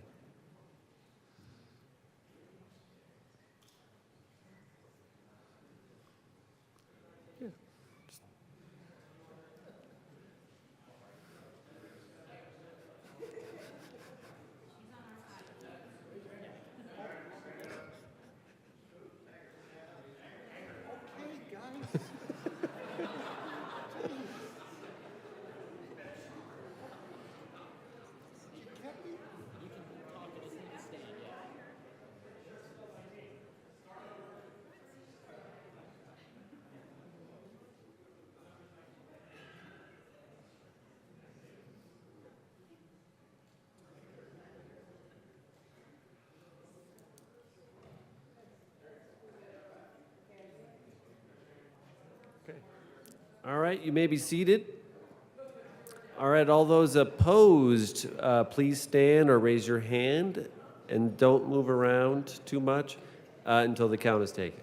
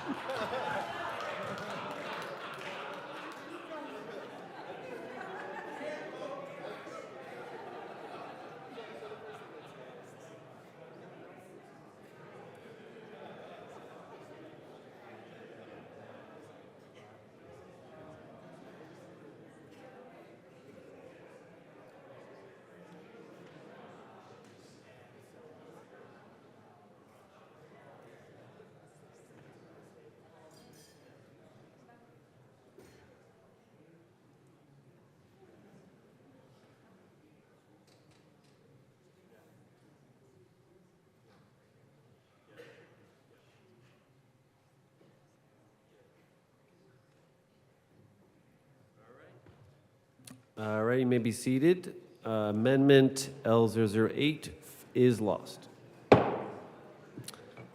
Back to Amendment L009.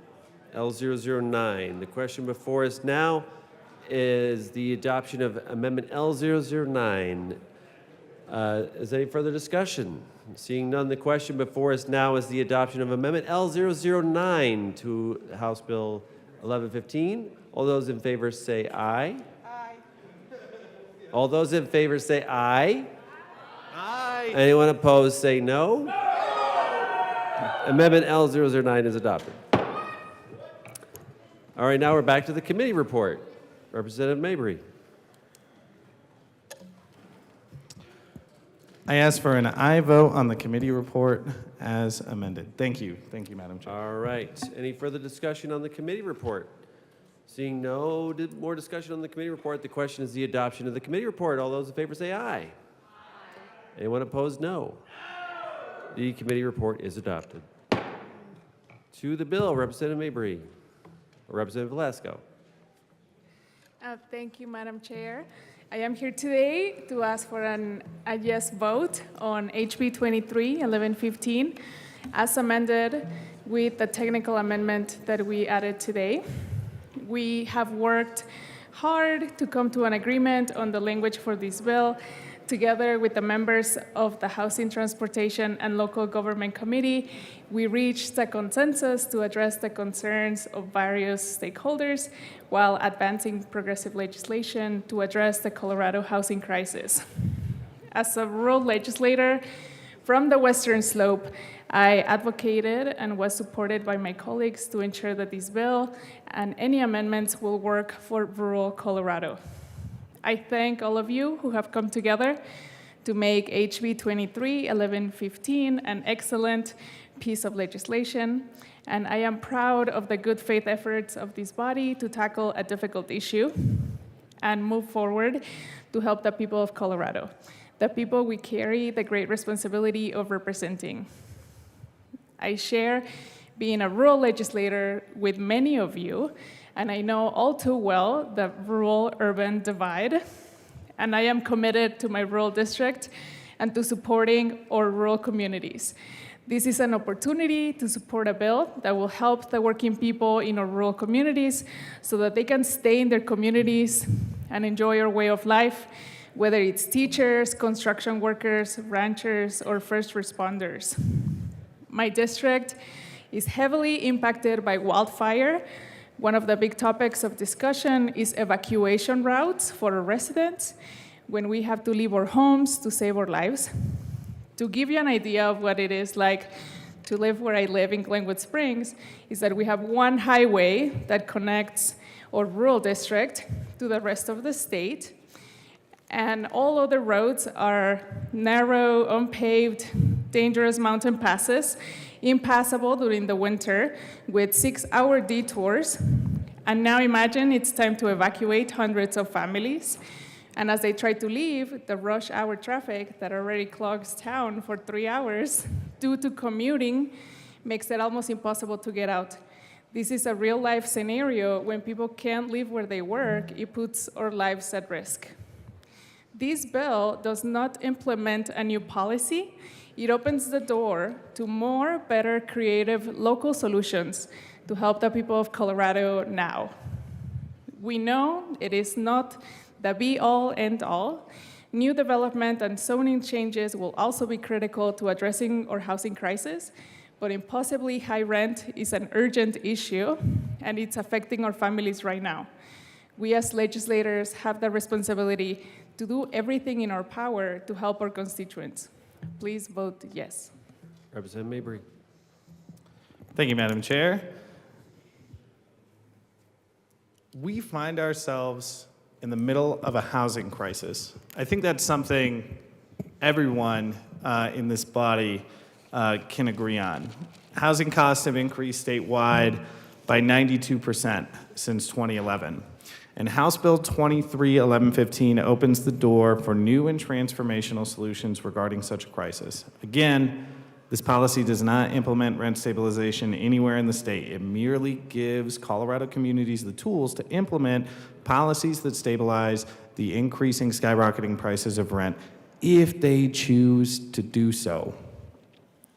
The reason why I'm bringing this bill, this bill is really personal to me, and part of the reason why I do it is reflected in the work that I do day to day. I am an eviction defense and housing attorney, and last October, I met a young man in Adams County at the Brighton courthouse who was facing eviction. He was facing eviction due to the non-payment of rent. He had 3 jobs. He worked at Lowe's, he was an Uber driver, and he did something else that I honestly feel bad. I can't remember what his 3rd job was. But the point being, in 2017, he moved into this place. The rent was $1,800. Every single year, the landlord barely raised the rent, and then they got a new property management company. And when it came time for his lease to be renewed, they asked him to fill out, the new property management company asked him to fill out a new application, giving all his income, everything he's had. He had the same primary job, which was working at Lowe's. And after he filled out that application, the new property manager said, "You cannot afford to live here, so we're not going to give you a lease, but we will allow you to stay. You can be month to month, and we're going to charge you $500 extra a month because you cannot afford to live here. So we're going to charge you $500 extra a month." Where is the sense in that? And so I'm bringing forth this policy for individuals like this young man, and because teachers, nurses, and other working class folks are getting priced out of our communities. Rent stabilization policies are a tool that our communities need, and they're one part of a broader strategy to preserve and produce affordable housing. This is about stability. As mentioned by one of the primary opponents of rent stabilization when we were in our committee, research demonstrates that rent stabilization policies keep communities housed. This opponent of rent stabilization framed this as a negative, but consider that those people in more affordable units have more flexibility in their lives. One of the points that was being made against rent stabilization when we were in committee was that those who are in artificially deflated units are more likely to stay in those units longer, and that therefore that is reflective of inflexibility in their lives. I would counter that is reflective of far more stability in their lives. They're in those units for longer because they're saving more money to ultimately what we all want. We all want our constituents to be able to live the dream of buying a home and building intergenerational wealth. And I believe that this policy can open the door to more of that for Colorado renters. Now, we are going to hear a lot today about how rent stabilization is a flawed and failed policy that hasn't worked anywhere it's been implemented. I would counter that the research on this is actually quite mixed, and much of it is flawed because what it looks at is the market rate rents in localities based on rental listings. There is not data sets out there for the actual rents paid by tenants who live in rent-stabilized units. And so those people who are living in the rent-stabilized units, they can afford to continue to work in cities like New York. In New York City, for example. Now, New York doesn't have the best rent stabilization model, and we've put safeguards in through our amendments to avoid their rent stabilization model. But 2 million people live in rent-stabilized units in New York, 2 million people, and 89% of those people, their median income is less than $35,000. 69% of those people are people of color. Those people could not live in New York City if it weren't for those rent-stabilized units. Again, they don't have the best design of a rent stabilization system in New York, and we put safeguards to avoid those.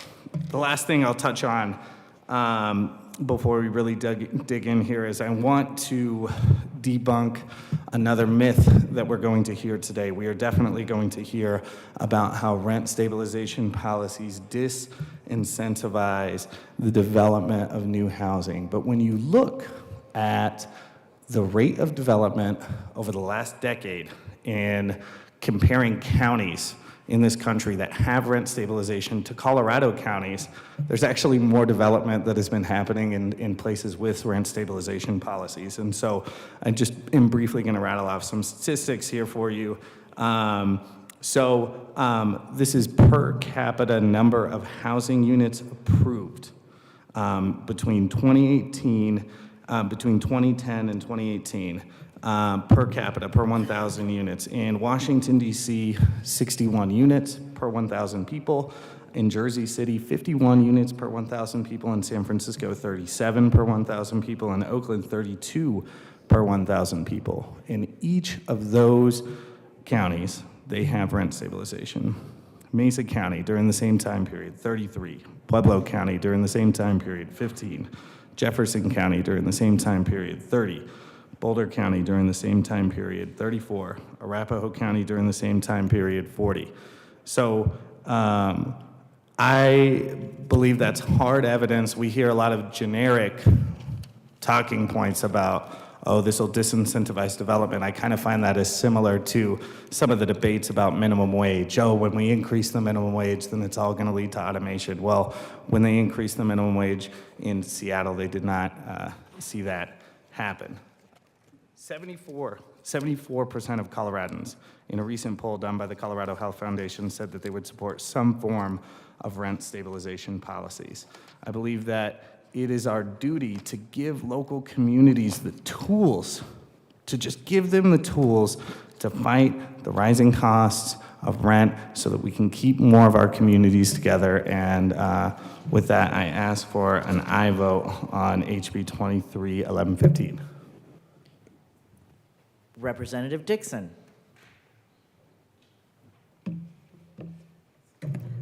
Thank you, Madam Chair, and thank you to the sponsors for bringing this bill. As an economist, I know the only sustainable and long-term solution to the housing crisis here in Colorado is to build and allow more housing. I'm looking forward to working in this body to make that solution a reality, but the fact is that it will take time. This bill is crucial and time-sensitive to ease the suffering of Coloradans without harming housing production in the meantime. As we heard in committee, many Coloradans are suffering from rapidly increasing rents. We heard a lot of really heart-wrenching stories to that effect. And as a renter, I know that myself. I know it can be really hard, and it makes it difficult to build stability and savings of my own. I am happy to support HB 23-1115 as amended in committee to allow localities to help citizens through common sense stabilization measures. I'm grateful to the sponsors for their work to establish guardrails to protect Colorado's housing stock while allowing local control of specific policies. Representative Lindstedt agrees with me and is really happy with the work that the sponsors were able to accomplish on those amendments, and he wishes that he could be here to support this bill right now as well. With this bill, we're leaving the incentives in place to build more housing while also protecting tenants from the worst excesses of the market. I urge an aye vote on HB 23-1115.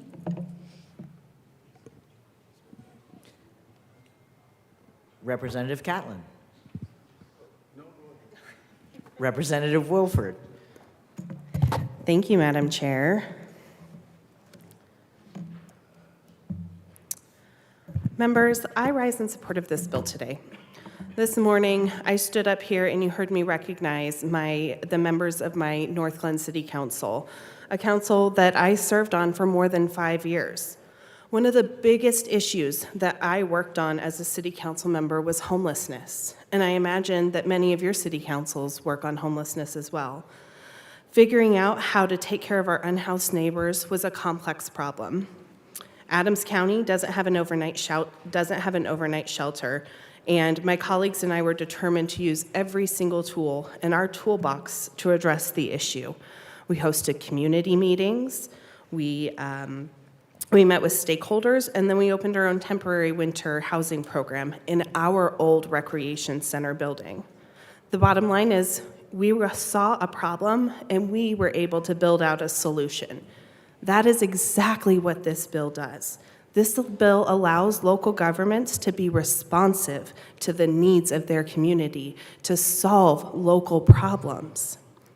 This past Monday, when we had a day off for President's Day, I used that extra time to go to the laundromat.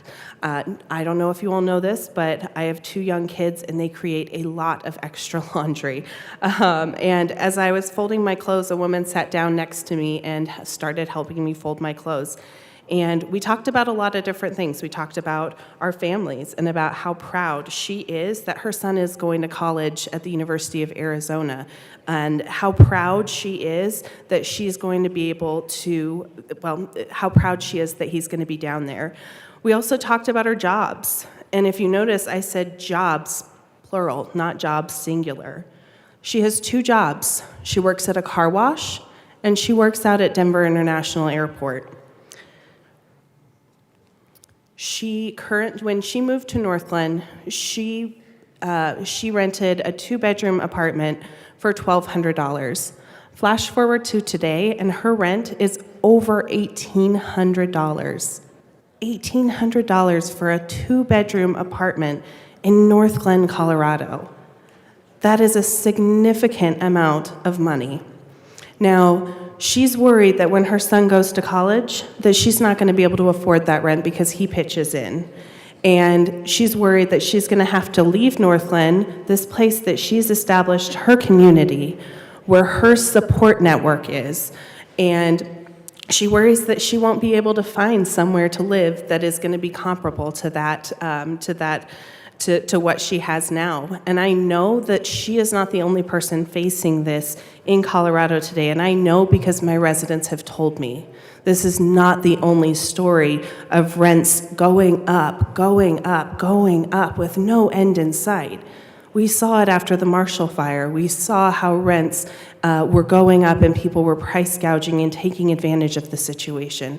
And what this bill does, members, what this bill does is allows local elected officials who are closest to the people to solve the problem that their community is facing. And so because of that, I will be a yes vote today, and I invite you to join me. Representative Catlin. Thank you, Madam Chair. It's an honor to serve with you. An honor to serve with you, sir. Members, I was at this hearing, and it went way into the night. There were a lot of people there with a lot of emotion. Most typically, a lot of these folks were testifying that they wanted rents to go down. Well, in the current market, I'm not sure that that will happen. I think there's going to be a lot of people that are disappointed that rents are not being cut. But one of the things I wanted to speak about today is that the shortage of the number of houses and the number of apartment units in the state of Colorado seems to be the big problem. When there's less supply and more demand, prices go up. That's something we won't be able to stop. It seems to me that incentivizing building new units would be a quicker fix to the long-term problem that the state of Colorado has. I know on the western slope, there are a number of people that are underhoused. But the problem with that is that there is not a number of houses being built. We don't build starter houses anymore. Have you noticed that? We build mansions. We build third or fourth units. Rather than building that first house that's 2 bedrooms, 1 bath, and a 1-car garage on a small lot, we don't do that anymore because evidently it's not profitable enough. But then again, sewer, water, gas, all of those tap fees that are charged by municipalities have continued to skyrocket. Not just the square footage of the house, but all of the things that are underground. So I'm beginning to wonder if maybe the best thing we could do is to incentivize the idea that we are starting to build units for people to rent and or buy. The opposition to this bill came in and said that they could build more units. But local housing or local zoning codes and some of the codes that are being enforced have stifled a lot of that building. The other thing was that we heard that the number of units in Colorado per county versus California, Nevada, New Jersey, and New York, I'm okay with you quoting numbers, but let's talk about Colorado and how Colorado stacks up with Colorado. If we could build more houses, there would be more to rent, the prices would be better. I'm a believer in that. The people that build units are telling us that. But one of the reasons we have not been building units is some of the lawsuits that have been brought on condominiums and all of the things that we've been building to address this shortage. There are people now that are getting out of the state of Colorado because it's too hard to do it here. Places that don't have vacant ground or that don't have space at the edge of town, they're doing rent control, and maybe it's successful, I have no idea. But in communities that have vacant lots, that have ground at the edge of town, that could go out and start to build these units, should be incentivized to do it. We need that kind of activity. It puts people to work. It starts to generate revenue through those communities. People that are working spend money. As far as us saying to a landlord, you can only raise the rent 5% or 3% or whatever the number is that those local folks decide to do, don't take into consideration that real estate has gone extremely high and the taxes are going to continue to skyrocket. How do you address that if you own that unit? You don't. If the rent is controlled, it has nothing to do with what does it cost to own that facility. We need to be looking at those kind of numbers in this place, in this room, some way to put a limit on how far and how high taxes are going to go. There are a lot of issues in housing. Rent control is not the primary problem. It's the number of units we have. This bill has gotten an enormous amount of emails and letters to my office. When that many people start talking to me about the problems with this bill, I start to listen. You know, I came in with an open mind in that hearing, but the concern is that people that are supplying housing currently are worried that they may end up getting out of the market, selling some of these rental units for people to buy as maybe a first or second or third house. What does that do to the housing crunch that we're in? These are the kind of things I think we need to take a good hard look at. Just saying we want to open rent control is not going to fix the problems that we have currently. We're in a position where we could take a good hard look at this and figure out how we could start to incentivize more housing around the state of Colorado. That's the reason I'm going to be a no vote today, is I don't think we've delved deep enough into the problem. I think this is one of those things that we're trying to do from an urban point of view. Folks, the problems are out there. Urban and rural both have them. But we're not looking at satisfying what's causing the problem. We're accusing people of raising rent exorbitantly. Maybe that's happening. It doesn't happen in my communities that I'm aware of. But anyway, I will be a no, and I would encourage a no vote from you. Representative Frizzell. Thank you, Madam Chair. It is an honor to be here with you today. Honor to be with you. So, I don't know about all the rest of you out there that are listening with rapt attention to my words, but I've received hundreds of emails on this bill over the last couple of weeks, literally hundreds. And while I very much appreciate the good intentions behind House Bill 1115, the unintended consequences of this legislation will only make our current housing crisis worse. It is really, really tempting in times like this to artificially manipulate prices, thinking that there won't be any bad effects.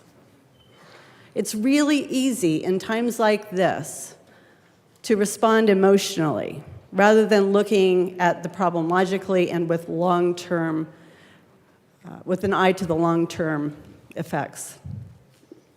Developers do not build structures, especially apartments, out of some altruistic commitment to a community. They just don't. They generally have one motive, and one motive only, and that is to make money. If they don't feel like they have the opportunity to make money, they won't build. They'll take their investment capital and develop elsewhere. Apartment rents are based on what the market will bear. Simply stated, rents are driven by supply and demand. We've talked about that, and you know that. If the supply of available units doesn't meet demand, that causes rents to increase. We've seen that. This bill will chase away developers and limit new construction of apartments, further exacerbating supply issues. I appreciate the bill sponsors' information on new construction here in Colorado and elsewhere in the country, but that is a bit of a one-sided picture, I'm afraid.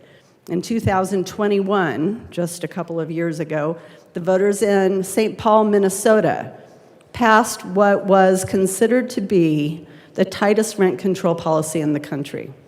They capped rent increases at 3% for effectively all housing. That is not this bill. This bill is not that extreme. But developers fled the city. And in response, the city amended their policy. Unintended consequences. The unintended consequences is higher rent. If we don't have the supply of housing, it goes up. The idea, by capping a revenue stream for property owners, that insinuates that property owners cannot recoup maintenance costs, property tax increases, other associated costs of doing business, insurance. That keeps going up as well. From my perspective, I'd like to also, because one of the components of this is increased taxes. We've seen in Colorado taxes on apartments go up and up and up over the last several years, and I'd like to explain why that is. Property taxes on apartment buildings is kind of a peculiar thing. Tabor requires that all residential property in the state of Colorado be valued using the market approach to value. In other words, comparable sales. Apartments are residential. However, they sell like commercial property.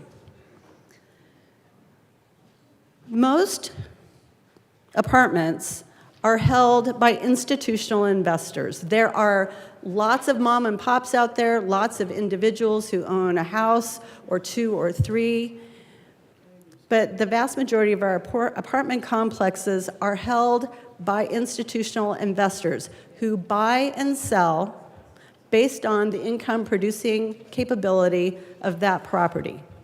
They look at what the rents are. In turn, when these properties sell, the assessors look at the sale prices on a per-unit basis. What does that look like? Well, I'll have you, it's become a vicious cycle because as our rents have increased, that's increased the marketability of these apartment complexes.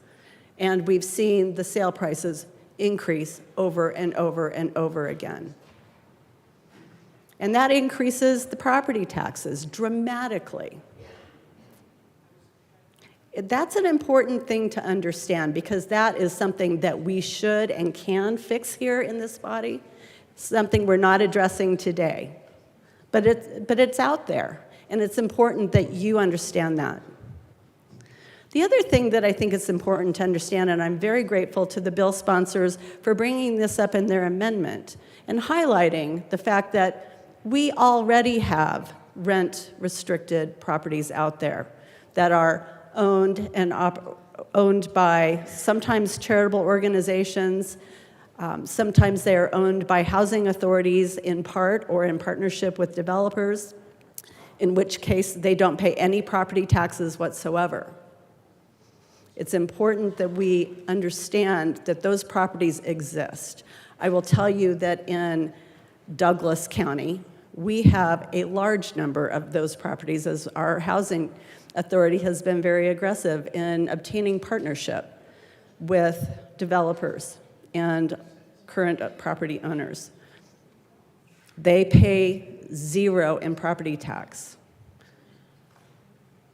There are no property tax dollars going to educate the kids who live there. There are no property tax dollars going to provide for emergency services, water and sanitation. Zero. Thank you very much. I appreciate the bill sponsors bringing this bill forward. Again, I believe that the unintended consequences are very challenging, and I am a no vote on this bill today. Thank you. Representative Wilson. Thank you, Madam Chair. This bill is another bill that is actually going to reduce our housing market. We heard from plenty of emails, as my colleagues have said, telling us that, hey, we're just going to sell our rental place and then nobody will rent it. So there's going to be a huge amount of stopping renting. And we hear these sad stories about multiple jobs and having to pay rent, and this bill doesn't address that. It has nothing to do with the bill. In fact, those people would have to live in the right city at the right time with the right everything in place for this to help them. So if they're stuck in a place right now and that place doesn't have rent control, it's not going to do anything for them. And we're seeing throughout the nation, and I think it's pretty well known, that rent control does not work. In fact, here in Denver, after a similar ordinance was passed, development applications for apartment complex dropped by 80%. That was 80%. In other cities, apartment availability dropped by almost 10% because they were selling the houses off as permanent units, condos. Rent control is so destructive that 31 states have banned some form of it. In fact, just earlier this week, in a local news article, Our governor, Polis, has long opposed rent control for two good reasons.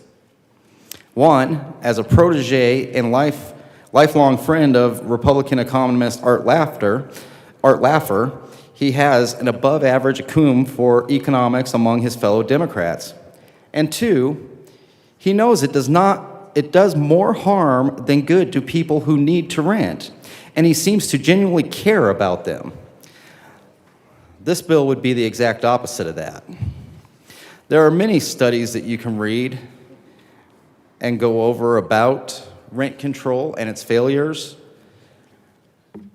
This bill will not address the needs of the housing industry or what we are trying to achieve for housing in general. I will be a no on this. Thank you. Representative Taggart.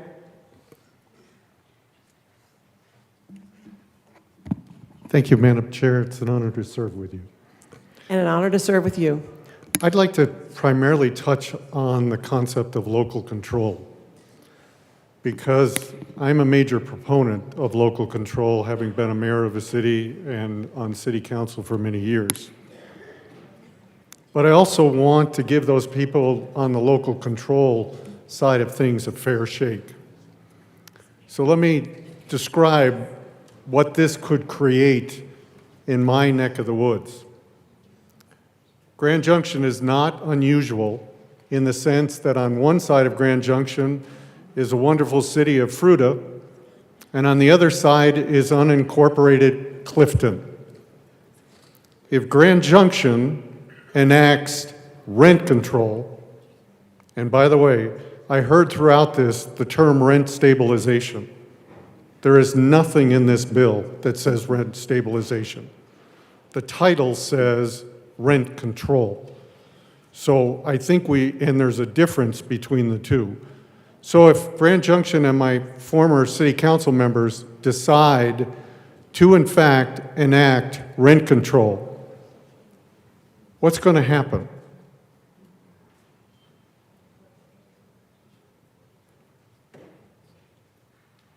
What happens if Fruita says, we're not going to do this? What happens if the county and the unincorporated says, we're not going to do this? What happens if the town of Palisades says, we're not going to do this? We have just put an influence in the market from a governmental standpoint that manipulates the market. And it causes for people to move from one area to another. Not necessarily closest to their work, not necessarily closest to their school, but based on market manipulation. That is not the role of government. We should not be putting market influences to that degree. Secondly, from a local control, I have to tell you, on staff at cities, we don't have people that are experts in this. They're going to have to hire people. There's no grant funding for this. And we can't even define fair market value. Or we've defined it, but we're not willing to put it in the bill. That's problematic. How are they going to go about doing this? And what additional costs are we putting on our communities by doing that? And last but not least, I'd make the statement, when you combine 1099, 1095, and 1115, as a small business owner, I'm getting out of the business. I am getting out of the business. And what is that going to do to supply? That is really problematic. And I think everybody has accurately said, in the long term, our problem is supply and demand. And I appreciate the sponsors trying to solve this in the short term.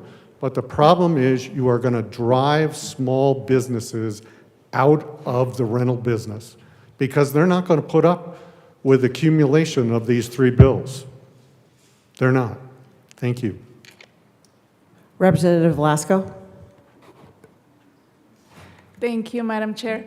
I want to thank my colleagues for sharing their comments.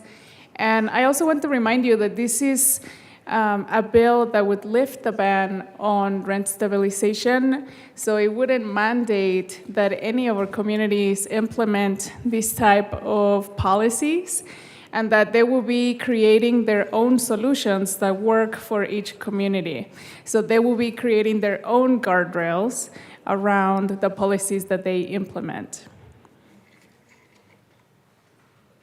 Representative Winter? Thank you, Madam Chair. And I appreciate your comments with that. The issue that a lot of my constituents have is they hear what you're saying, but they don't believe the government should be involved in any type of those policies. They believe that in private property rights, and they believe that they shouldn't have any infringement on their private property rights. But the reason I got up to speak was my colleagues have done a great job outlining what was said and done in committee. And we did. We went in there with open minds, and we sat and we listened to people, and we heard some stories. But I take pride. Every time I come up here, you all know that I take pride in representing my district. So I'm going to take a little bit different path with this than go over what was talked about in committee. I'm going to go over the emails I've been receiving and some of the questions I have. Many of my constituents, and when I'm telling you emails, a couple hundred, maybe 500 emails today. My watch went off about 762 times, I think, while I was in here. And a lot of landlords in my area feel like they're being vilified and punished, and they believe that they're good landlords. They're rural people. They're people that look out for their neighbors. We take pride in rural Colorado looking out for our neighbors. And they believe that they're being attacked with this bill. They believe that they upkeep their property and they do the best they can to keep tenants in their property. A lot of my constituents that I've talked to look at their tenants as family. Some of them, they've said they've spent holidays together, Christmas, had Thanksgiving dinners. So you need to know that point of view. There's good people out there that actually really care, that are going to be wrapped up in some of this legislation if passed. A lot of them said, you know, Ty, we invested in these properties as a supplemental income. We took away from having a good time, and I will say this, and I don't mean to offend anybody, but we heard a lot of I deserve in some of the testimony that night. And these people said they listened to the testimony and they're like, we deserved to, but we took away from what we thought we deserved to invest in properties. I had people say, Ty, we invested in properties for our retirement. This was retirement for us. And now we're going to be capped at the ability of the money that we can make as a return on our investment to retire on? I received questions. They talked about how rent control will discourage the development of new rental housing. They talked about how are they going to preserve the value of their properties. I talked to people in local government that said that once these properties are assessed at a lower value, it's going to hurt the tax base and what happens in their communities, and they're not going to allow it to provide for upgrades to infrastructure. And I had one realtor in my area, she pushed me, and she's like, Ty, if you do anything, they're going to talk about studies. They're going to talk about New York, New Jersey. They're going to talk about California. But if you'd please talk out about the failed attempt in St. Paul, Minnesota, that they imposed a 3% on allowable rate hikes. And they pointed out that it affected a lot of things when they did that. They said developers and builders froze and canceled projects in 2022. In 2021, they said there was 1,391 new building permits. Once this was imposed in 2022, it went down to 200 residential building permits. That's an 86% drop in a year. So to say that it doesn't suppress the market, I think is ingenuous. I think that we have to look at everywhere. We can't pick 3 studies that we think are great and kick one to the side when we're making a law. I mean, we have to look at the full scope of things. And that's why we're here to debate these things. And I appreciate what you have to say, and I hope that, you know, you'd give me the same appreciation. They also said that in this study that landlords rushed to raise rent before the caps were put in place. They quit paying for utilities and trash. And they said that the St. Paul City Council actually partially backtracked on some of the things that they placed in their rent control. So when you look at things like this, I think my colleague from Grand Junction said it best. There's unintended consequences to this. There are truly people out there with a good heart, with good intentions that are going to be wrapped up into this. And I hate to see good people feel vilified and punished for doing what's right. I urge a no vote on this legislation, and I ask you at the end of the day, like I ask my colleagues on the aisle every time I come up here, please think about the good people of rural Colorado that live by a code that some of you may not know. but they're good people that take care of each other. And I stand in defense of those renters in my district, and I ask you to think, at least think about people like that and how they feel when you vote on this bill. Thank you. Representative Velasco. Thank you, Mr. Chair. Thank you to our colleagues. And I want to also share some of the stories that I've heard from my district and how they would implement some of this legislation. And what I've heard is that they want to create special projects like workforce housing for community college teachers, for firefighters, for or people who work with the national forest. So these are the type of projects that our municipalities will be allowed to create with this type of legislation. Representative Bottoms.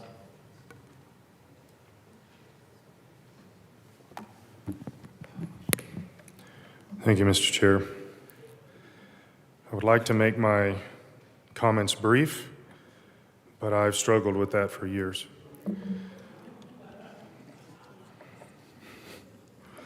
So I believe that we're seeing a lot of facts and we're seeing a lot of emotion. And I don't think we've tried hard enough on the emotion. The amendment that we saw earlier was a 5% in either direction. Could we limit it to that? And that was voted down because that 5% in any direction kind of mentality is not good because we don't feel enough.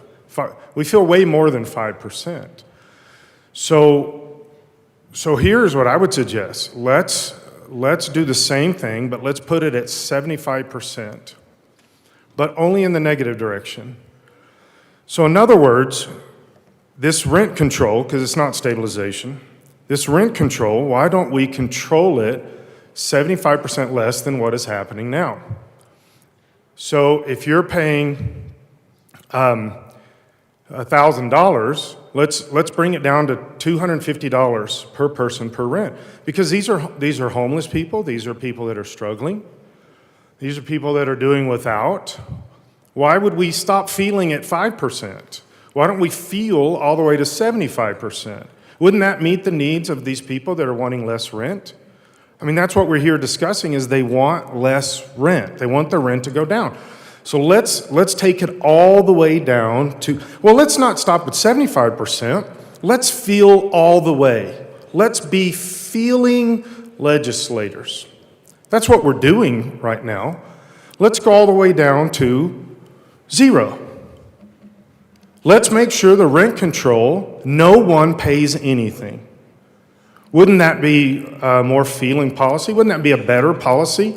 I mean, these people really want less rent. We're hearing this. These people are they are desiring less rent. Let's go down to 0. These property owners, how dare they charge rent?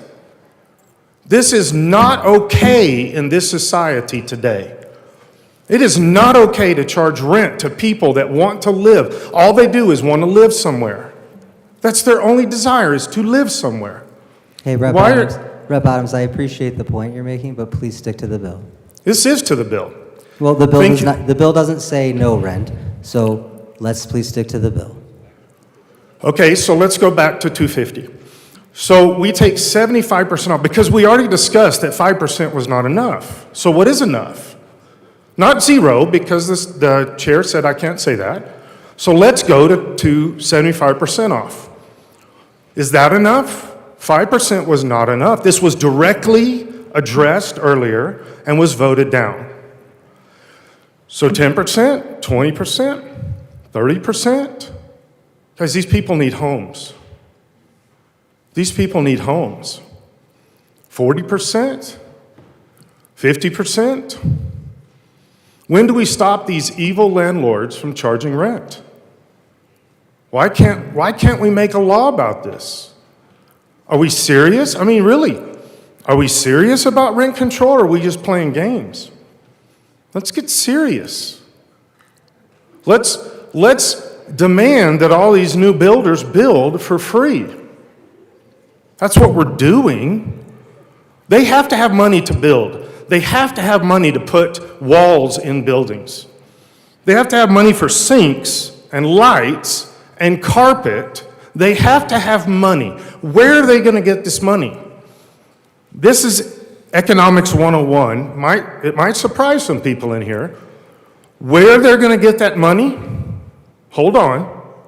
Rent. That's where they get the money to build stuff, is rent. But now we're going to tell them you can't raise it. In fact, we're going to tell them you got to lower it. That's already been suggested by my colleague that, well, they probably won't lower it. Why are we having this bill then? So they have to have money to build. They have to have money to then provide stuff. But all we keep doing is taking away those rights. You can build all day long, but don't charge for it. You can let people move in, well, we're going to make sure the contract hurts you as the rentor and the rentee, or whichever one works here, and then we're going to make sure that the other person is not charged for anything or very, very little. Who are these people that are going to build when they can't charge rent? Who are these people? Are anybody in this chamber, right or left? I'm not being picky. Anybody in this chamber, do you have a desire to build so that you cannot charge enough rent to pay your bills? Studies were done in New York, since New York was mentioned. Studies were done in New York, and every time rent control came into New York areas, neighborhoods, the neighborhoods went down drastically. Because why? This goes back to Economics 101. Guys, take out your pencils. This is good stuff. When it comes down to economics and you control the rent, they can't keep the property up. They can't fix things. They can't remodel things. Why? They don't have the money. Money's not magic. It doesn't just grow places. Where do these property owners in New York City get the money to remodel their homes, their apartments? Rent. But we're saying, no, you can't raise the rent. Well, then we can't put a faucet in your apartment. Well, how dare you treat us this way? We can't put new sheetrock in your apartment. How dare you treat us this way? It's called rent. And this was a study done by Hazlitt. This is a study done by Thomas Sowell. You can name all day long these studies. If you control rent, the property values immediately begin to go down. Every single time. We heard some gaslighting, but the property values actually go down every single time. Because why? Again, rent. You have to be able to charge rent. Nobody's going to come in and build when they can't charge that rent. We also know the biggest thing that happened, and this is the biggest study that's done in New York. And by the way, this is done all over the world. I saw another study in Stockholm, same exact thing. But when you come in and you have rent control, the very first thing that begins to happen is now you have waiting lists for those spaces. Rent control does not create new spaces. You still have the same amount of spaces, but now you have more people trying to get into cheaper spaces. So the first thing that happens is now you have lists. This is going to happen right here in Colorado. You're going to have people put on lists. Well, we understand how this goes. Just look at a popular school somewhere in your district where it's a very need to go to school and they charge a certain amount of money. The first thing that happens is people get put on list. There's a school 50 feet from my church in Colorado Springs. They have a waiting list of about 6 years. That means they sign their kids up when they're born and hope they can get them in by the time they're first grade. Then what happens? Same thing that happens with rent control. You start having bribes to get on the list. Right now in New York City, some of the lists are over 15 years long to get into this rent-controlled space. So how many people are being benefited from that rent control? The answer, one. One group, one family is benefiting. Now, no, that's not true. Let me rephrase that. There are actually many other people being benefited by that rent control. The property owner that has to do the rent control can't afford the building, so he makes up for it by getting bribes to be put on the list. He can't afford his building. The only way he can afford his building for this rent control is to get bribes. Well, that's healthy for the economy. So now we can bring it down to 80%. We can have lists. We can get other people that are wanting to somehow fix a price control or a rent control in another neighborhood that they already live in so that they can also have rent control that benefits them. We don't have more houses. We institute rent control today. We have no more houses added to the list. We have no more apartments added to the list. We have no more condos added to the list. We have nothing added to the list, but we can most definitely be guaranteed that we will have some of those taken off of the market. No new housing is added. Not one bedroom anywhere is added, anywhere in the state of Colorado. But now people are saying, well, I can't afford to rent this out at this price. It costs too much money.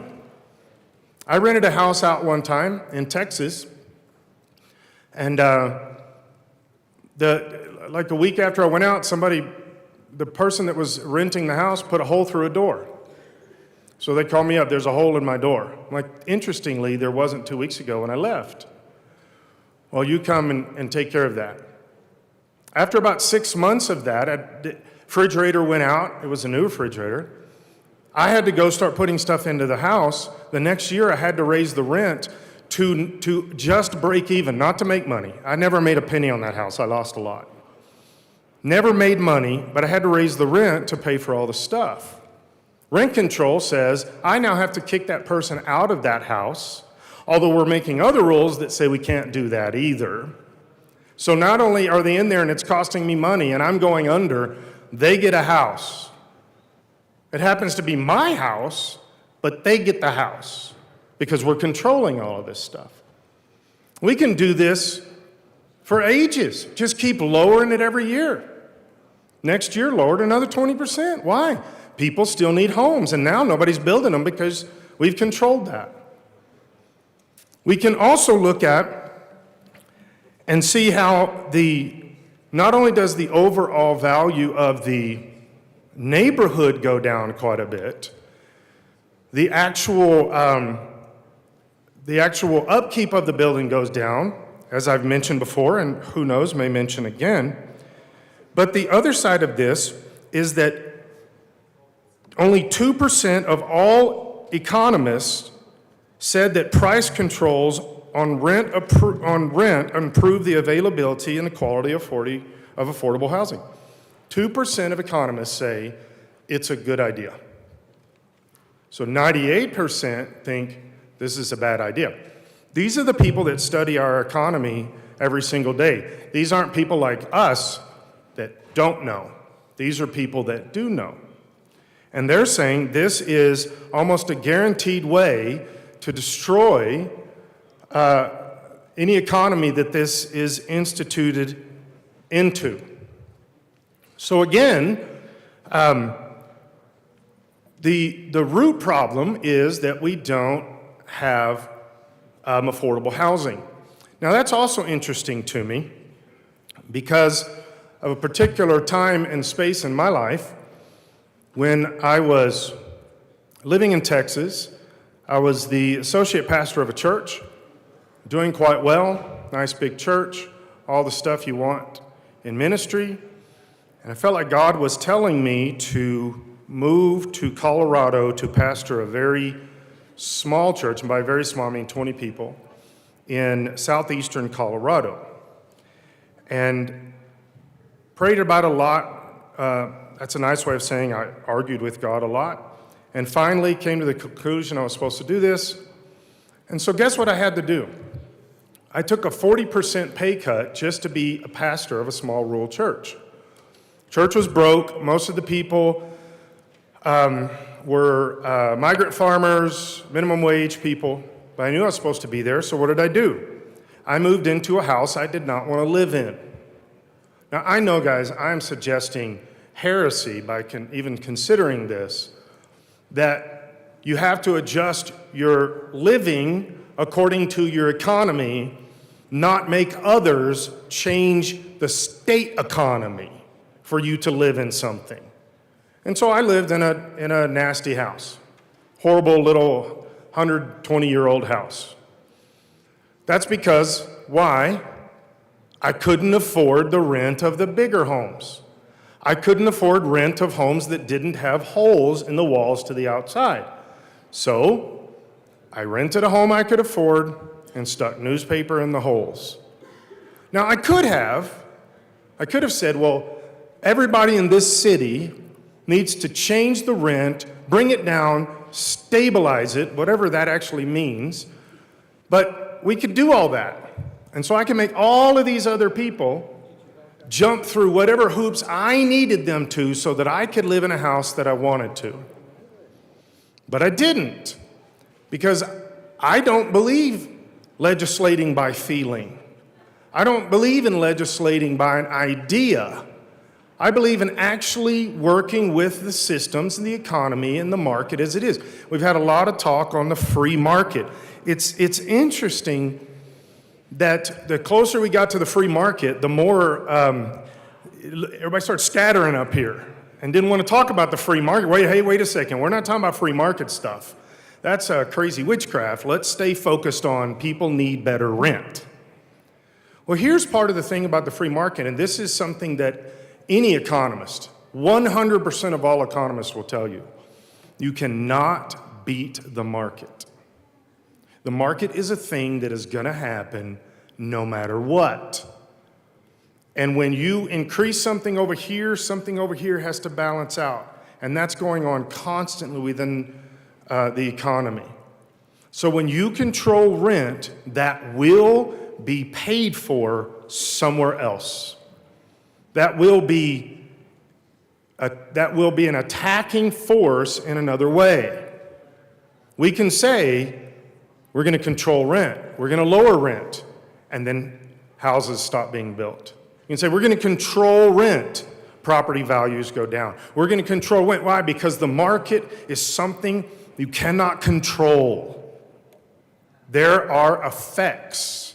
Just like the laws of physics, there are laws of economy. And so what do? Sometimes, when rent is high, we live somewhere horrible. I've done this. I speak with experience. You live somewhere that you may not want to.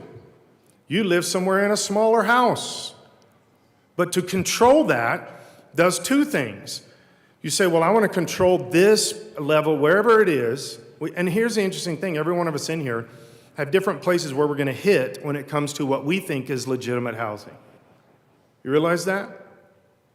Years ago, my grandparents, I was early 20s, my grandparents were telling me how to set up my economics and all this stuff, and they said, we need to put this much in savings, you need to put this. And I said, you've already added up more than I have. They had gone so far out of reach of where I was financially that they were speaking nonsense to me. This is what I'm hearing right now. We all have different places where we hit when it comes to housing. Well, different places of what we think a nice house is or what even a livable house is. But when we control that, we take everybody that is already at that place and we knock them out of the system. Do you know one of the hardest hit groups of people in New York City are when it comes to rent control? Minorities. Because why? You've already got people that are in that controlled rent, and remember, there's a 15-year waiting list on this stuff.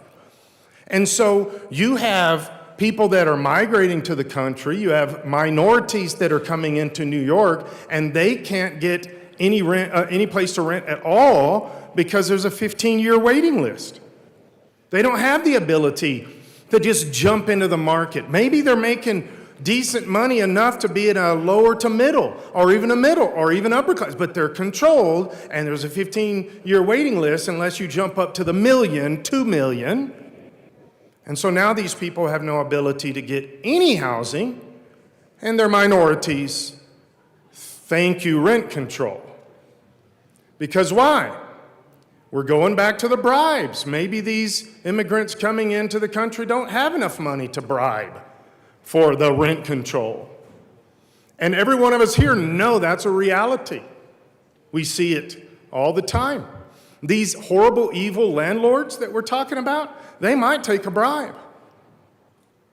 But they've already been put on controlled rent. So they don't have the ability to raise the rent to afford their building. So how do we solve this? In 1994, San Francisco's rent-controlled initiative controlled buildings experienced a 15% decline in tenants and a 25% decline in those living in controlled units. And I think we would all agree in this building, if we are wanting to look at very solid economic practices, we look to San Francisco. And San Francisco has rent control all over San Francisco. And we want to be like San Francisco, but for some reason, they saw a 15% decline and a 25% decline. So somewhere there, maybe I'm reading this wrong, maybe their economy just works different than the rest of the world. And so they're changing these apartments into condominiums. They're rebuilding the structures into office buildings. And so now, because of rent control, you have less spaces, which will always be the value of this. We saw this in many different major cities all across the world, that every single time you see a major rent control thing, there becomes less housing. Now, we don't want less housing in Colorado. And if for some reason we actually vote this in, every single vote would be attached to lower housing, not cost, but lower housing, less housing. So we can sign up on this bill to have less housing, not lower cost, because that's what rent control does. And in wrapping up, we say that in ministry ranks, means nothing. We've seen that New York City, after they instituted these, because New York City seems to be the example of how this has worked. Study of New York City found that rents in non-controlled units were 22 to 25% higher than they would have been without the presence of price controls. You say, what do you mean by that? When you put price controls, now again, this is economics 101. I don't see pencils out. You guys should be, I know what I'm talking about here. When we see economics 101, when you control one particular area, all of the rest of the areas are affected and they begin to change rent, they begin to change prices, they begin to control everything.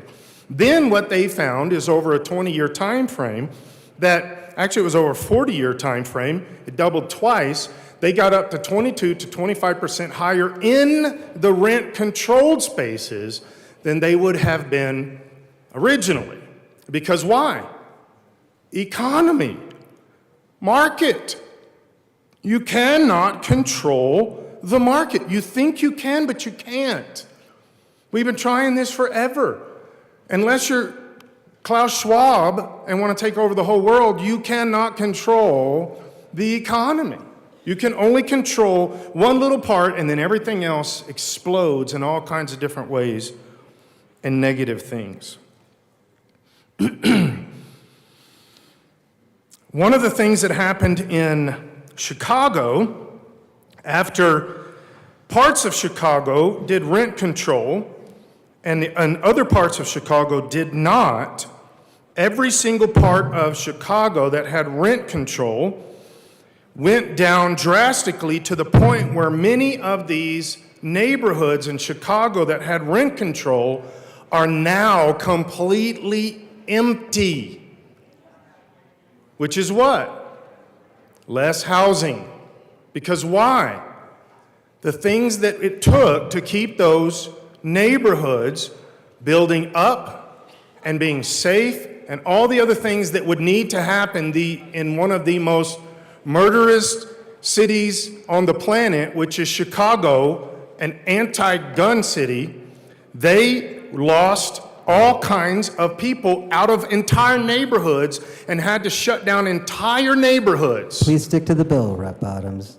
I don't think I can get closer. Well, they had to shut down entire neighborhoods because Sir, of rent Representative, control. gun control laws in Chicago are not pertinent to the bill. Please stick to the bill. So they had to control in these neighborhoods that I previously mentioned. They had to control the rent, and these rent-controlled places got so messed up that they had to shut them down completely, and now they're abandoned buildings. So which part of Denver, which part of Boulder, let's start with those two, which part of those cities would we like to see complete neighborhoods shut down? Because this bill will accomplish that.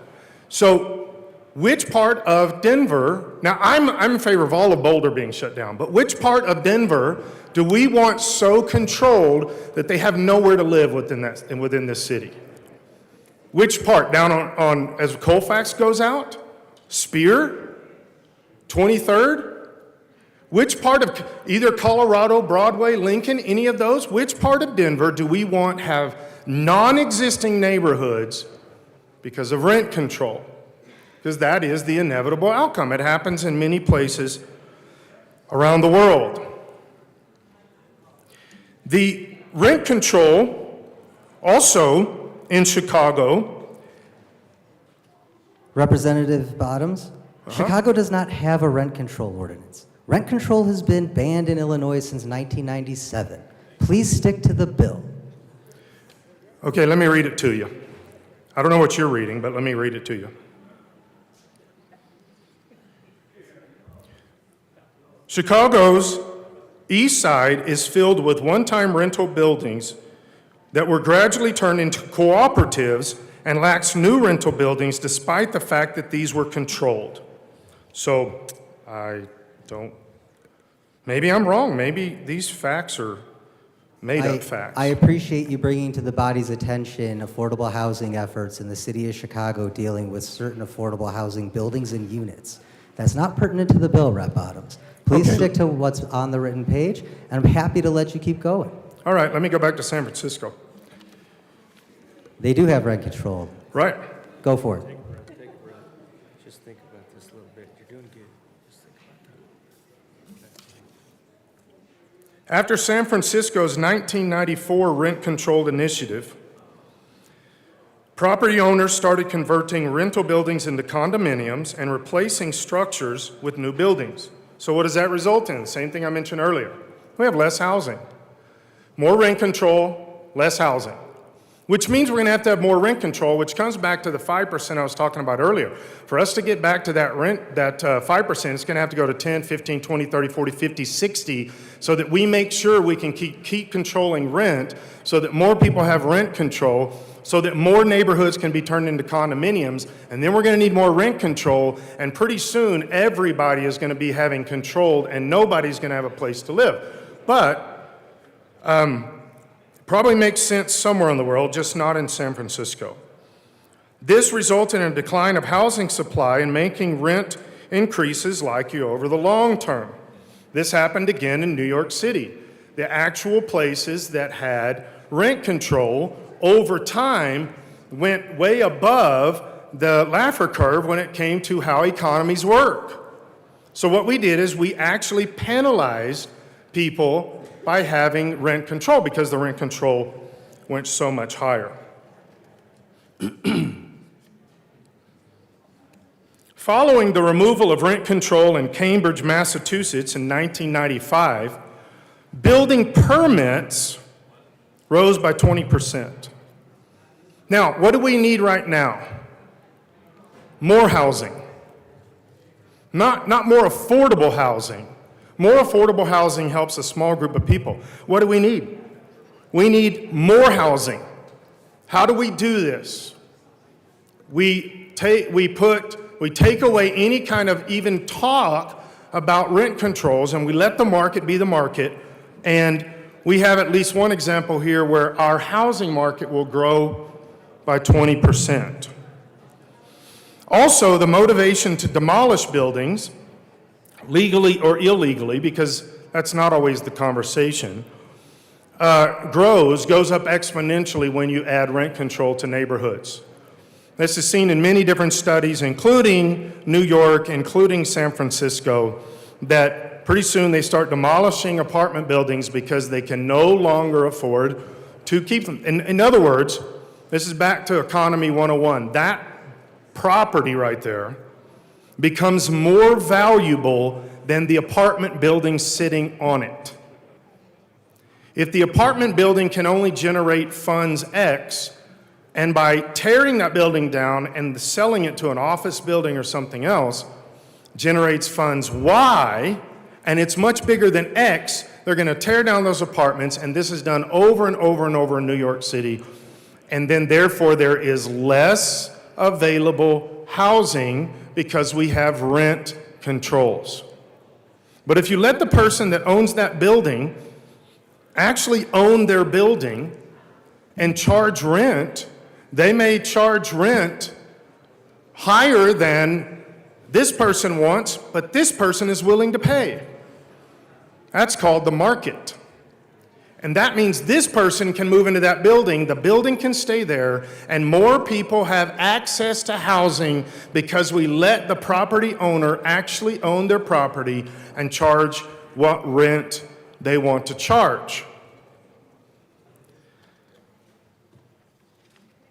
There is always the ability, and this is what is happening in major cities all over the world that have rent control, Stockholm is one of them, is it's actually cheaper for some property owners, building owners, when rent control comes in, it is actually more beneficial to them to let the building sit empty than to rent it out. Because some of the other rules and legislation that we're working on makes it difficult for property owners to actually own their buildings.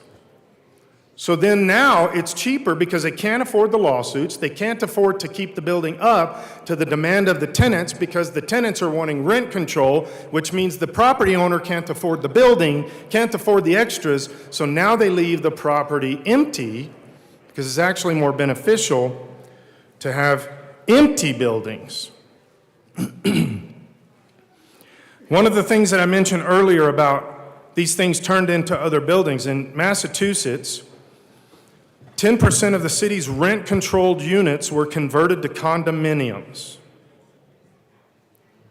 That means there's no longer the ability to rent that. This is less available rental property that is available to the community because rent control. Now, why? It's easier for them to make it into a condominium and sell it because they cannot make money on the rent. Because why? Rent control. When we control the rent, the person that owns the building, and I know we think these are these huge, massive industries that have so much money, millions, billions of dollars sitting around, but that's pretty naive to assume that. When they cannot afford to make money on that building, they're not going to rent it out. So rent control pretty much guarantees that. In San Francisco, controlled units were 8% more likely to become condos than non-controlled units. In Boston, 10% of the city's rent-controlled units were converted to condominiums. These are real numbers, real facts, real cities, real rent control results. One of the things that they have also done with studies with people that get into these rent-controlled spaces is now they feel like they're in the wrong space. So now they're trying to figure out, I can't afford to move somewhere because why? We all know what this looks like. The older you get, the easier this is to see. My personal economy has changed quite a bit as I've gotten older. That upsets my children because they don't know where all this money came from. I told them wisdom, experience, because why? One of the things that I help my children understand with wisdom and experience is rent control. When you control these kind of things, everybody is affected, and you can go to anywhere in any setting. Every one of us in this room knows what it looks like. Whatever space of life that you are in, you will maximize your resources within that space. You get a raise, even a hefty raise. It's amazing how quickly you begin to expand to that place of resource. So the same thing happens when we have rent control. Somebody goes into rent control. Now, because they couldn't go somewhere else, I mean, that still is not a legitimate argument to me. I don't see that statistically applied anywhere or pragmatically in my own life. I just rented something I could afford. I was one of those weird ones. And when this happens, we expand to our resources, and now you cannot move out of this space. And the government is good at doing this in a lot of different ways with us. We expand into that space. Now we are trapped within that space because we can't get out of that space. We've allowed our resources to be expanded to that because why? Rent control.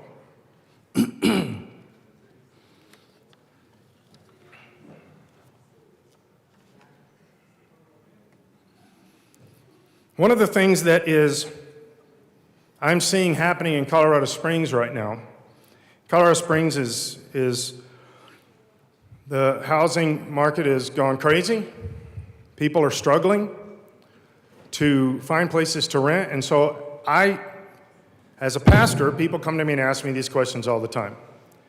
I try to help them as best I can. They say, well, we can't move into this house because rent has gone up this far. And it's interesting, older couples struggle with this, younger couples struggles with this. So when I say, okay, let's actually look at what you make and let's find a place that fits that budget. People get offended by that. Well, I deserve, I should, and that's a lot of the conversation driving the housing market.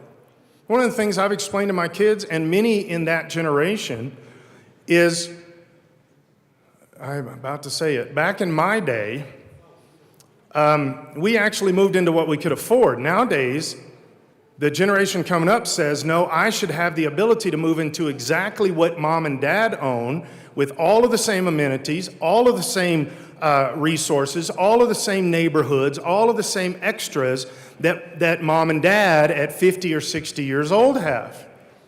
And so you have the conversation with the younger crowd and you say, well, maybe, here's an idea, move into what you can afford.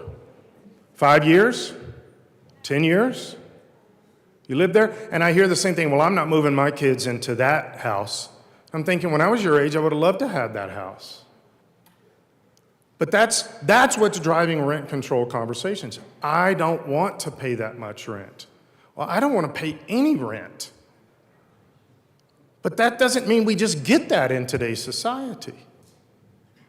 Why is the answer always, let's go to the government and make a bunch of rules from the government that controls the market, controls landowners, controls property owners for one reason, because you've got people saying rent is too high. Now, do I think rent is too high? Yeah.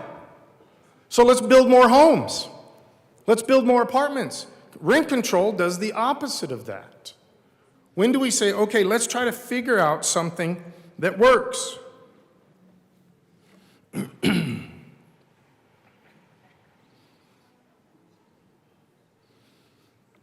One of the things that we see that seems to be even different in rural communities, as opposed to and I don't even want to say the city, because there's a lot of spaces in between rural and city. There's a lot of places in between the metropolitan mentality and rural. There's actually a lot of degrees to that, and I've lived in many of those.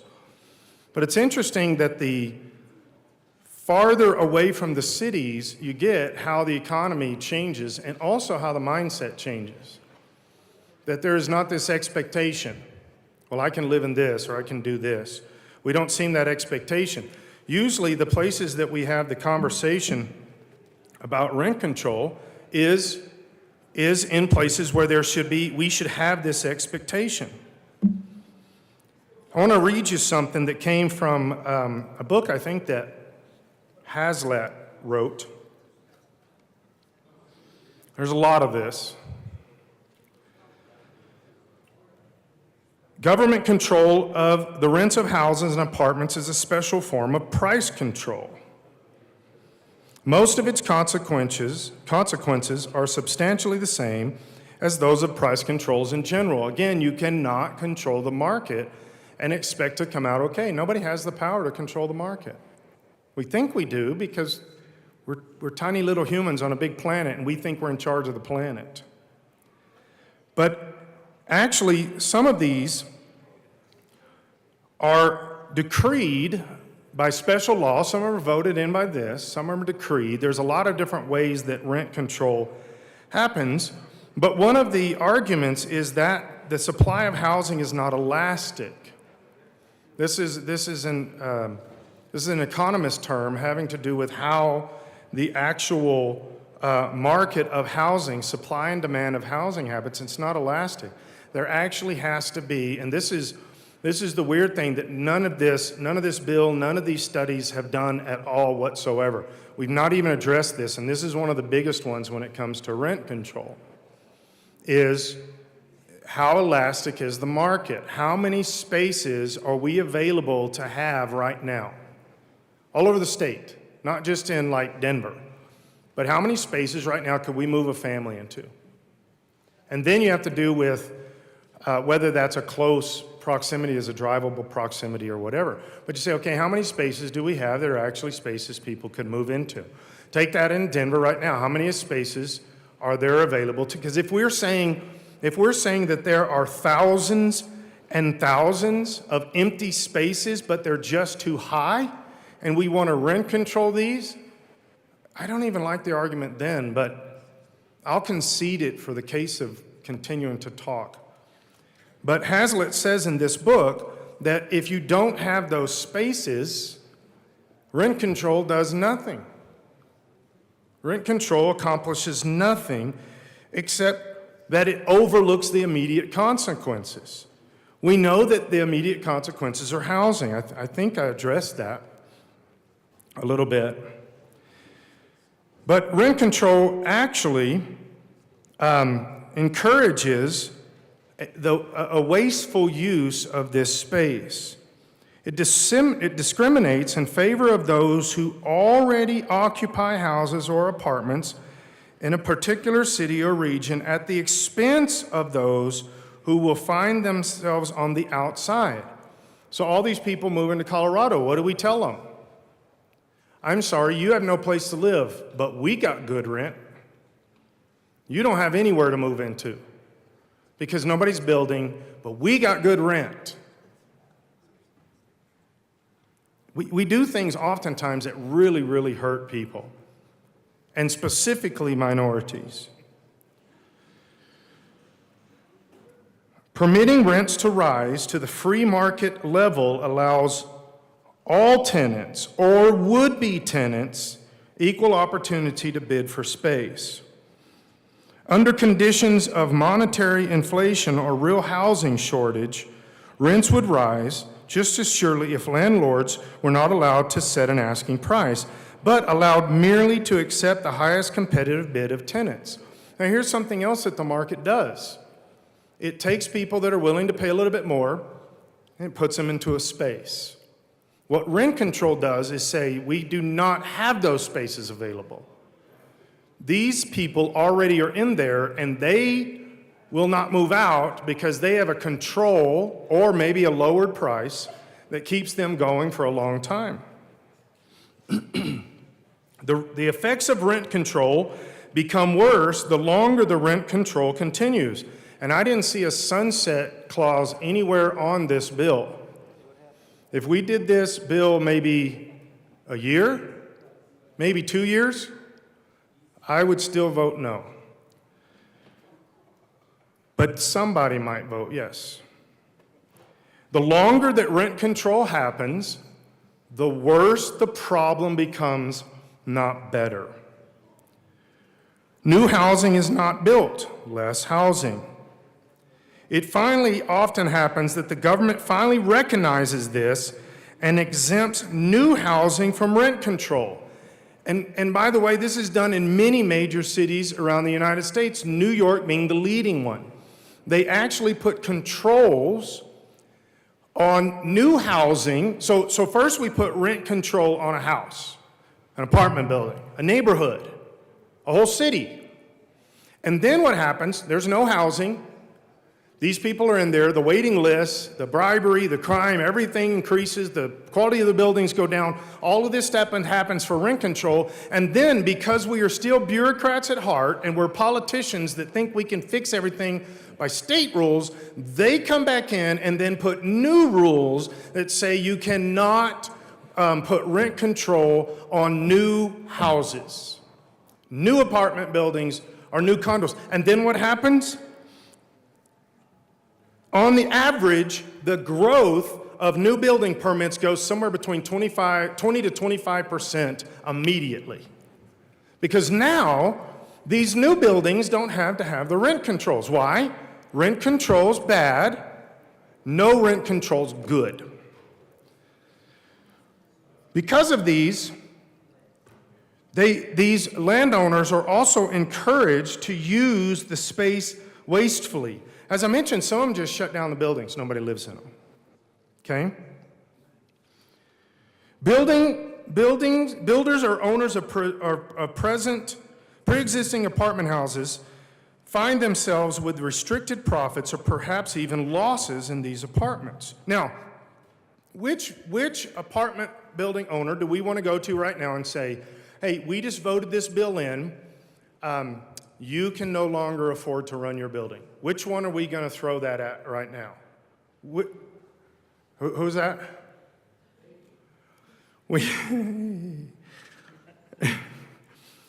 That's what we're doing. We're basically saying to these building owners, you're not going to be able to afford your building anymore. So let's make a list of these apartment owners and tell them, we just voted in rent control. The ability that these apartment holders, in fact, I just went to an apartment just a few blocks over here, 14th floor, went into the apartment. It was amazing. They had just recently remodeled it, all of this stuff. It was beautiful. Why? No rent control. No rent control. All of that stuff could happen. The rent control laws, among their other effects, create ill feelings between landlords who are forced to take minimum returns or even losses, and tenants who resent the landlord's failure to make adequate repairs. And another thing that they found in the New York study was that the tenants started disliking the landlords because they didn't lower the rent more often. Okay.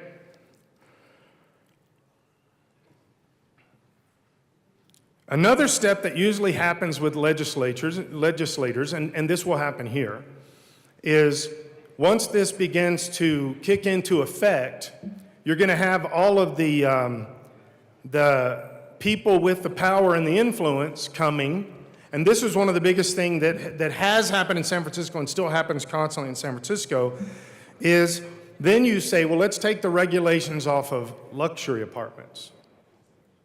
So if this apartment is a 1.5 million or above, it doesn't fall into the rent control category. I don't like crony capitalism under any circumstance. I don't like the fake capitalism. I don't like fake markets. That's still messing with the markets. Why do we want to put in a law that is going to directly help the ultra rich? Not even the rich, but the ultra rich. Because why? They're going to come back to the same lawmakers and say, hey, you guys made these rules. Now, how about you help me a little on the side here? How about you do this with me over here? Now you've got a whole different level of dishonesty in the economy. It's happened on all kinds of different levels. The result of this is a comparative encouragement to the repair and remodeling of luxury apartments and a tendency for what the new private building there is to be diverted into luxury apartments. So now you have all of these ultra nice places and they're at a premium and they're being built, but the average housing for the average person is not being built. Why? Rent control. That's why that's happening. But when you take rent control off, the incentive goes immediately up to do what? Produce dwellings, apartments, and rental properties for those that are lesser, those that have less money, those that we use term like disenfranchised. This helps minorities to get a place to live. Rent control attacks minorities with the control system. Then you have larger and larger neighborhoods that are being turned over to what we're seeing again in New York City is, I think the term is slums, like these horrible neighborhoods where everything is horrible. Because why? Rent control.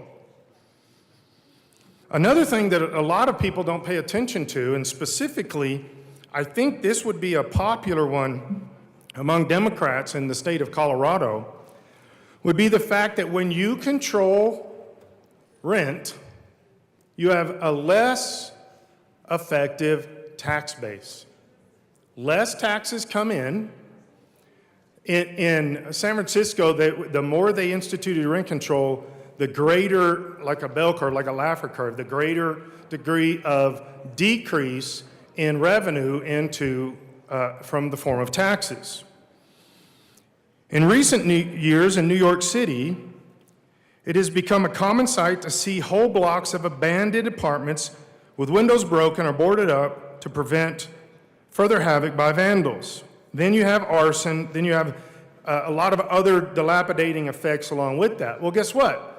Those are no longer taxes going to the city. So now the city has less revenue to do what? To then in turn turn around and try to help the people that don't have the rent, the ability to have a place to live and to rent these places. You have less taxes, you have less revenue, you have less ability to help people, and all of this is affecting whom? Those that are disenfranchised, minorities, and also in addition, the poor. Many of those are directly attacked by these policies because now, and this happened, this study was shown in New York City that they had a huge, I saw a percentage here a minute ago, a huge shrink in taxes because of this.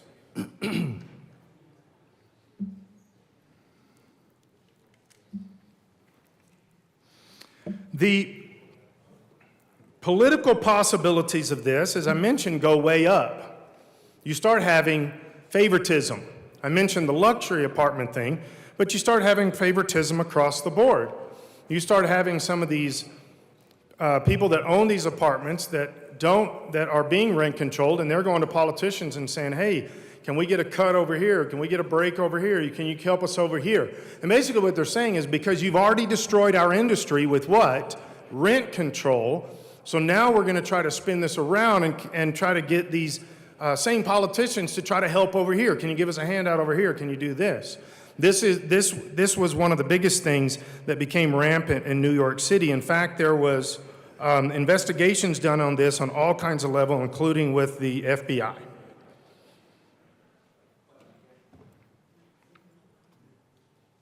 One of the crazy ironies of rent control also is the draconian effects, that this is unjust, that you have a small group of people in comparison. In fact, when I met with a couple of different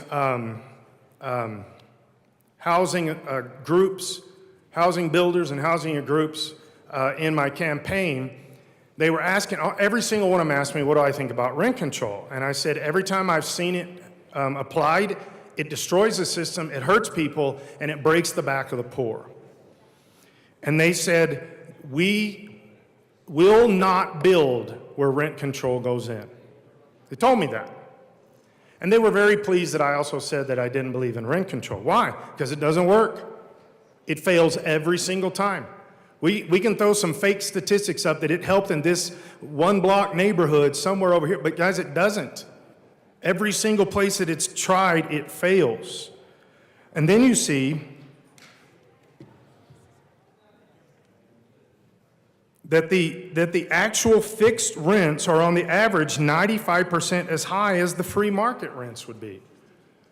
So how much is that even really helping? We're putting these rent controls in, but how much is it actually helping? In summation, the more unrealistic and unjust the rent control is, the harder it is politically to get rid of it. And again, I did not see anywhere in here that we have a sunset on this. There's no sunset. So how long do we do this rent control? If we control something now and rent and housing costs and rent doubles in the next 10 years, that person still gets that rent at that control because we already established we will not abide by fair market value. We already decided that. We voted it down. So how long do these things last? Again, usually what has to happen is the legislation has to be presented again that begins to change some of the rent controls because it is destroying our city, no matter what city that is. Point 2. Well, I'm going to wait on point 2 for just a few minutes, and I'll get back to point 2 of my 10-point system. Representative DeGraff. Thank you, Mr. Chair. It's a frustrating day knowing that this bill will pass and that reality will have absolutely no impact on the outcome. As a calculus teacher, every day I would have to remind my students that the laws of wishful thinking don't apply. The laws of wishful thinking also don't apply to economics. This plan has been tried. This plan has failed 100% of the time. But why learn from history when you can live it? This is just a further example that there is no problem that the government cannot make worse with a solution. It does accomplish the socialist goals. It keeps the rich rich, keeps the poor poor and dependent, and it eliminates the middle class. That's all this bill does. It eliminates housing. This is a tool. This is a sledgehammer. This is a sledgehammer being used to fix a watch. It can't be made a good idea. If you want your constituents to be able to keep wealth, if you want your constituents to be able to grow wealth, here's a novel idea. Stop taking it. We tried to stop this body from implementing more bad rules, more bad laws, 30 days early, save the constituents a lot of money. But the freight train of good ideas is going to go unchecked. In the free market, everyone benefits. Everyone benefits in the free market by looking after their own best interest. This forced market as has been demonstrated by history over and over and over, benefits no one. Well, that's not true. It does benefit the politicians. The politicians, Thomas Sowell does recognize that it does benefit the politicians because they can go to their constituents and say, look what I'm doing. Don't look at the results. Look at what I'm doing because I feel good about it. But you could stop spending their money in this body. You could stop raising their taxes. If you want rent to go down, we could stop raising property taxes. We could do something novel that only 19 people in this body are interested in, and that is allowing our constituents to keep more of their money. We've talked about affordable housing. Affordable housing only means that it's 30% of your income. And there's lots of places that are building for 30% of the income. They're building houses to only be 30% of income of very high incomes. So affordable housing can be a very expensive house. These ideas don't help the lower parts of the economy like they're promised. Obviously, what was promised is that rents were going to be cut in half and dialed back. And that is obviously not going to happen. Then what? Then we're going to legislate some more. And we'll have the hammer in place to do it. And we'll just keep hitting people. And the beatings will continue until morale improves. We talked about the building slowing down. Right now, talking to realtors in Colorado Springs, there's only building that's going on that was permitted prior to COVID. It hasn't happened. I'd say building is probably slowed down based on the November elections and knowing that the majority in this House was going to be crippling small economies, small business, any business. It's been made a point that this is going to give the tools to the towns to solve their problems. Let's go back to the Constitution. The individual is the sovereign in our Constitution, not the township. The township is over the state, certainly, but the individual, it's up to the individual to make it. Every time the government gets into this sort of thing, it creates more problems. Again, there is no problem that this body cannot make worse with a solution. And just about every single time, it will make it worse. A market determines the value of something in a way that not even the supercomputers can, because it is the calculations of 1 million people simultaneously. And there is no controlled economy that has ever worked. The only thing that a controlled economy does is create a black market. As my colleague recognized, Thomas Sowell points out that in New York with rent control, there are fewer places to live. There's significantly fewer places. Now, Thomas Sowell, he started off as a socialist, and then what changed him was reality, or facts, as he said. I lived in New York for a year, interesting place, during grad school, and I recall hearing on the news on not too uncommon basis the entire front of a building falling off or a building collapsing. Why? Never thought about it in terms of rent control at the time, just the degradation of buildings that are unkempt because they can't be afforded, and so they're just left to dilapidate. That was a common problem. So limit your spending. Solve the problems that you can solve. You're not going to solve the market. Another mathematical certainty, and mathematics are great because they model reality, and that's what they're good for, is that a population has a carrying capacity. It's going to reach a certain mark, and then it's going to level off. Prices on houses help maintain that. When we create when we remove those actual barriers, we create unstable systems. And now we want to try to fix it, and it's not going to fix it. You're creating an unstable system that is not going to encourage building. It's going to discourage building. It's going to encourage rental units being turned into condos. Now, instead of being a unit that can be turned over rapidly, one after the other, you can move in. We talked about it earlier today. 60 days later, you can move in, you can move out. You can move in, you can move out. With a condo, what do you have? A condo, you have a realtor, you have a 6% fee. Now you all of a sudden on a $200,000 condo, you have a $12,000 fee that is associated with it. And then if you sell that in a year, then you have $12,000 more. It's great for that market, but it doesn't do anything for the property values.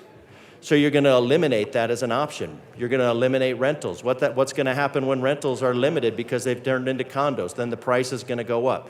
Why are the prices of housing up? The price of housing went up because the fuel prices went up. The fuel prices went up, inflation went up, and lots of big corporations swept into these cities to buy up the units. So they come in and they buy up the houses. Why? Because houses are real property, and as inflation devalues currency, the property, it stays the same, and that's how they maintain their investment. But now these are no longer owned by individuals. These are owned by large corporations, and they're owned by large corporations as part of their bond packages and all that. So once again, the problem that we're facing is a problem that was created by legislature. 100% created by legislature. What happened? Why are the energy prices high? Well, because we artificially restricted hydrocarbon use. Why did we restrict hydrocarbon use? Because 1 part in 10,000 of the energy in the atmosphere is related. It is related. This is problems that you're creating. This is problems that you are creating. The Energy and Environment Committee created this problem by driving up energy costs, which drives up housing costs, which drives these properties out of the market, which creates an artificial barrier for people to live in. And so what we're going to try to do now, and what we'll be doing here in a little while when we exhaust ourselves, is that this body will vote as they've already determined, because that's already been determined and you've already got the votes. We're just trying to speak a little truth into the void, that's all, because this idea has failed every single time. Every single time. There are no examples where it's... Why not development? I'd say again, because of the elections and obviously what's going to come with the good intentions. Why has also rent gone up? My colleague talked about it because of amenities.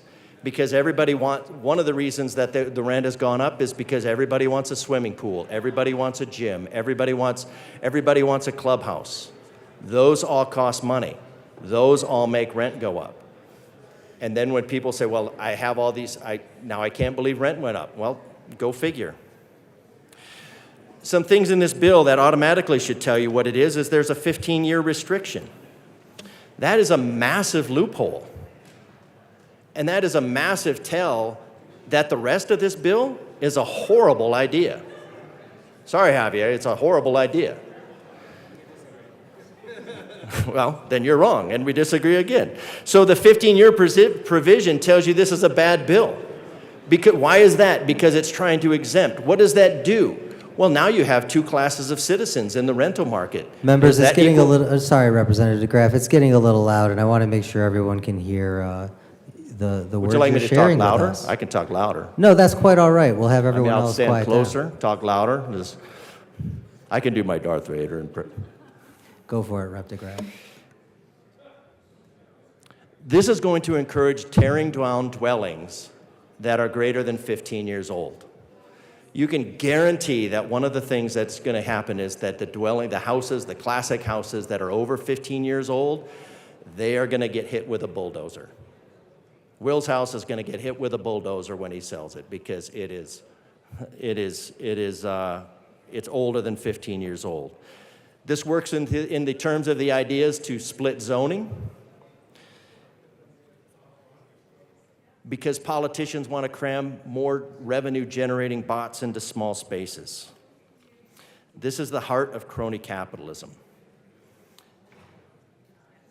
What is wrong with rent control? Economists who deal with reality overwhelmingly agree that price controls and rent are inefficient, counterproductive, and lead to serious negative consequences. Rent control removes financial incentives for developers to build new housing units. Again, You are not creating, that is just going to limit the supply, which is going to drive up the cost. Rent control discourages developers from new rental houses, which is crucial for restoring the balance between supply and demand in local housing markets. Fewer rental units and higher prices, consumers bid up the price in artificially scarce units. With limited ability to recover operational costs, owners postpone and reduce investment in maintenance and improvements in rent-controlled property. Over time, this lack of investment causes deterioration of these buildings, eventually leads to the loss of critically needed housing. There are areas in every town. Some of them are dilapidated now because the school's failing and people move out of the school zone. I tried to address that the other day. And the property values plummet. The tax base goes down. The school fails even faster because it doesn't have the revenue to generate. To preserve the quality and value of their properties, owners may convert rent-restricted units into condominiums. We talked about that. That's inevitable. Somebody is going to find a way. They're going to tear it down. They're going to turn it into condominiums. Does that meet our energy goals? No, because the cheapest house is the one that's already built. The cheapest house out there is the one that's already built. So if you tear it down, which is what's going to be encouraged, now you just have material costs. Why are those material costs high? The material costs are high because of the fuel. Why are the fuel costs high? Because legislative bodies like this declared that they should be high by artificially restricting them so they can favor a pipe dream of electrification. Rent control costs local governments critical revenue as the assessed value of rent-controlled properties decline without the property taxes to generate. Rent control laws are not income targeted, allowing anyone along the income spectrum to take advantage of those restrictions regardless of need. Housing development, rehabilitation, maintenance, generation, and significant economic benefits in terms of job creation, wages, and overall outcome. Rent control eliminates most of the benefit of a rental housing activity and rental house is significantly reduced or eliminated. These are just all historical facts. These are all historical facts. These are all historical outcomes that have happened over and over and over again. What happens? What happens when you decide to throw off the constraints of history? Well, that's what they did in the French Revolution, and they said, we're too smart for history. We don't need to learn from history because we're smarter than that. And they literally and figuratively lost their Please heads. stick to the bill, Representative. The housing policy of one local government impacts the housing prices of all its neighbors within commuting distance. When one local government enacts a policy that artificially limits available rental housing, like rent control, consumers are forced to go elsewhere, bidding up the price of housing there. We're seeing that how? We're seeing that because of all the Californians fleeing. 700,000 have left more than went in. They're coming here. Unfortunately, they're bringing California here, and they are creating a demand on the housing market because they're fleeing California and other places. They're coming here, driving up the market, and we're trying to react to a short-term problem. Communities without a rent control. So what would they do?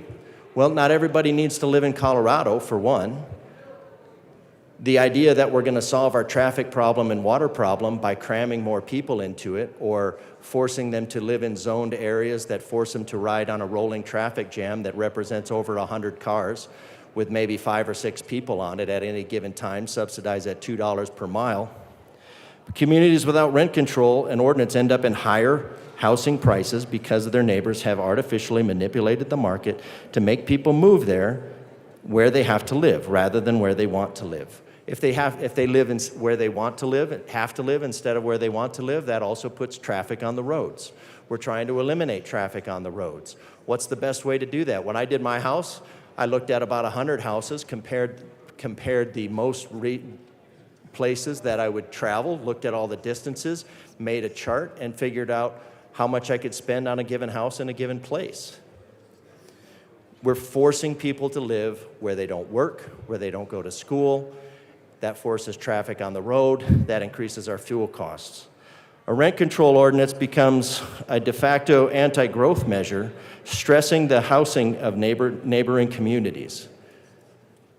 So, just for the sake of history,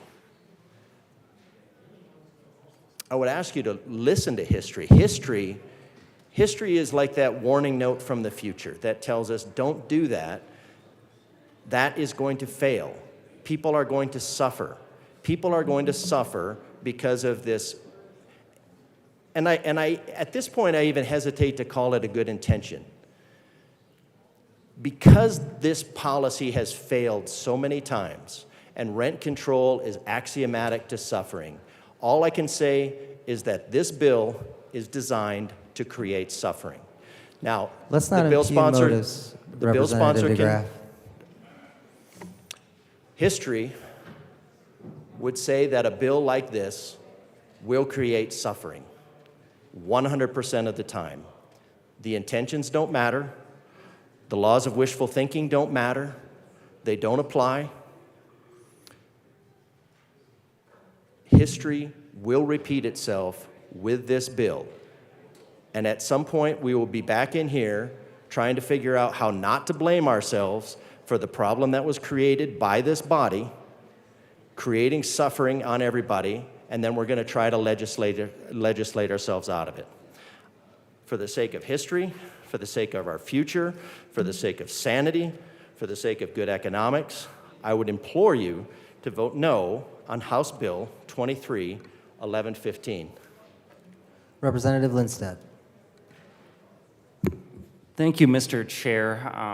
And I actually come up here to agree with many of my colleagues about the concerns towards new development. That's why in committee we added a cap, we exempted new buildings, and we ensured that every single unit will be treated the same. I also want to remind my colleagues that the core tenet of this bill is local control. I don't think most communities will even utilize this tool. Some might, some resort communities might in one way, some communities that maybe just went through a natural disaster that damaged a lot of housing stock might use this in a temporary basis to stop displacement. There's a whole lot of ways you could utilize this tool, and that's why this bill will grant those communities this tool so that they can do what's best for them while having a meaningful floor so that those disruptions to regional housing stock are minimized. So there's a lot of thought that went into this. I urge an aye vote, and appreciate your time. Representative Bradley. Thank you, Mr. Chair. I have also received hundreds of emails opposing this bill. I also have a bill that people are opposing, and as a legislator, I've decided to take a step back and do some more stakeholdering. And sometimes I think that's the best bet, especially when you have so much contention. I think that's responsible leadership. I'm going to read an email from one of the very, very many emails I've gotten from a landlord. Small landlords in Colorado have major concerns about the negative impact repealing the prohibition on rent control could have for landlords and tenants alike. We are opposed to these prohibitions being removed. A lot of new research exists which examines how rent control affects tenants. While rent control appears to help current tenants in the short run, in the long run, it decreases affordability, fuels gentrification, and creates negative spillovers in the surrounding neighborhoods. Rent control can have several negative impacts, including reduced incentives for landlords to maintain and improve properties, which can lead to deterioration in housing quality over time, reduced supply of rental housing, as landlords may choose to convert their rental properties into other uses or sell them, leading to a shortage of available housing. Distorted market prices can result in long waiting lists for rental housing and favoritism or discrimination in allocation. Inefficient housing allocation, as rent-controlled units may not always go to those who need them the most, but to those who are better connected, have higher bargaining power, or occupy units illegally. Rent control policies may decrease new housing construction, making it harder for people to find affordable housing in the long run.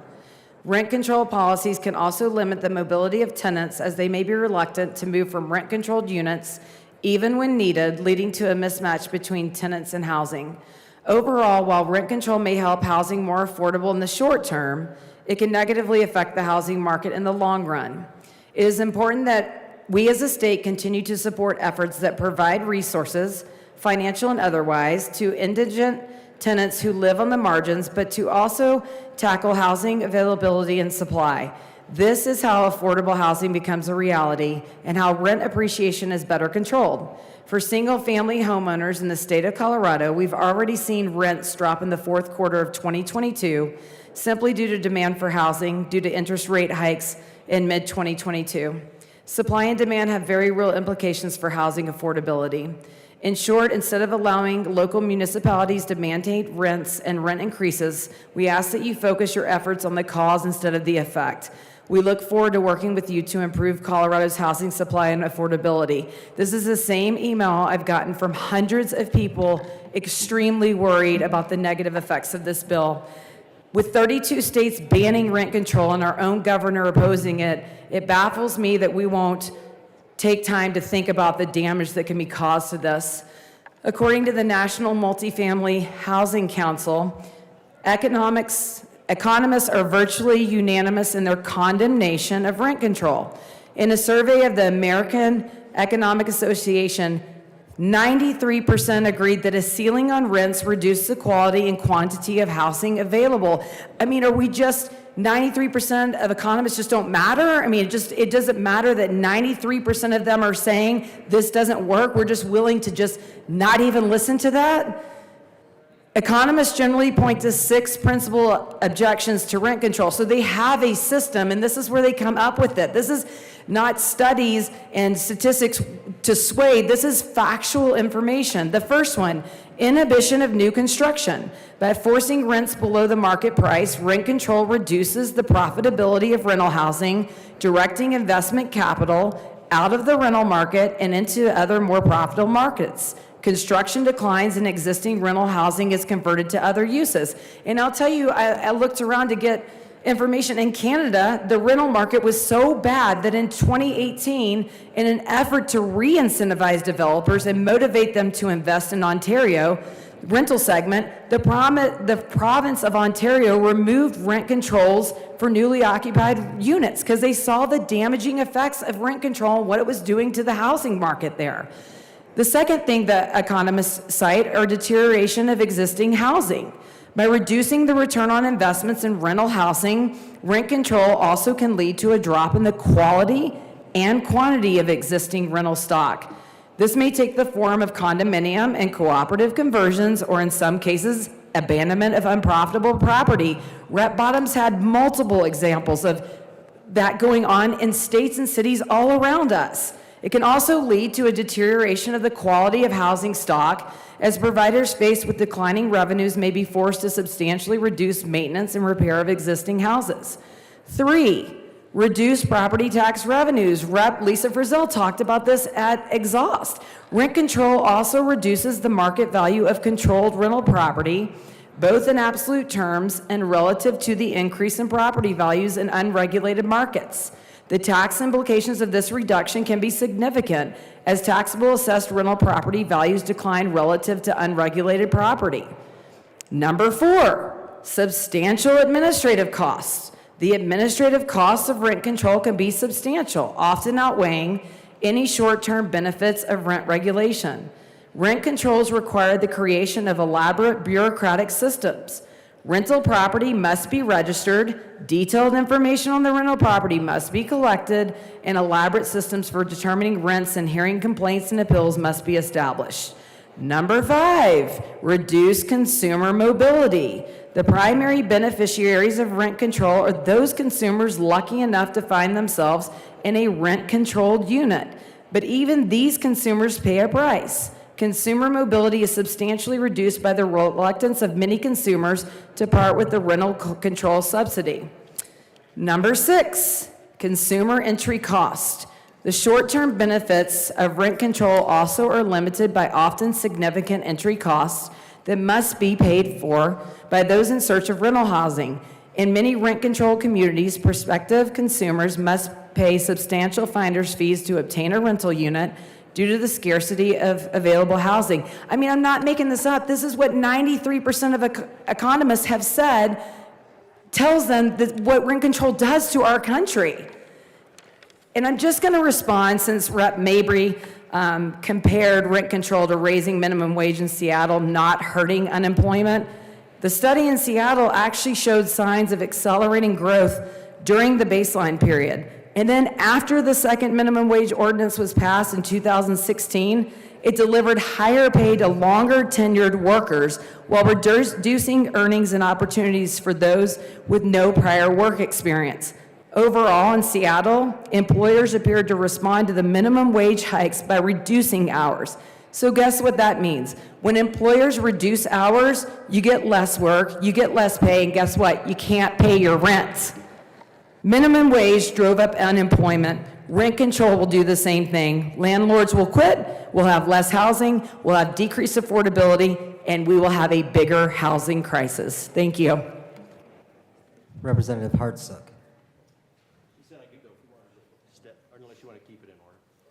If we were going in order, Vigil was next, and then I'm happy to go back to you, Rep. DeGraff.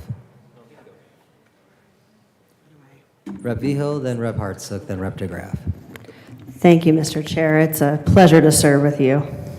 Pleasure to serve with you.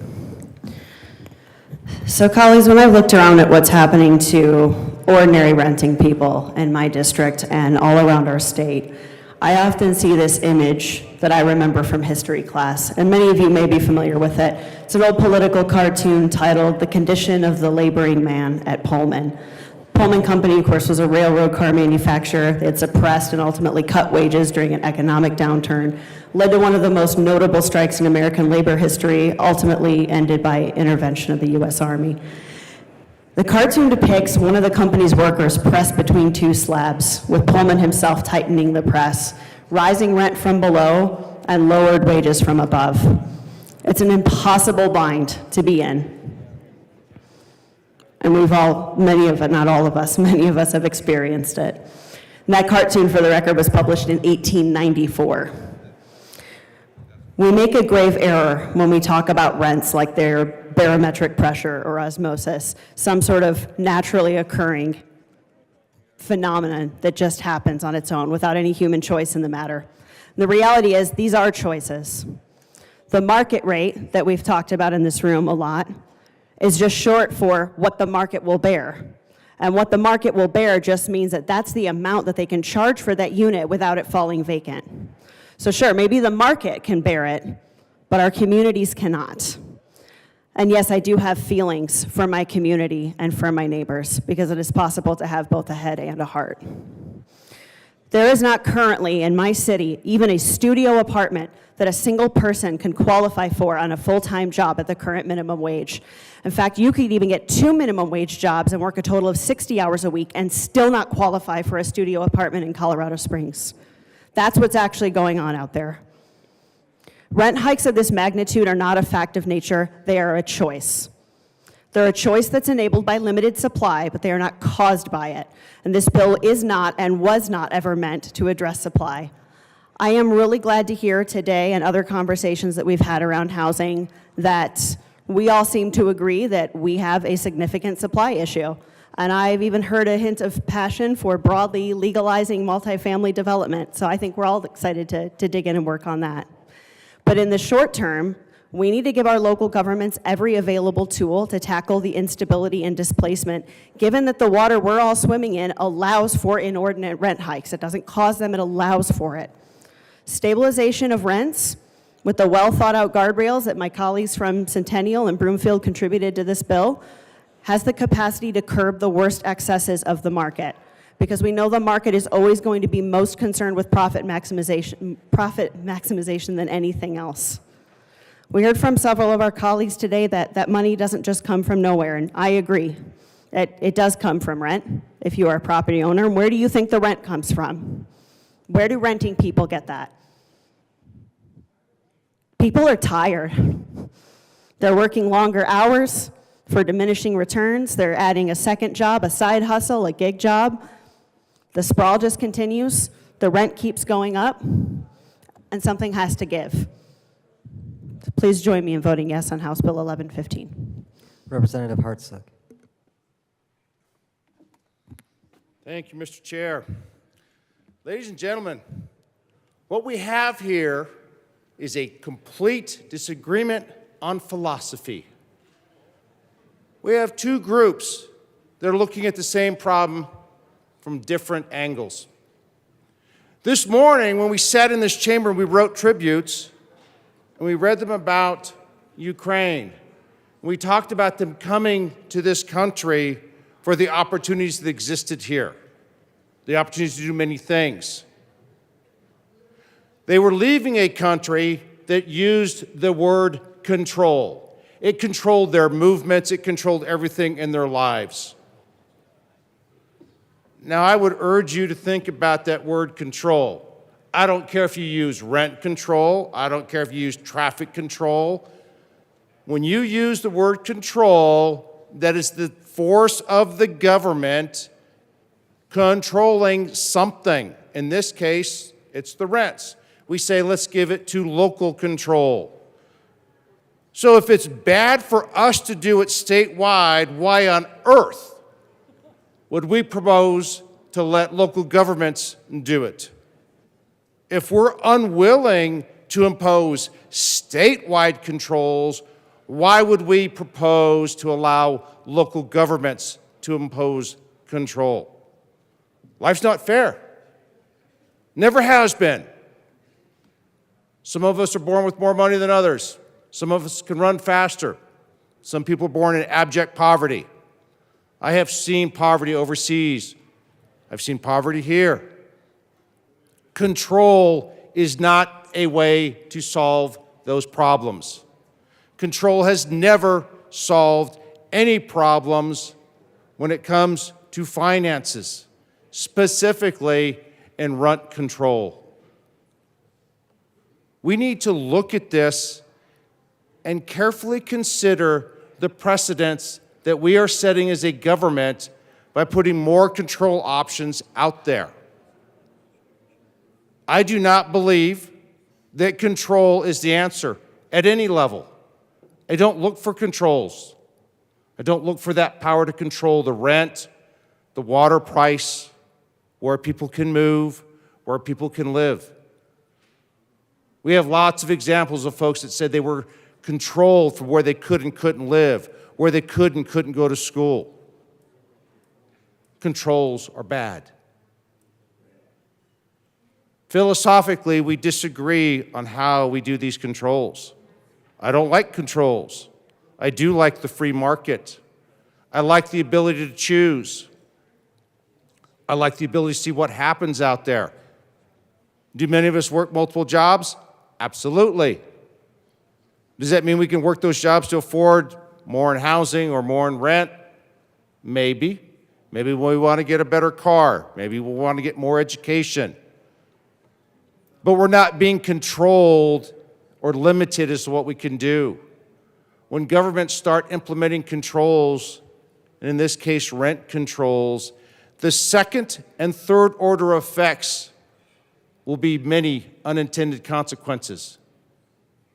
And I would urge you to look down that road before you take that leap and vote for this. I would encourage you to step back and vote no, and let's think about this, of how we can offer people better opportunities to grow versus controlling them.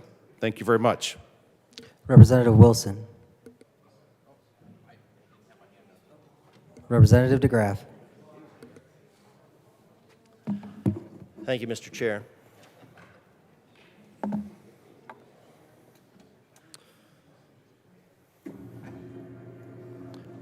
I don't know who keeps messing with this thing.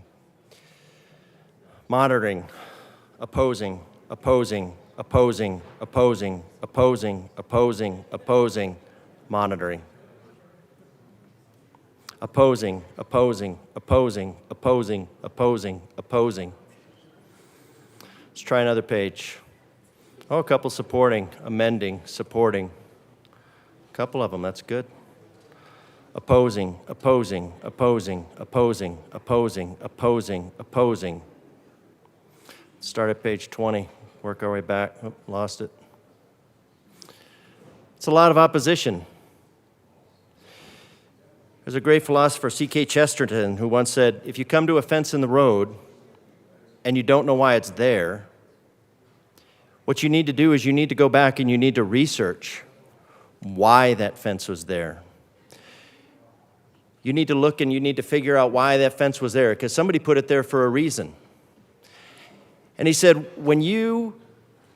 after you've gone back and you've looked at and you've discovered the reason, and you've made a really good argument for why that fence should be removed, maybe I'll let you remove it. Because there was a level of wisdom that went into that decision. There was a level of wisdom that went into this decision, probably back when this was a deliberative body. And the point was that they put a fence in the road. And they said, do not do rent control. Do not do rent control. Why? Probably because they knew then what we knew now, what 93% of the economists that are vested in the reality of economics know, and that is rent control doesn't work. Do people have to work 2 jobs? Yes, people have to work 2 jobs. Why do people have to work 2 jobs? You. The people in this room are the reason that people have to work 2 jobs. Stop spending their money.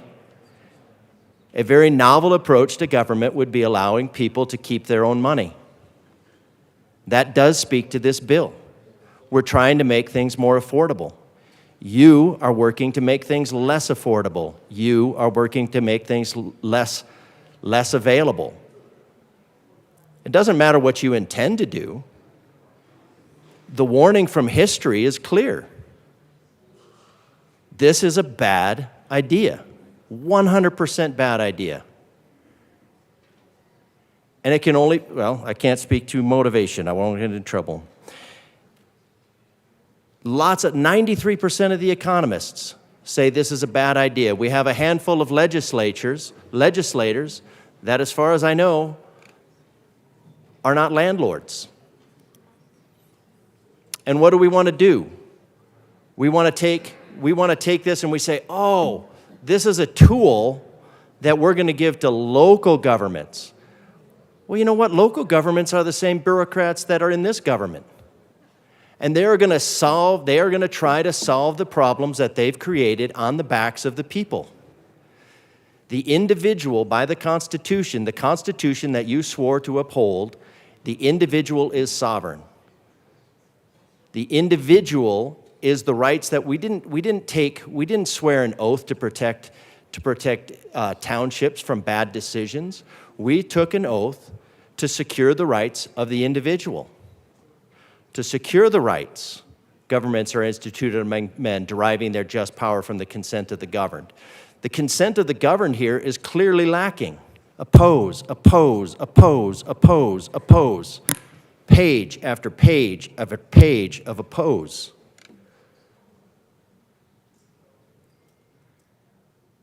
This is not a good idea. This is not personal.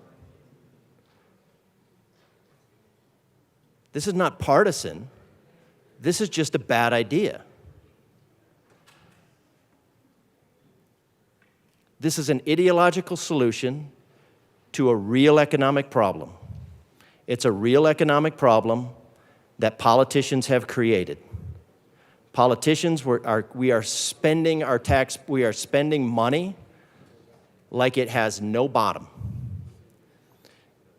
like it's a continuous font, and we can just frivolously spend money. And then we go, why don't the people have money? Why can't they pay their rent? They can't pay their rent because of what this body is doing, because we're not securing the rights of individuals. We're trying to be the helicopter parents and make sure everybody gets a participation trophy. There is such thing as individual responsibility. There is such thing as a carrying capacity. Maybe Colorado has met it at this point. If Colorado doesn't have the houses, what's going to happen? Well, some industries will probably move. Some will go someplace else that has a cheaper standard of living. Some things that we could do is we could lower the cost. We could do something that would be significant and that would be to open up the restrictions on all of our hydrocarbon use. Hydrocarbon use has zero effect. You want to, Representative Snyder, if you want to drive down the prices, you have to drive down, the energy is where the prices are. Energy is what runs an economy. Energy is what runs the jobs. Rep. DeGraff, let's avoid addressing anyone personally. Oh, well, he looked back like to he the wanted bill. my attention. I was giving him my attention because he was signaling to me to call on him. Okay, I recognize just that. thought he was paying very close attention to your riveting presentation. It was Back to the riveting, bill. and I appreciate your appreciation. Back to the bill? To the bill. What's the bill? Oh, rent control. Rent control. We're talking about rent control. We're talking about rent control. We're talking about controlling people's lives. We're talking about meddling in the economy. This is not something that controls the worst aspects of the free economy. This is something that imposes the worst aspects of a forced economy. Every single time. Every single time it's tried. You cannot say at this point that these are unintended consequences. The consequences are intended. The consequences will be that there will be less housing. There will be more expensive housing. Will you recognize it then? Will this body recognize it then? Absolutely not. We'll blame something else. We'll blame something else. We'll pass some more legislation. We'll impose more restrictions on the taxpayers. And we will work to do everything we can to squeeze blood from that turnip. The individual is sovereign. This is not a tool. This is not a tool to help local economies solve their problems. This is a tool to control individuals. This is a violation of economics, and this is a violation of the Constitution that you swore to uphold. Ready? Vote no on this horrible bill. Thank you. Rep. Wilson. Thank you, Mr. Chair. You know, I've heard a lot about this being local control.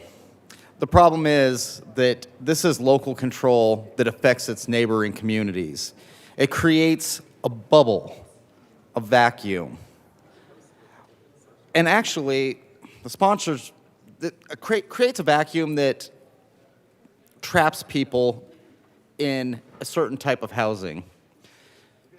The sponsor mentioned that's a good thing to be trapped in your housing, in your apartment complex, not able to get to the outside world because the prices on the outside world are too high. So you're stuck there.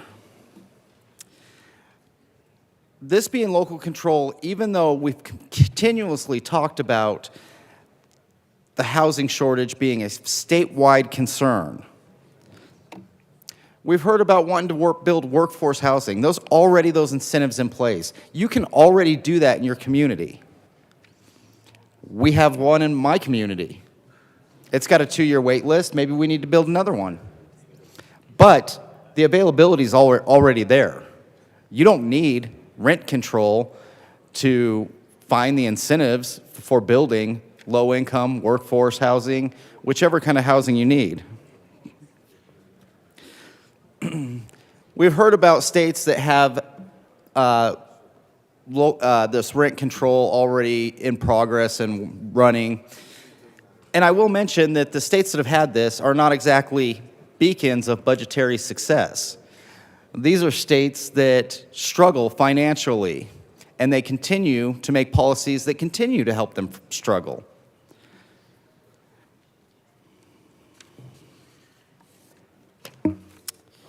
Steadily rising house rents in many of the U.S.'s large productive cities have reignited the discussion whether to expand or enact rent control provisions. Under pressures to fight rising rents, state lawmakers in Illinois, Oregon, and California are considering repealing laws that limit cities' ability to pass or expand rent control. While rules and regulations of rent control vary from place to place, most rent control consist of caps on price increases within a duration of a tenancy, and sometimes beyond the duration of a tenancy, as well as restrictions on eviction. New research examining how rent control affects tenants and housing markets offers insights into how rent control affects markets. While rent control appears to help current tenants in the short run, in the long run, it decreases affordability, fuels gentrification, and creates negative spillovers onto surrounding neighborhoods. Again, like I was just saying, this might be a local control thing, but it affects your neighboring communities.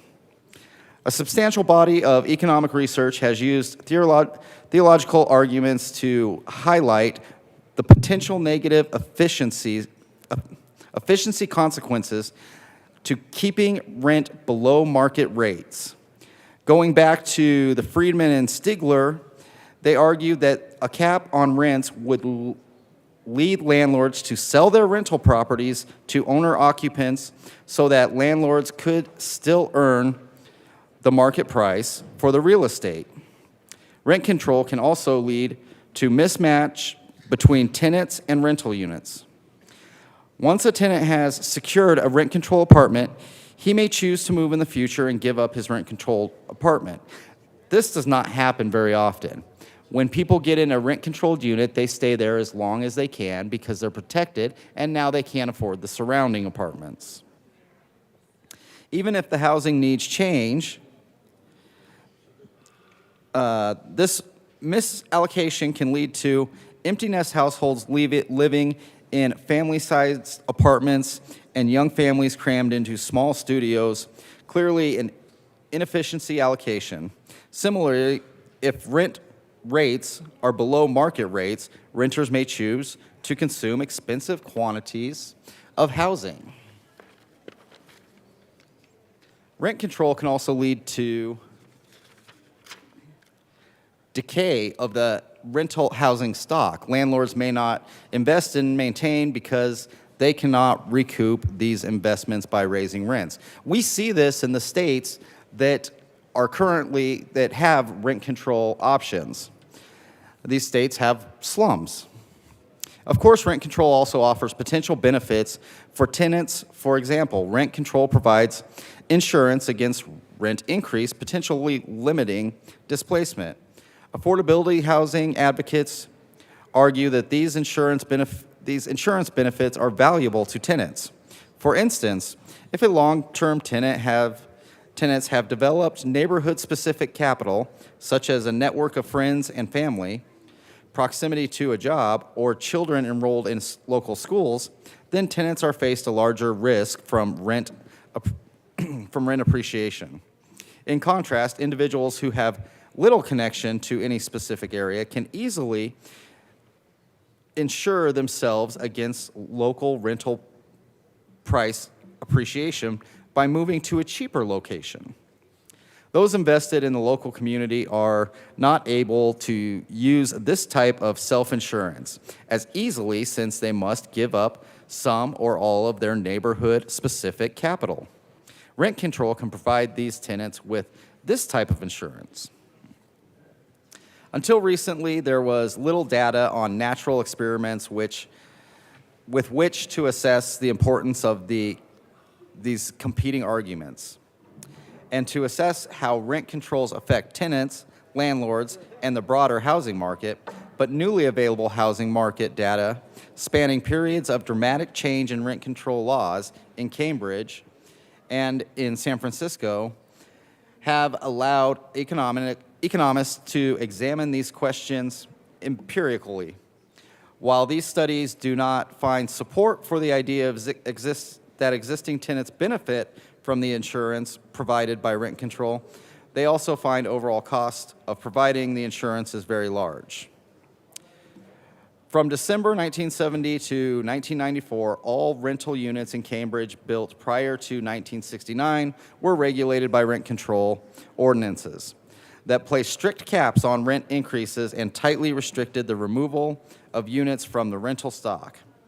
The legislation intended of the rent control ordinance was to provide affordable housing, and at the eve of the rent control's elimination in 1994, controlled units typically rented at 40+% below the price of nearby non-controlled properties. In November 1994, the Massachusetts electorate passed a referendum to eliminate rent control with nearly,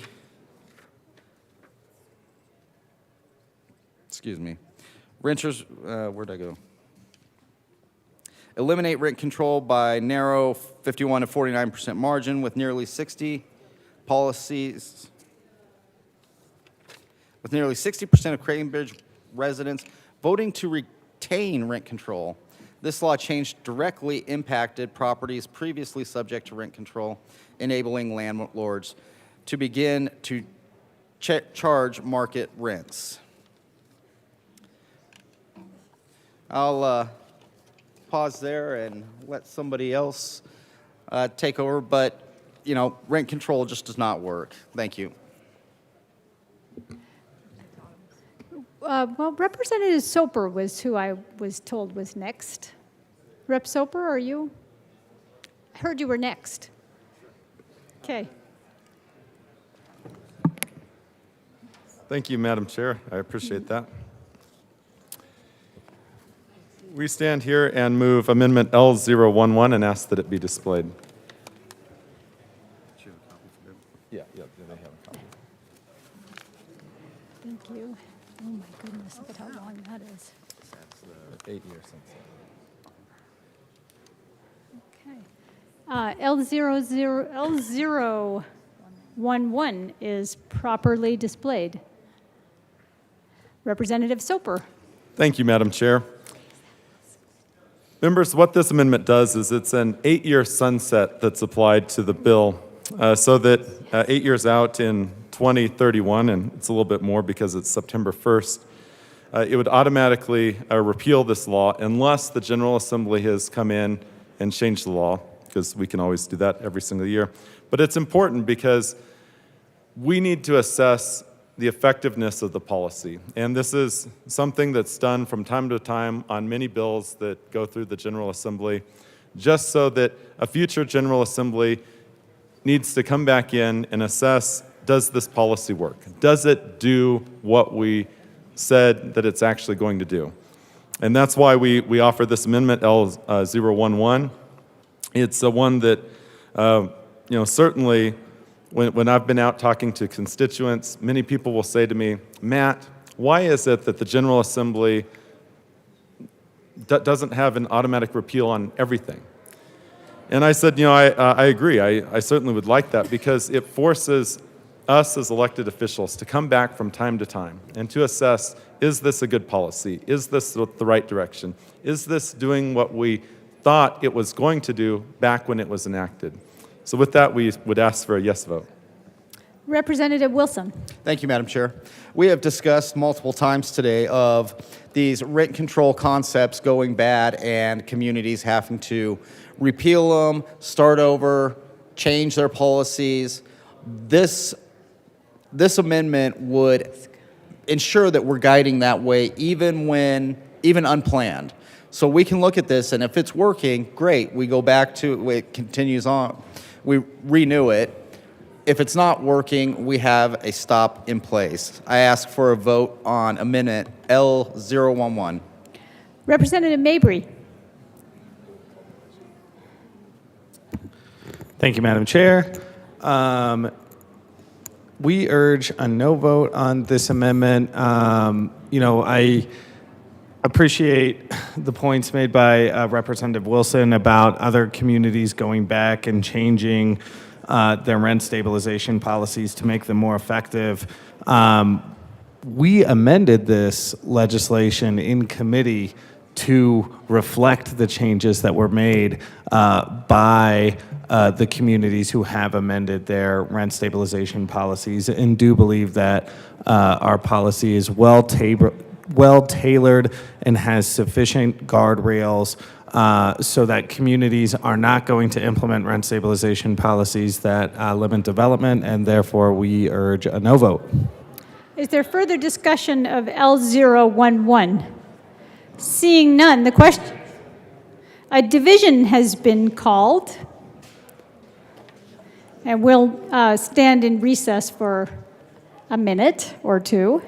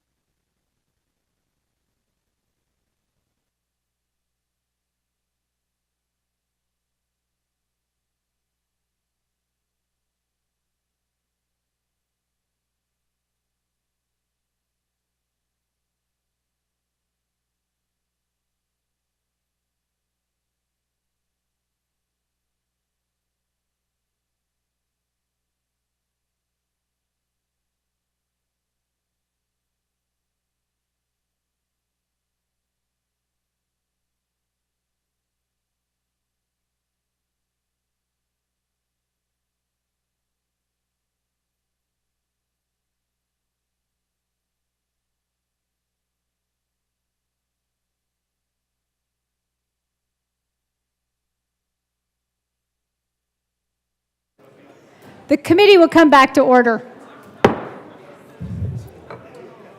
A division has been called. The question before us is the adoption of L011. A division has been requested. All those in the chamber not entitled to vote, please be seated. All those, let's give you a minute to please be seated.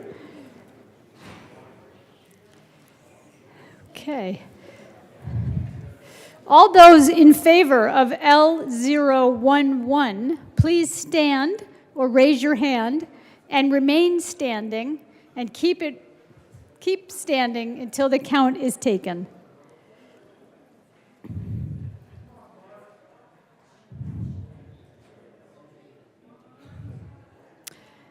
All those in favor of the amendment?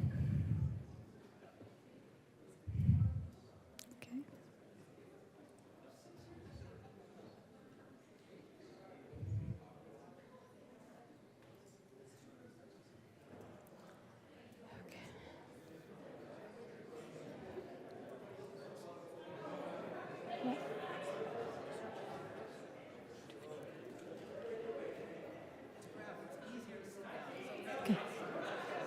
Okay, you may take your seats. All those opposed to the amendment, please stand and remain standing or raise your hand and keep it raised until the count is taken.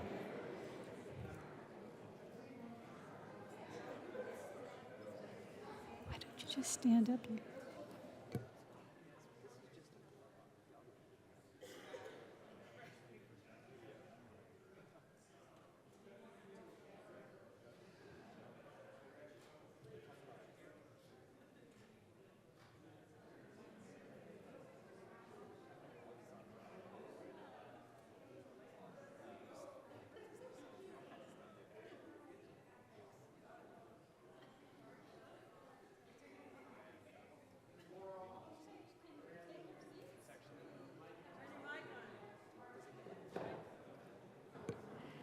Amendment L011 is lost.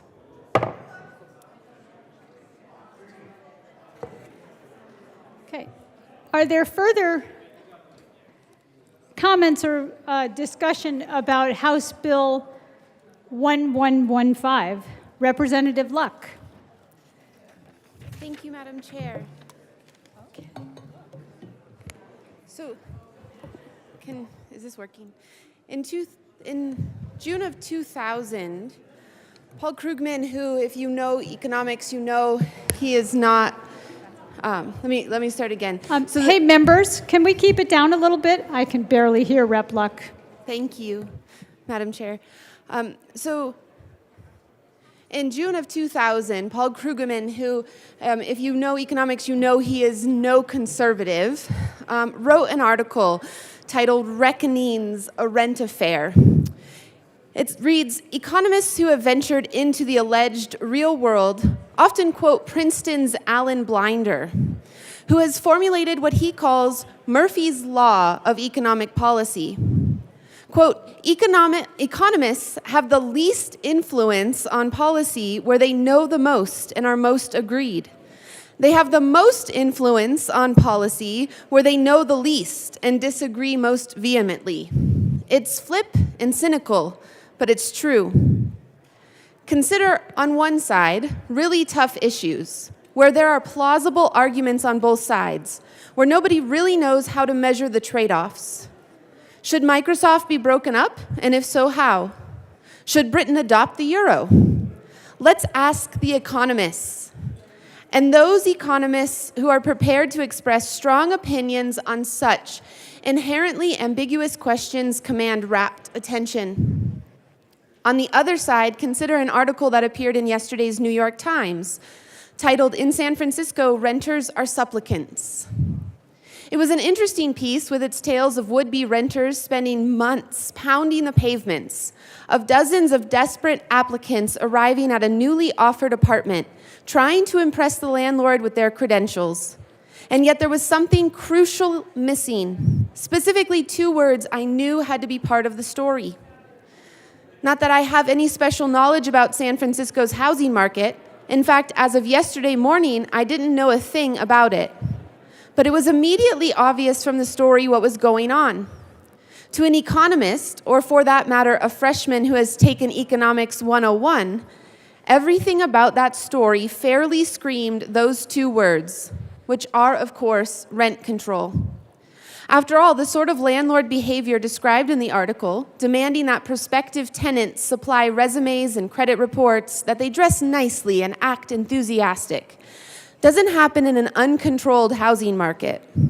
Landlords don't want groveling. They would rather have money. In uncontrolled markets, the question of who gets an apartment is settled quickly by the question of who is able and willing to pay the most. And so I had no doubts about what I would find after a bit of checking.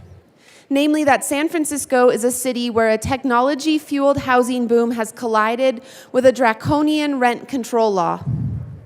The analysis of rent control is among the best understood issues in all of economics, and among economists anyway, one of the least controversial. In a 1992 poll of the American Economic Association, it was found that 93% of its members agree that a ceiling on rents reduces the quality and quantity of housing. Almost every freshman-level textbook contains a case study on rent control, using its known adverse side effects to illustrate the principles of supply and demand. Sky-high rents on uncontrolled apartments because desperate renters have nowhere to go, and the absence of new apartment construction, despite those high rents, because landlords fear that controls will be extended. Predictable. Bitter relations between tenants and landlords, with an arms race between ever more ingenious strategies to force tenants out. What yesterday's article oddly described as free market horror stories and constantly proliferating regulations designed to block those strategies. Predictable. And as for the way rent control sets people against one another, the executive director of San Francisco's Rent Stabilization and Arbitration Board has remarked that there doesn't seem to be anyone in this town who can trust anyone else in this town, including their own grandparents. That's predictable, too. None of this says that ending rent control is an easy decision. Still, surely it is worth knowing that the pathologies of San Francisco's housing market are right out of the textbook, that they are exactly what supply and demand analysis predicts. But people literally don't want to know. A few months ago, when a San Francisco official proposed a study of the city's housing crisis, there was a firestorm of opposition from tenant advocacy groups. They argued that even to study the situation was a step on the road to ending rent control, and they may well have been right, because studying the issue might lead to a recognition of the obvious. So now you know why economists are useless. When they actually do understand something, people don't want to hear about it. We have had a very long conversation today. I don't think anyone in this room desires for people to lack housing. We all want to see people in homes, homes that they love, homes where they and those that they love do life. This policy is not going to move us closer to that reality. We have to remember, ladies and gentlemen, that ideas have consequences and bad ideas have victims. And this idea has been proven bad time and time again. Let's not make more victims in Colorado. Thank you. Representative Bottoms?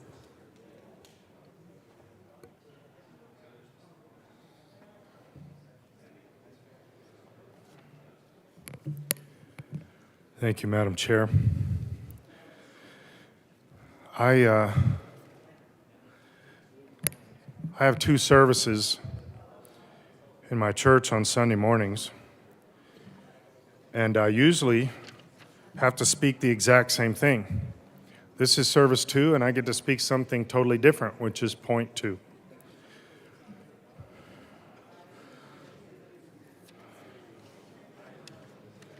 one of the things that seems to be kind of inherent within the thought process of rent control is that it's an equal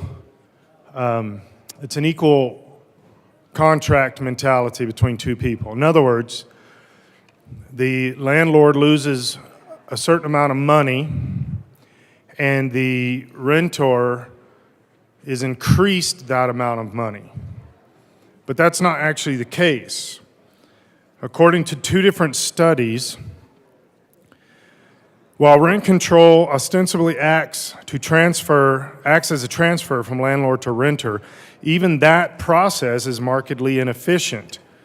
This is a huge statistical anomaly here, but it says the cost to the landlords exceed the benefits to the renters by roughly 75%. So while the renter gains X amount of dollars that has that specific value in the economy of the day, the landlord is losing up to 75% more of that same dollar value in the same economy at the exact same time.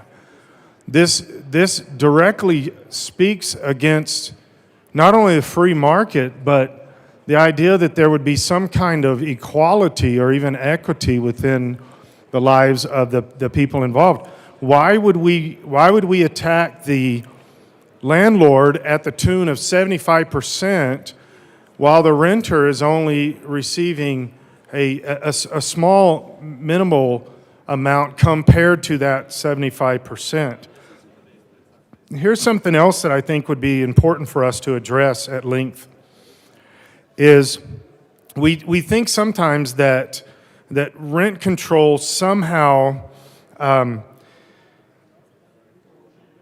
benefits the poor, and we think somehow that rent control also benefits the people that are in need the most. This is not true statistically. This has been proven over and over that this is not true. Let me give you some examples. In New York City, the wealth transfer from rent-controlled landlords to tenants, now look at this when it comes to equity, equality, minority status. The wealth transfer from rent-controlled landlords to tenants was disproportionately claimed by white, economically advantaged renters. What makes us think that here in Colorado this would be any different? That the biggest percentage of the rent control went to white, economically advantaged renters. In New York City, in 2017, white renters claimed a 36% discount on market rate rents because of rent control. So now we are making sure that 36% of all of this helping the minorities is actually going to white people, and those are mostly economically advantaged white people. What would make Colorado different? Are we wanting to make sure that a bulk of these resources, a bulk of this rent control, a bulk of these benefits being given to a specific group of people, are we okay with them going to white, economically advantaged renters? Because that's where it'll go. 17% went to Hispanic renters. Think about that. 36% went to white, economically advantaged renters. 17% went to Hispanic. Now already we're looking at a less than half disparity from white people to Hispanic people. So now we know that by introducing rent control, we're going to be directly attacking Hispanic renters. We're going to be going after minority groups and making sure that it becomes much more difficult for them to rent the exact same spaces. I just need it, son. For black renters, the number was 16%. Well less than half of the people that were receiving the rent control benefit was black renters. 36% are affluent white renters, 17% were Hispanic, 16% were black. Affluent renters overall received 39% of the discount. So that means people with the most money are receiving the biggest benefits from rent control. Is that really what we want to do here in the state of Colorado? Are we really trying to present this as the best option for Colorado? That we're introducing a bill that immediately disenfranchises blacks and Hispanics over 50% of the overall money and benefit immediately right off the bat. We are making sure that Hispanics and blacks receive less. The New York City's rent control and even what they call rent stabilization laws induce landlords to favor older tenants and smaller households, primarily those without children. So now we're also hurting young families and we're hurting children. We're pushing legislation that is going to guarantee that families without children are going to be picked first. Well, what about the families with children? I would assume that they would need this help much more than a single couple. A single couple has the ability to do a lot more with a lot more options than a family with small children. Rent controls in San Francisco and New York are biased against young people and larger families. They do focus on older tenants, which I do like that. I like the fact that we're going to try to take care of the older tenants in the process of this. But at the same time, are we risking the housing benefits going to just the older people? Or are we hoping that this spreads across a lot of different age groups, socioeconomic groups? So now let me address the idea of socioeconomic diversity. This seems to be very important in a lot of people's mentality and mine as well. So does rent control preserve or increase a city's socioeconomic diversity? Well, not according to the evidence. While it existed, rent control in Cambridge modestly increased the share of minority residents in the city. But economic segregation rose as the share of very low-income residents fell. Also, in Boston, nearly a third of rent-controlled units were found to be occupied by tenants in the top half of earners. Here's another issue that I don't think we have processed. Let's take a neighborhood, pick a neighborhood, and you bring rent control into that neighborhood. Many different studies have been done on this. Let me make sure that I cite these so that we know for sure that I'm not gaslighting here. Polakowski wrote a book called Rent Control and Housing Investment. And in his book, he goes through many, many layers of statistics with this. But one of the things he says is one of the biggest hits to the communities, to the neighborhoods that the rent control comes into, is that investors no longer invest. They don't want to put their businesses in those communities. They don't want to put their restaurants. They don't want to put their mom and pop shops into those different communities. Why? Because if they know that the rent is being controlled, that type of control, as I believe Representative from Parker mentioned to us earlier, that anytime you start controlling something, there are so many lateral effects that happen with this. And so one of these is the investment dollars don't go into those communities. Nobody wants to add, not just the apartment buildings, I think I addressed that pretty good, but not just the apartment buildings and those kind of things, but everything. That they don't want to invest in all of the other supporting type of businesses. Now, interestingly, when Cambridge stopped the rent control because it had failed and was hurting so many people, so many neighborhoods, so many businesses, so many people trying to get into housing that no longer could, Cambridge abolished rent control in 2004. Property investments. You guys understand that that's dollars that flowed through neighborhoods, both wealthy and modest. It's not picking on one particular type of neighborhood or one particular type of group or even one ethnicity or anything like that. But property investments, dollars that flowed through the neighborhoods, both wealthy and modest, rose 20% over what would have been the case under rent control.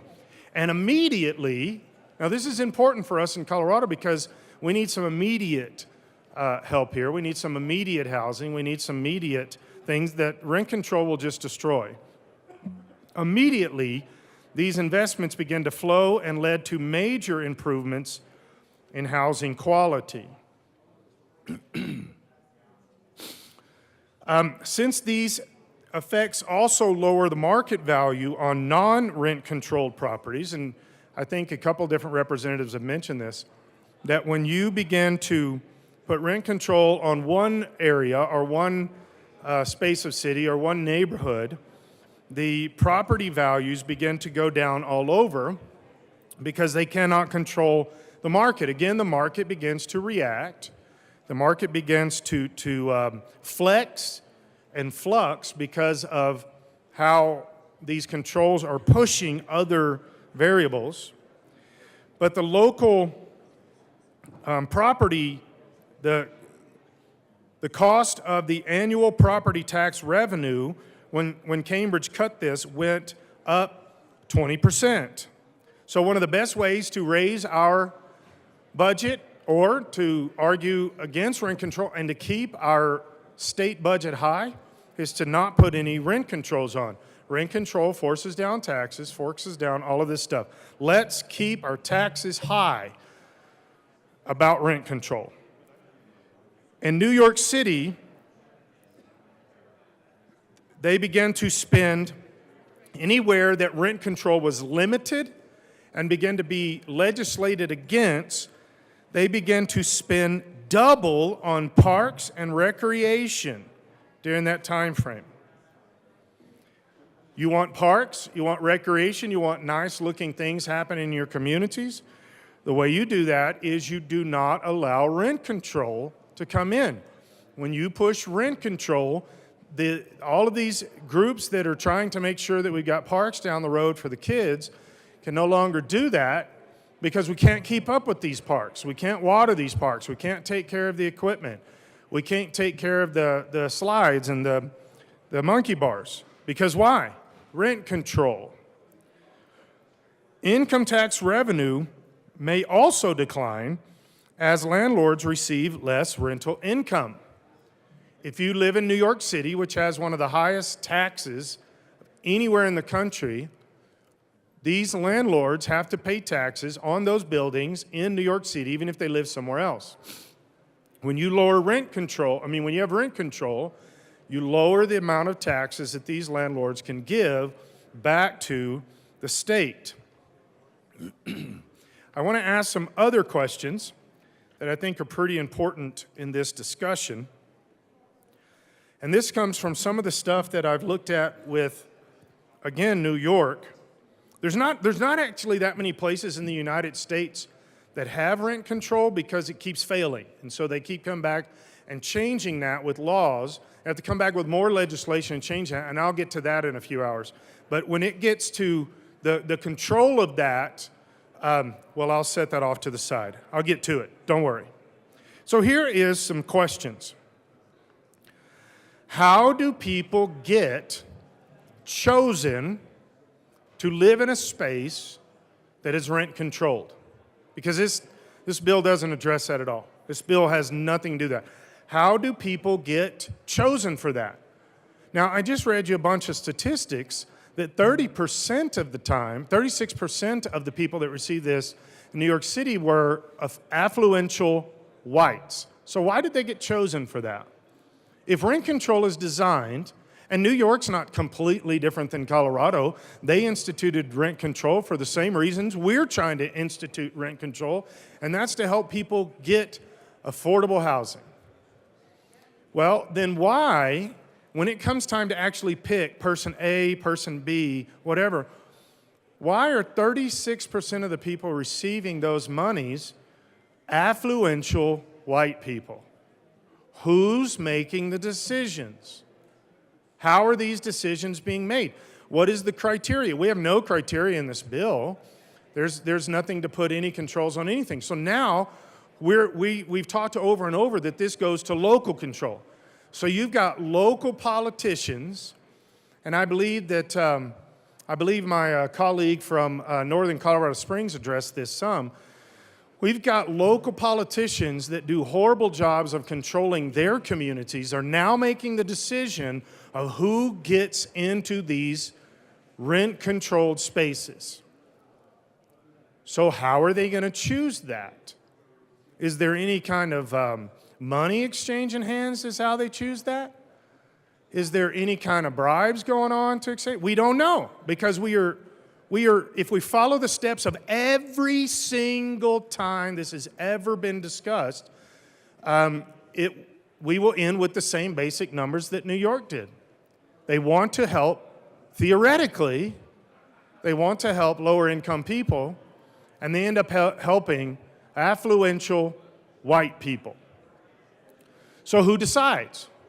You got three people, A, B, C. Who decides? Does A get this housing? Does B get this housing rent control? Does C get this rent control? What is the criteria for this? How do we decide any of this? The next question that I would have is, how are we going to do it? What are the local rules? Does everybody make their own local rules on this? Are we deciding this just arbitrarily? Let me give you a little history lesson. The first time rent control started in the United States, it was in 1920s. And they tried it for a couple decades, and they realized it was horrible, and so they began to legislate against it, and almost every place in the United States legislated against rent control after the 1920s. So then we come back around in the 1970s, and we revisited it again. You're going to see a trend here. In the 1970s, we revisited it again. It failed everywhere it was tried, and so they started over and said, let's legislate against this, and they shut it down on all different kinds of levels. Guess what? It is now, 2023, and we're trying it again. Seeing a pattern? Rent control fails every single time it's tried. I've got much more. That was point 2. But I'm going to take a pause for just a moment and see what direction we're going now. Plus, I need a drink of water. Is there further discussion? Oh. I need him here in the well. Representative DeGraaf.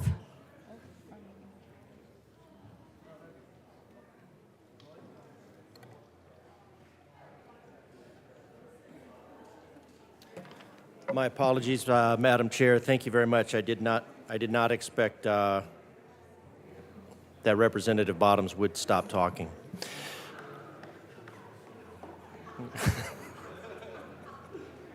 It was completely unexpected. My apologies. All right, we've talked a lot about this. Capital Policy Analytics did a study. We've talked over and over. These bills have failed. These bills have failed everywhere they've been tried. Capital policy analytics. Although there's no shortage of academic research on the negative effects of rent control, NAA engaged capital policy analytics to model the impacts of 4 metropolitan areas, all of which have had increasing calls for rent control during the past 2 years: Chicago, Denver, Seattle, and Portland. Some findings. By limiting rents, a rent growth cap also will affect new construction and will change the expected return. All estimates reflect the impact of 7% rent growth cap on rental units, including buildings with 5 or more units.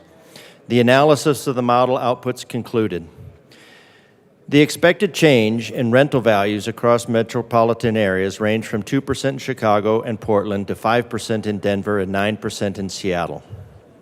The effect on new apartment construction would also be substantial, but it varies significantly across metropolitan areas. Seattle would see a reduction in construction of 1,739 units per year, with 779 fewer units constructed annually in Denver, 320 units fewer per year in Chicago, 233 fewer in Portland. The models estimate that annual maintenance spending would fall by $5.9 million in Seattle, $5.4 million in Chicago, $4.5 million in Denver, $2.7 million in Portland. All maintenance funding falling. The total rental income lost for apartment owners would be significant. The model estimate that the total income lost would be $33 million in Seattle, $24 million in Chicago, $23 million in Denver, $10 million in Portland. These loss estimates include both the income loss due to restricting rents and the income lost from foregone construction. Again, foregone construction. This bill will restrict construction. The project income reductions logically translate into the declines of value of apartment properties. The model output estimated an aggregate cost of the property value of $213 million in Portland, $462 million in Denver, $487 million in Chicago, $655 million in Seattle. If property losses are realized in the assessment of property, then they would also be realized in lower property tax collections by taking property loss estimates from the low discount model and assuming that property assessments follow market value losses, then annual property tax revenue losses would be more than $6 million annually in Chicago, with loss of more than $5 million in Seattle and Portland, more than $3.5 million annually in Denver. Now that won't affect us because we'll just make more money and we'll just pass stuff. It doesn't matter. At 7.5 cap growth, rents would have a substantial impact on the apartment rental market in the areas studied. The estimates suggest that non-trivial percentage of units would be bound by the policy, that this would lead to rent losses for building owners, the fact that rents would not be able to fluctuate to meet market conditions in metropolitan areas and across neighborhoods will have far-reaching implications. A 7% cap would substantially reduce the amount of unit construction and have a negative impact on maintenance expenditures. And we weren't even able to limit this to 5%. So the impacts of rent control are documented, they're well documented, they're well modeled, they fail every time, they create misery every time. They have to be restricted, they have to be repealed every time. Yet for some reason, this time, it's going to work. And I find that to be a level of hubris. I think I would, just for the facts of history, logic, economics, I ask that you vote no on House Bill 1115. If it is possible on this, I'd like to get a recorded vote, and I will conclude my remarks. Representative Representative Holtorf. Your bill.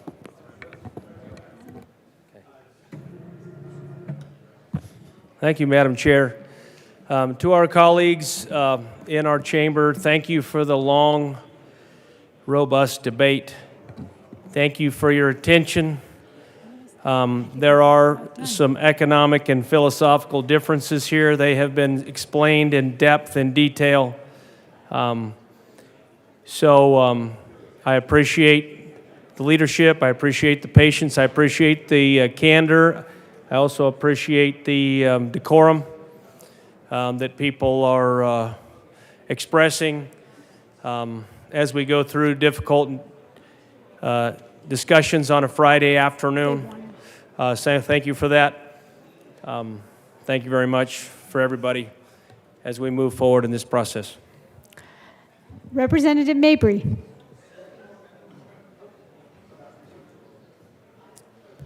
Thank you, Madam Chair. It is an honor to serve with you. And it's an honor to serve with you.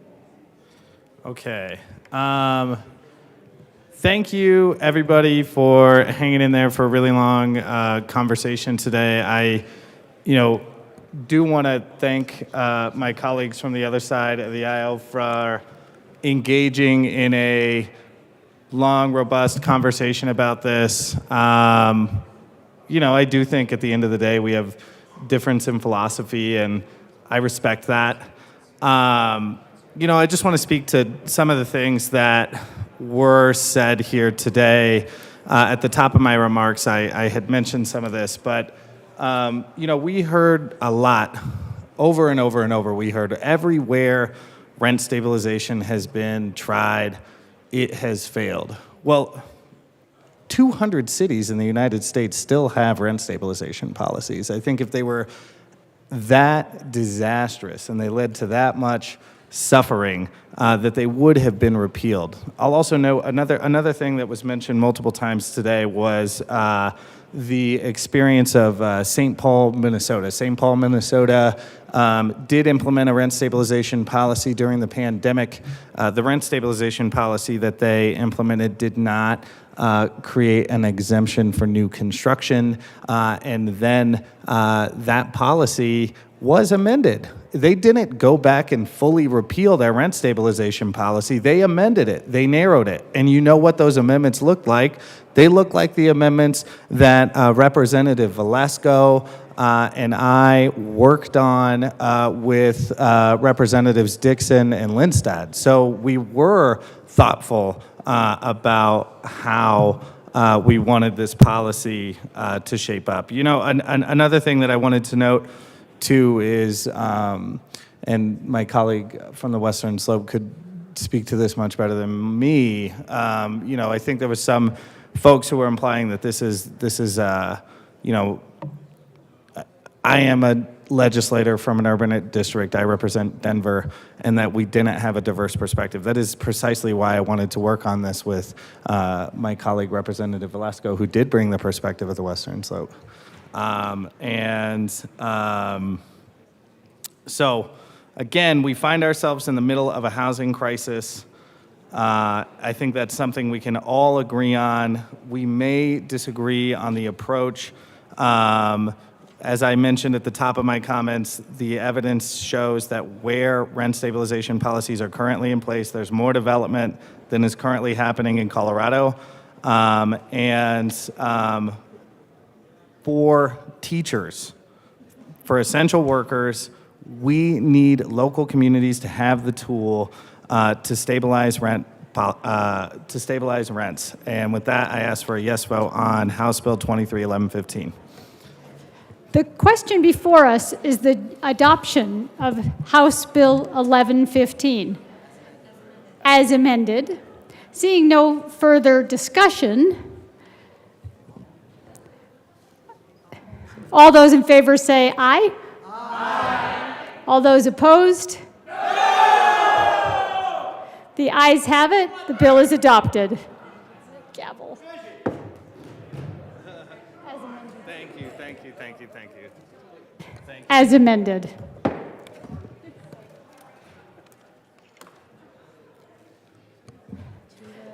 Okay. Mr. Schiebel, please read the title of House Bill 1157. House Bill 1157 by Representatives Joseph and Weinberg, also Senators Exum and Gardner, concerning the Uniform Unregulated Child Custody Transfer Act.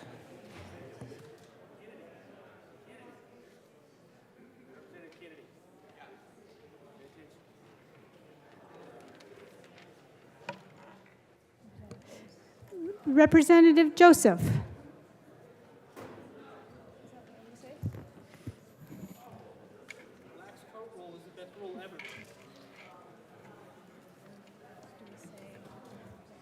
Representative Weinberg. Thank you, Madam Chair. Dang it, Holtorf. Thank you, Madam Chair. I move House Bill 1157 and the committee report. Okay. To the committee report. So then I have to explain it. I don't think so. Do I have to ask to get it displayed? No. Thank you, Madam Chair. Is there a script? To the committee report, we spoke with our stakeholders, and from their opinions and everything else that we discussed, this is everything that they wanted worded in the bill. Both Representative Joseph and myself accepted these amendments, and I'm very proud to add them in. The question before us is the adoption of the committee report for House Bill 1157. Representative Joseph. Madam Chair, I ask for an aye vote on the committee report. This particular report, I believe, was moved by the committee on unanimous vote based on prior engagement with stakeholders, and we ask for an aye vote on this particular report. Is there further discussion? Seeing none, the question before us is the adoption of the committee report for House Bill 1157. All those in favor say aye. Aye. All those opposed, no. No. The committee report is adopted. To the bill. Representative Joseph. Thank you, Madam Chair. This particular bill provides a needed regulation framework to deal with two issues: prohibiting the unregulated custody transfer of children and the provision of information and guidance to prospective adoptive parents regarding adoptions that have a heightened degree of risk for a disruption or dissolution. We ask for an aye vote on House Bill 1157. The question before us is the adoption of House Bill 1157. Representative Weinberg. Thank you, Madam Chair. I have about 2 hours of testimony to make sure nobody goes home tonight. Excellent. No, Madam Chair, I appreciate it. I just wanted to ask everyone for an aye vote on this one. This is really, I think, one of the most common sense bills that's going to go and protect the children of Colorado, especially with immigration influx into the state. The adoption of children is something we need to definitely look over and make sure is safe and strong. So I urge an aye vote from all members in the committee. Thank you, Madam Chair. The question before us is the adoption of House Bill 1157. All those in favor say aye. Aye. Louder. All those opposed say no. Don't dare. The bill is adopted.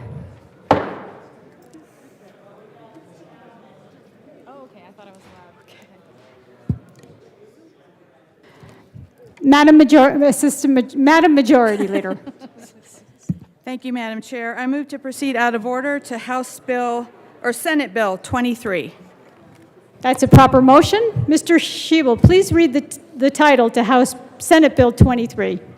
Senate Bill 23 by Senators Rich and Marchman, also Representative Holtorf, concerning CPR training for high school students.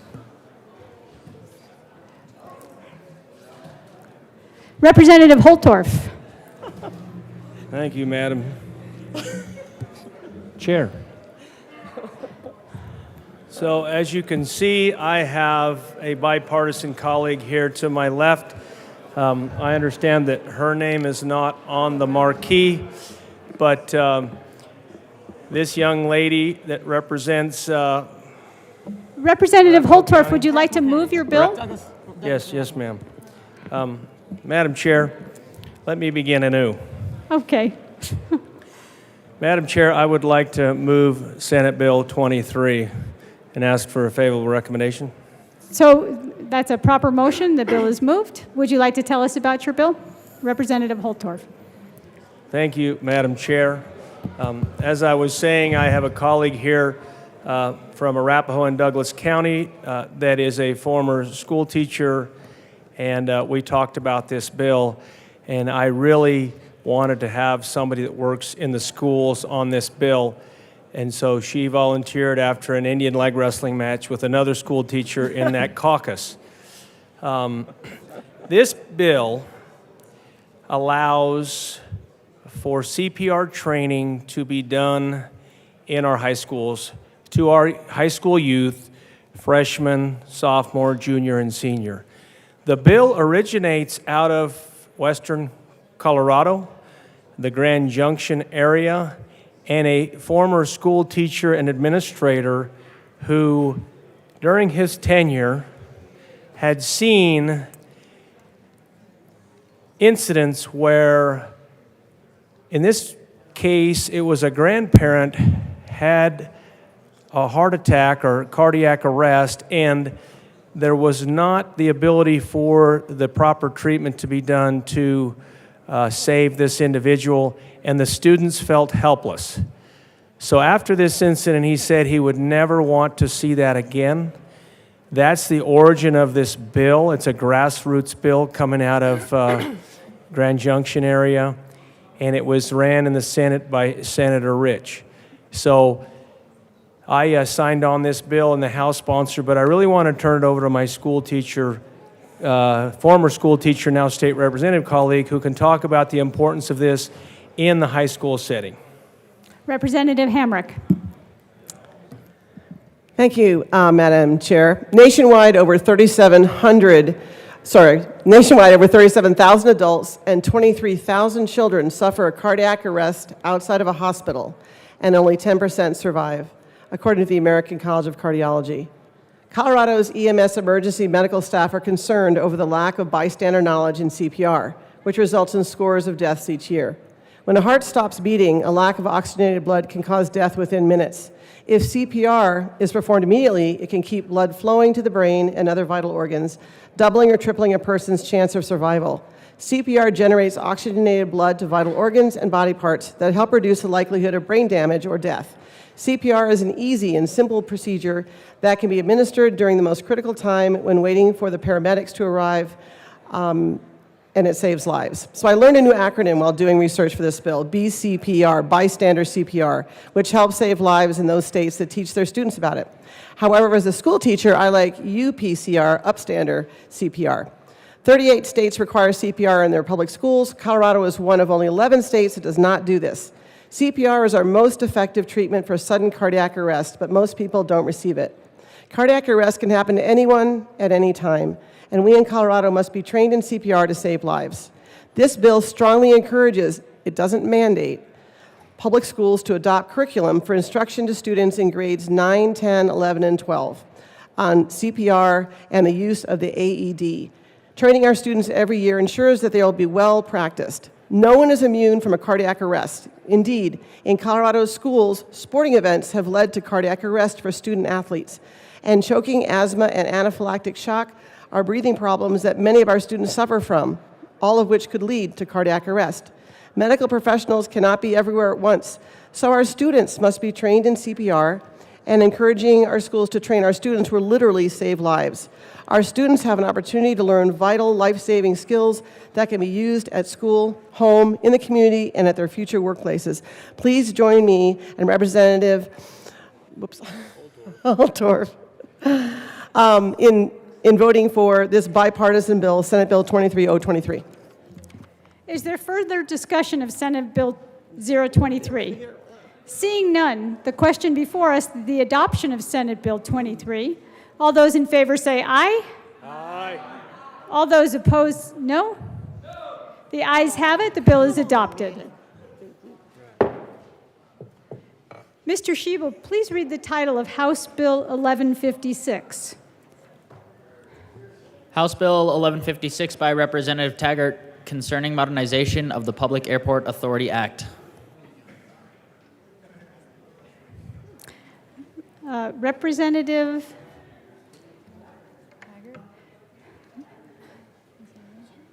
there he is. Representative Taggart. Thank you, Madam Chair. It's an honor to serve with you. It is an honor to serve with you as well. Even though you're taking this awfully late. Well, that's really not my fault. I move HB 1156 and the committee report to the committee. That's a proper motion? Tell us about the committee report. You want me to talk about the amendment? Sure. Or are you ready? Are you going to talk about the amendment? I can. Representative Young. Thank you, Madam Chair. It is an honor to serve with you. It is an honor to serve with you. And it's we- dope. We did two amendments which really clarified that the rules in the bill just apply, which rules apply to construction contracts. It's just Title 92, and we clarified that the bill does not impact the price, routes, or service of an air carrier. I vote to the committee report. Is there further discussion of the committee report? Seeing none, the question before us is the adoption of the committee report for House Bill 1156. All those in favor say aye. Aye. All those opposed say no. The committee report is adopted. To the bill. This bill To Representative Taggart. Thank you. Thank you. This bill is all about the Public Airport Authority bill that was put in place in 1963. Hey, members, can we keep it down, please? We can barely hear Representative Taggart. Go ahead, Representative I know, Taggart. I'm soft-spoken. The Public Airport Bill went into place in 1963. We have 76 airports in Colorado. 4 of those airports are airport authorities. And there has been very little change in this document of 1963 in over 60 years. And all this bill does is, as the title says, it modernizes the bill. It brings into account that the commissioners that sit on the boards of these are bound by the same ethics and conflict of interest that we are as public officials. It raises the procurement level. Believe it or not, the procurement level today from this 60-year-old bill is an executive director of an airport could not buy anything over $10,000. This raises it up to $250,000, which in fact, those airport authorities, those commissioners can in fact trim that back if they want, but it's at $250,000. It also bounds airport authorities to the same rules that we have in many cases in local government, is they have to go to a qualified bidder, but the lowest bidder, to make sure they're getting the biggest bang for their buck. And Representative Young, I don't know if you'd like to add to that. Representative Young. Thank you, Madam Chair. The Public Airport Authority Act, as my co-prime has indicated, only impacts 4 airports. Those are Greeley, my own, Grand Junction, and Telluride and Centennial. And as you have heard, the airport and aviation industry has changed dramatically since this bill was passed in 1963. This bill simply modernizes the Act. There were small updates to the Act that occurred in 1981, 2004, and 2016, and we need these additional updates. In addition to the changes that Representative Taggart has indicated, some additional ones are clarifying members of an airport authority's board do not receive financial compensation, It also clarifies that airport authorities must follow local zoning regulations when erecting structures. Airport authorities are considered a viable alternative to the operation of airports by a local government, and this bill is needed to help achieve that. The airport in my district, Greeley-Weld County Airport, provides 719 airport jobs and $104.9 million in business revenues. In statewide, airports contribute 345,000 plus jobs and close to $49 billion in business revenues. Join us in supporting the last bill of the day, House Bill 23-1156.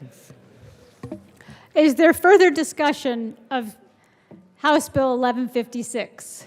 Seeing none, the question before us is the adoption of House Bill 1156 as amended. All those in favor say aye. Aye. All those opposed, no. The ayes have it. House Bill 1156 as amended is adopted.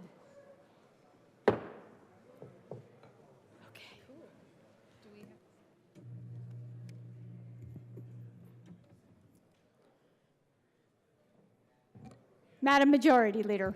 Thank you, Madam Chair. I move the committee rise and report.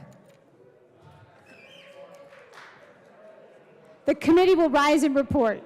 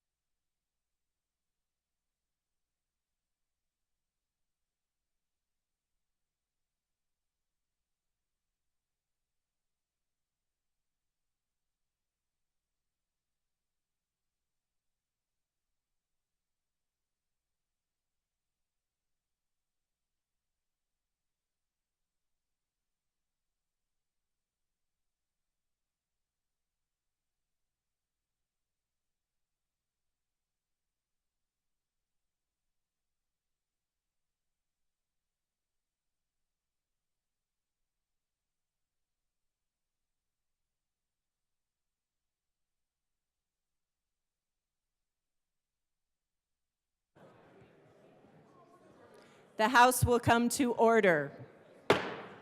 Mr. Schiebel, please read the report of the Committee of the Whole.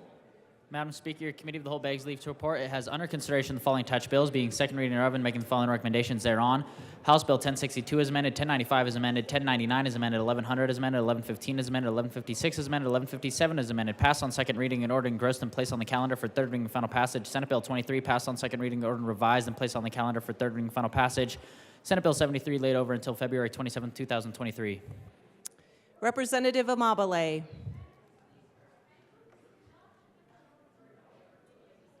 Members, you have heard the motion. There are amendments at the desk.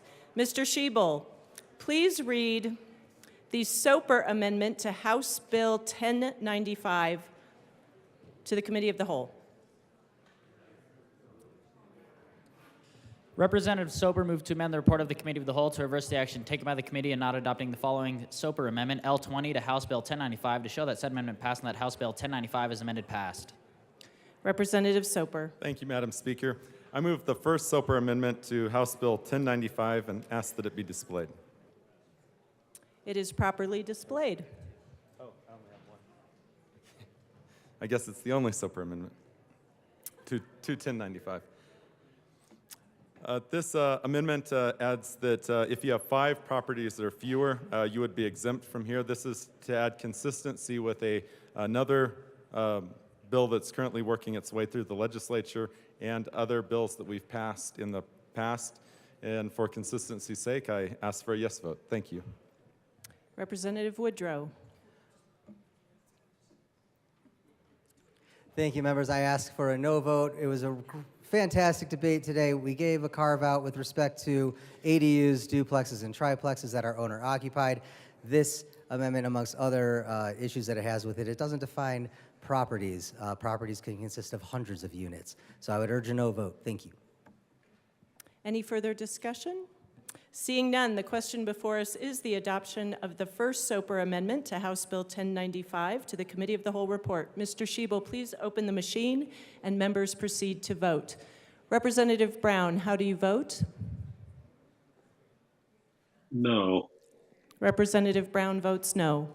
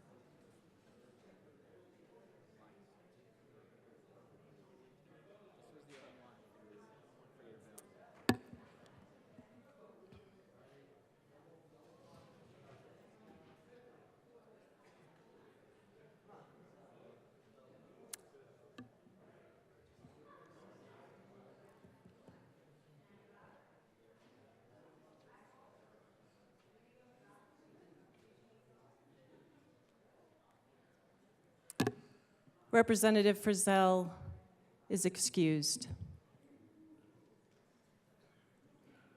Please close the machine. With 18 aye, 43 no, and 4 excused, the first Soper Amendment is lost.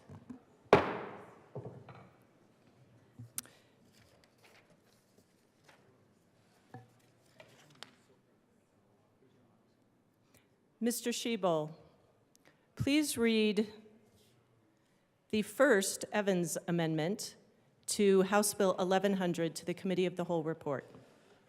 Representative Evans moved to amend the report of the Committee of the Whole to reverse the action taken by the committee and not adopting the following representative amendments. Representative Evans Amendment L4 to House Bill 1100 to show that said amendment passed and that House Bill 1100 as amended passed. Representative Evans.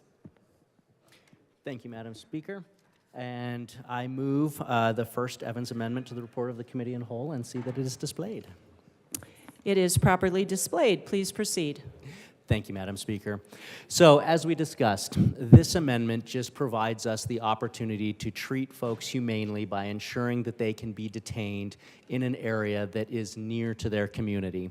And so, for these reasons, I ask for a yes vote on the first Evans Amendment.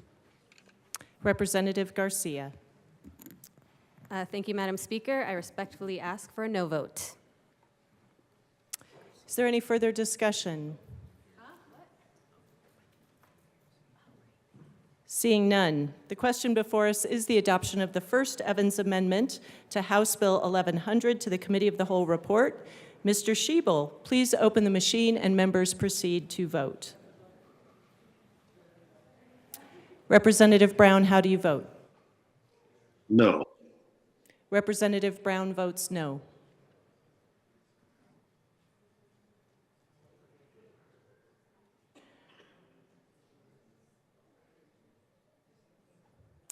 Please close the machine. With 19 aye, 43 no, and 3 excused, the first Evans Amendment is lost.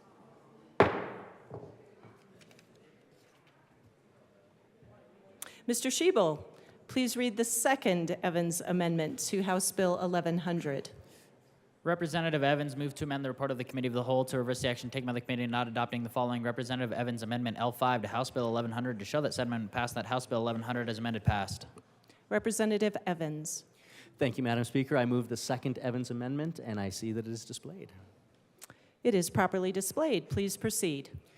Thank you, Madam Speaker. Again, as we discussed, this amendment just focuses on the idea that federal, state, and local governments should all work together to be able to respond to crises, and that currently the Constitution governs and says that we have to do that anyway. So I would ask for a yes vote on the second Evans Amendment.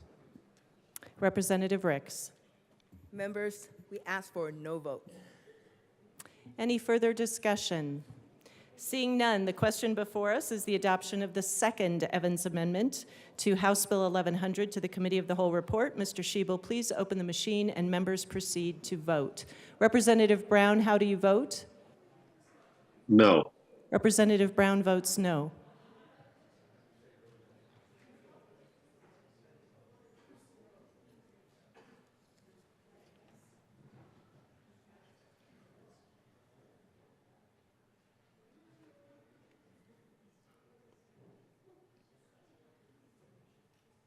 Please close the machine. With 19 aye, 43 no, and 3 excused, the second Evans Amendment is lost. Mr. Schiebel, please read the first Soper Amendment to House Bill 1115 to the Committee of the Whole. Representative Soper moved to amend the report of the Committee of the Whole to show that the Mabry Amendment L9 did not pass and that the following Soper substitute amendment L7 to House Bill 1115 did pass and that House Bill 1115 as amended did pass. Representative Soper. Thank you, Madam Speaker. I move the Soper Amendment to House Bill 1115 and ask that it be displayed. It is properly displayed. Please proceed. Thank you, Madam Speaker. Members, this amendment redefines rent control as the fair market. This is very important. We need to make sure that we honor the fair market. We look at the fact that we do have a crisis here in Colorado, but by the same token, we don't want to undermine the ability to have landlords be able to rent and be able to get a fair market value for that as well. In debate, it came out that that's also what we were all talking about, so why don't we adopt this amendment and get on the same page? Thank you. Any further discussion? Representative Mabry. Thank you, Madam Speaker. I respectfully request a no vote. Seeing no further discussion, the question before us is the adoption of the first Soper Amendment to House Bill 1115 to the Committee of the Whole report. Mr. Schiebel, please open the machine and members proceed to vote. Representative Brown, how do you vote? No. Representative Brown votes no.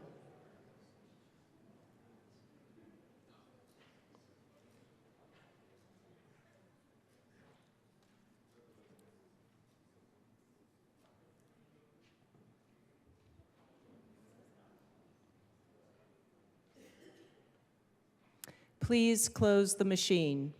With 19 aye, 43 no, and 3 excused, The first SOPR amendment is lost.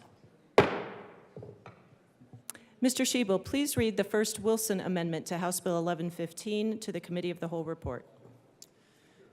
Representative Wilson moved to amend the report of the Committee of the Whole to reverse the action taken by the committee in not adopting the following Soper and Wilson Amendment L11 to House Bill 1115 to show that said amendment passed and that House Bill 1115 as amended passed. Representative Wilson. Thank you, Madam Chair. I move the Wilson Amendment to the report of the Committee of the Whole and ask for it to be displayed. It is properly displayed. Please proceed. Yes, this would add parameters to make sure that we revisit rent control in the future before it gets out of hand, kind of putting a sunset on it. I ask for an aye vote.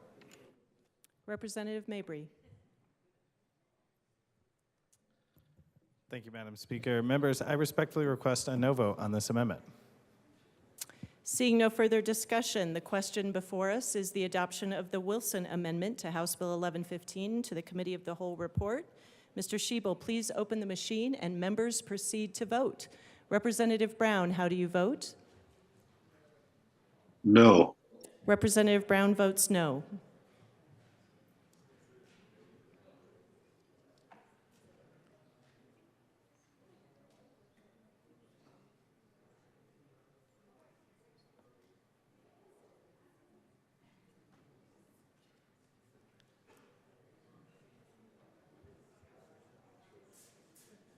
Please close the machine. With 19 aye, 43 no, and 3 excused, the Wilson Amendment is lost.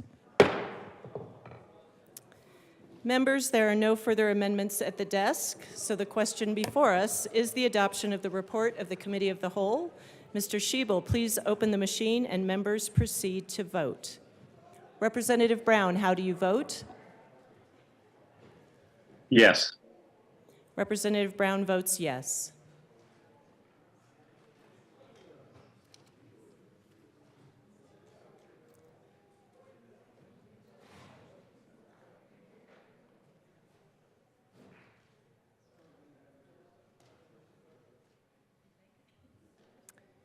Representative Hamrick. Please vote. Please close the machine. With 43 aye, 19 no, and 3 excused, the Committee of the Whole report is adopted. Thank you, members. Very good work today. Are there any further announcements or introductions? Representative Luck. Thank you, Madam Speaker. So today I've actually had about 4... Members. Thank you. So today I've actually had about 4 people approach me to ask if I was going to give an affirmation. And so it sounds like some folks need some loving today. So I hope that you have a weekend full of love because you all are loved and worthy and adored and amazing. And I am grateful to work with all of you. So thank you. Thank you. Representative Ortiz. Members, before you head out, just remember Wednesday, March 1st is going to be Disability Rights Advocacy Day. There's going to be breakfast provided in the West Foyer at 8 a.m., tributes at 9. They're going to be meeting with Lieutenant Governor. They're going to be scheduling meetings with all of you. We have over 100 people that have RSVP'd, and so you're talking about people in wheelchairs, people with disabilities. That's hard enough in an inaccessible world to get around as it is. So if they reach out to you to try and have a meeting with them, please try and make some time for them. They're here to see all of you from the Western Slope, from the south of the state to here in Denver metro area. So March 1st, Disability Rights Advocacy Day. Thank you, Rep. Ortiz. Any further announcements?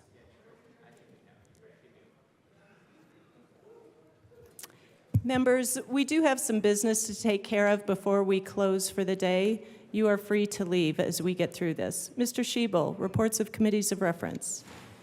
Committee on Business Affairs and Labor, after consideration on the merits, the committee recommends the following. House Bill 1020 be amended as followed and as so amended be referred to the Committee on Finance with favorable recommendation. House Bill 1105 be amended as followed and as so amended be referred to the Committee on Appropriations with favorable recommendation. Senate Bill 51 be amended as followed and as so amended be referred to the Committee of the Whole with favorable recommendation. Committee on Education, after consideration on the merits, the committee recommends the following.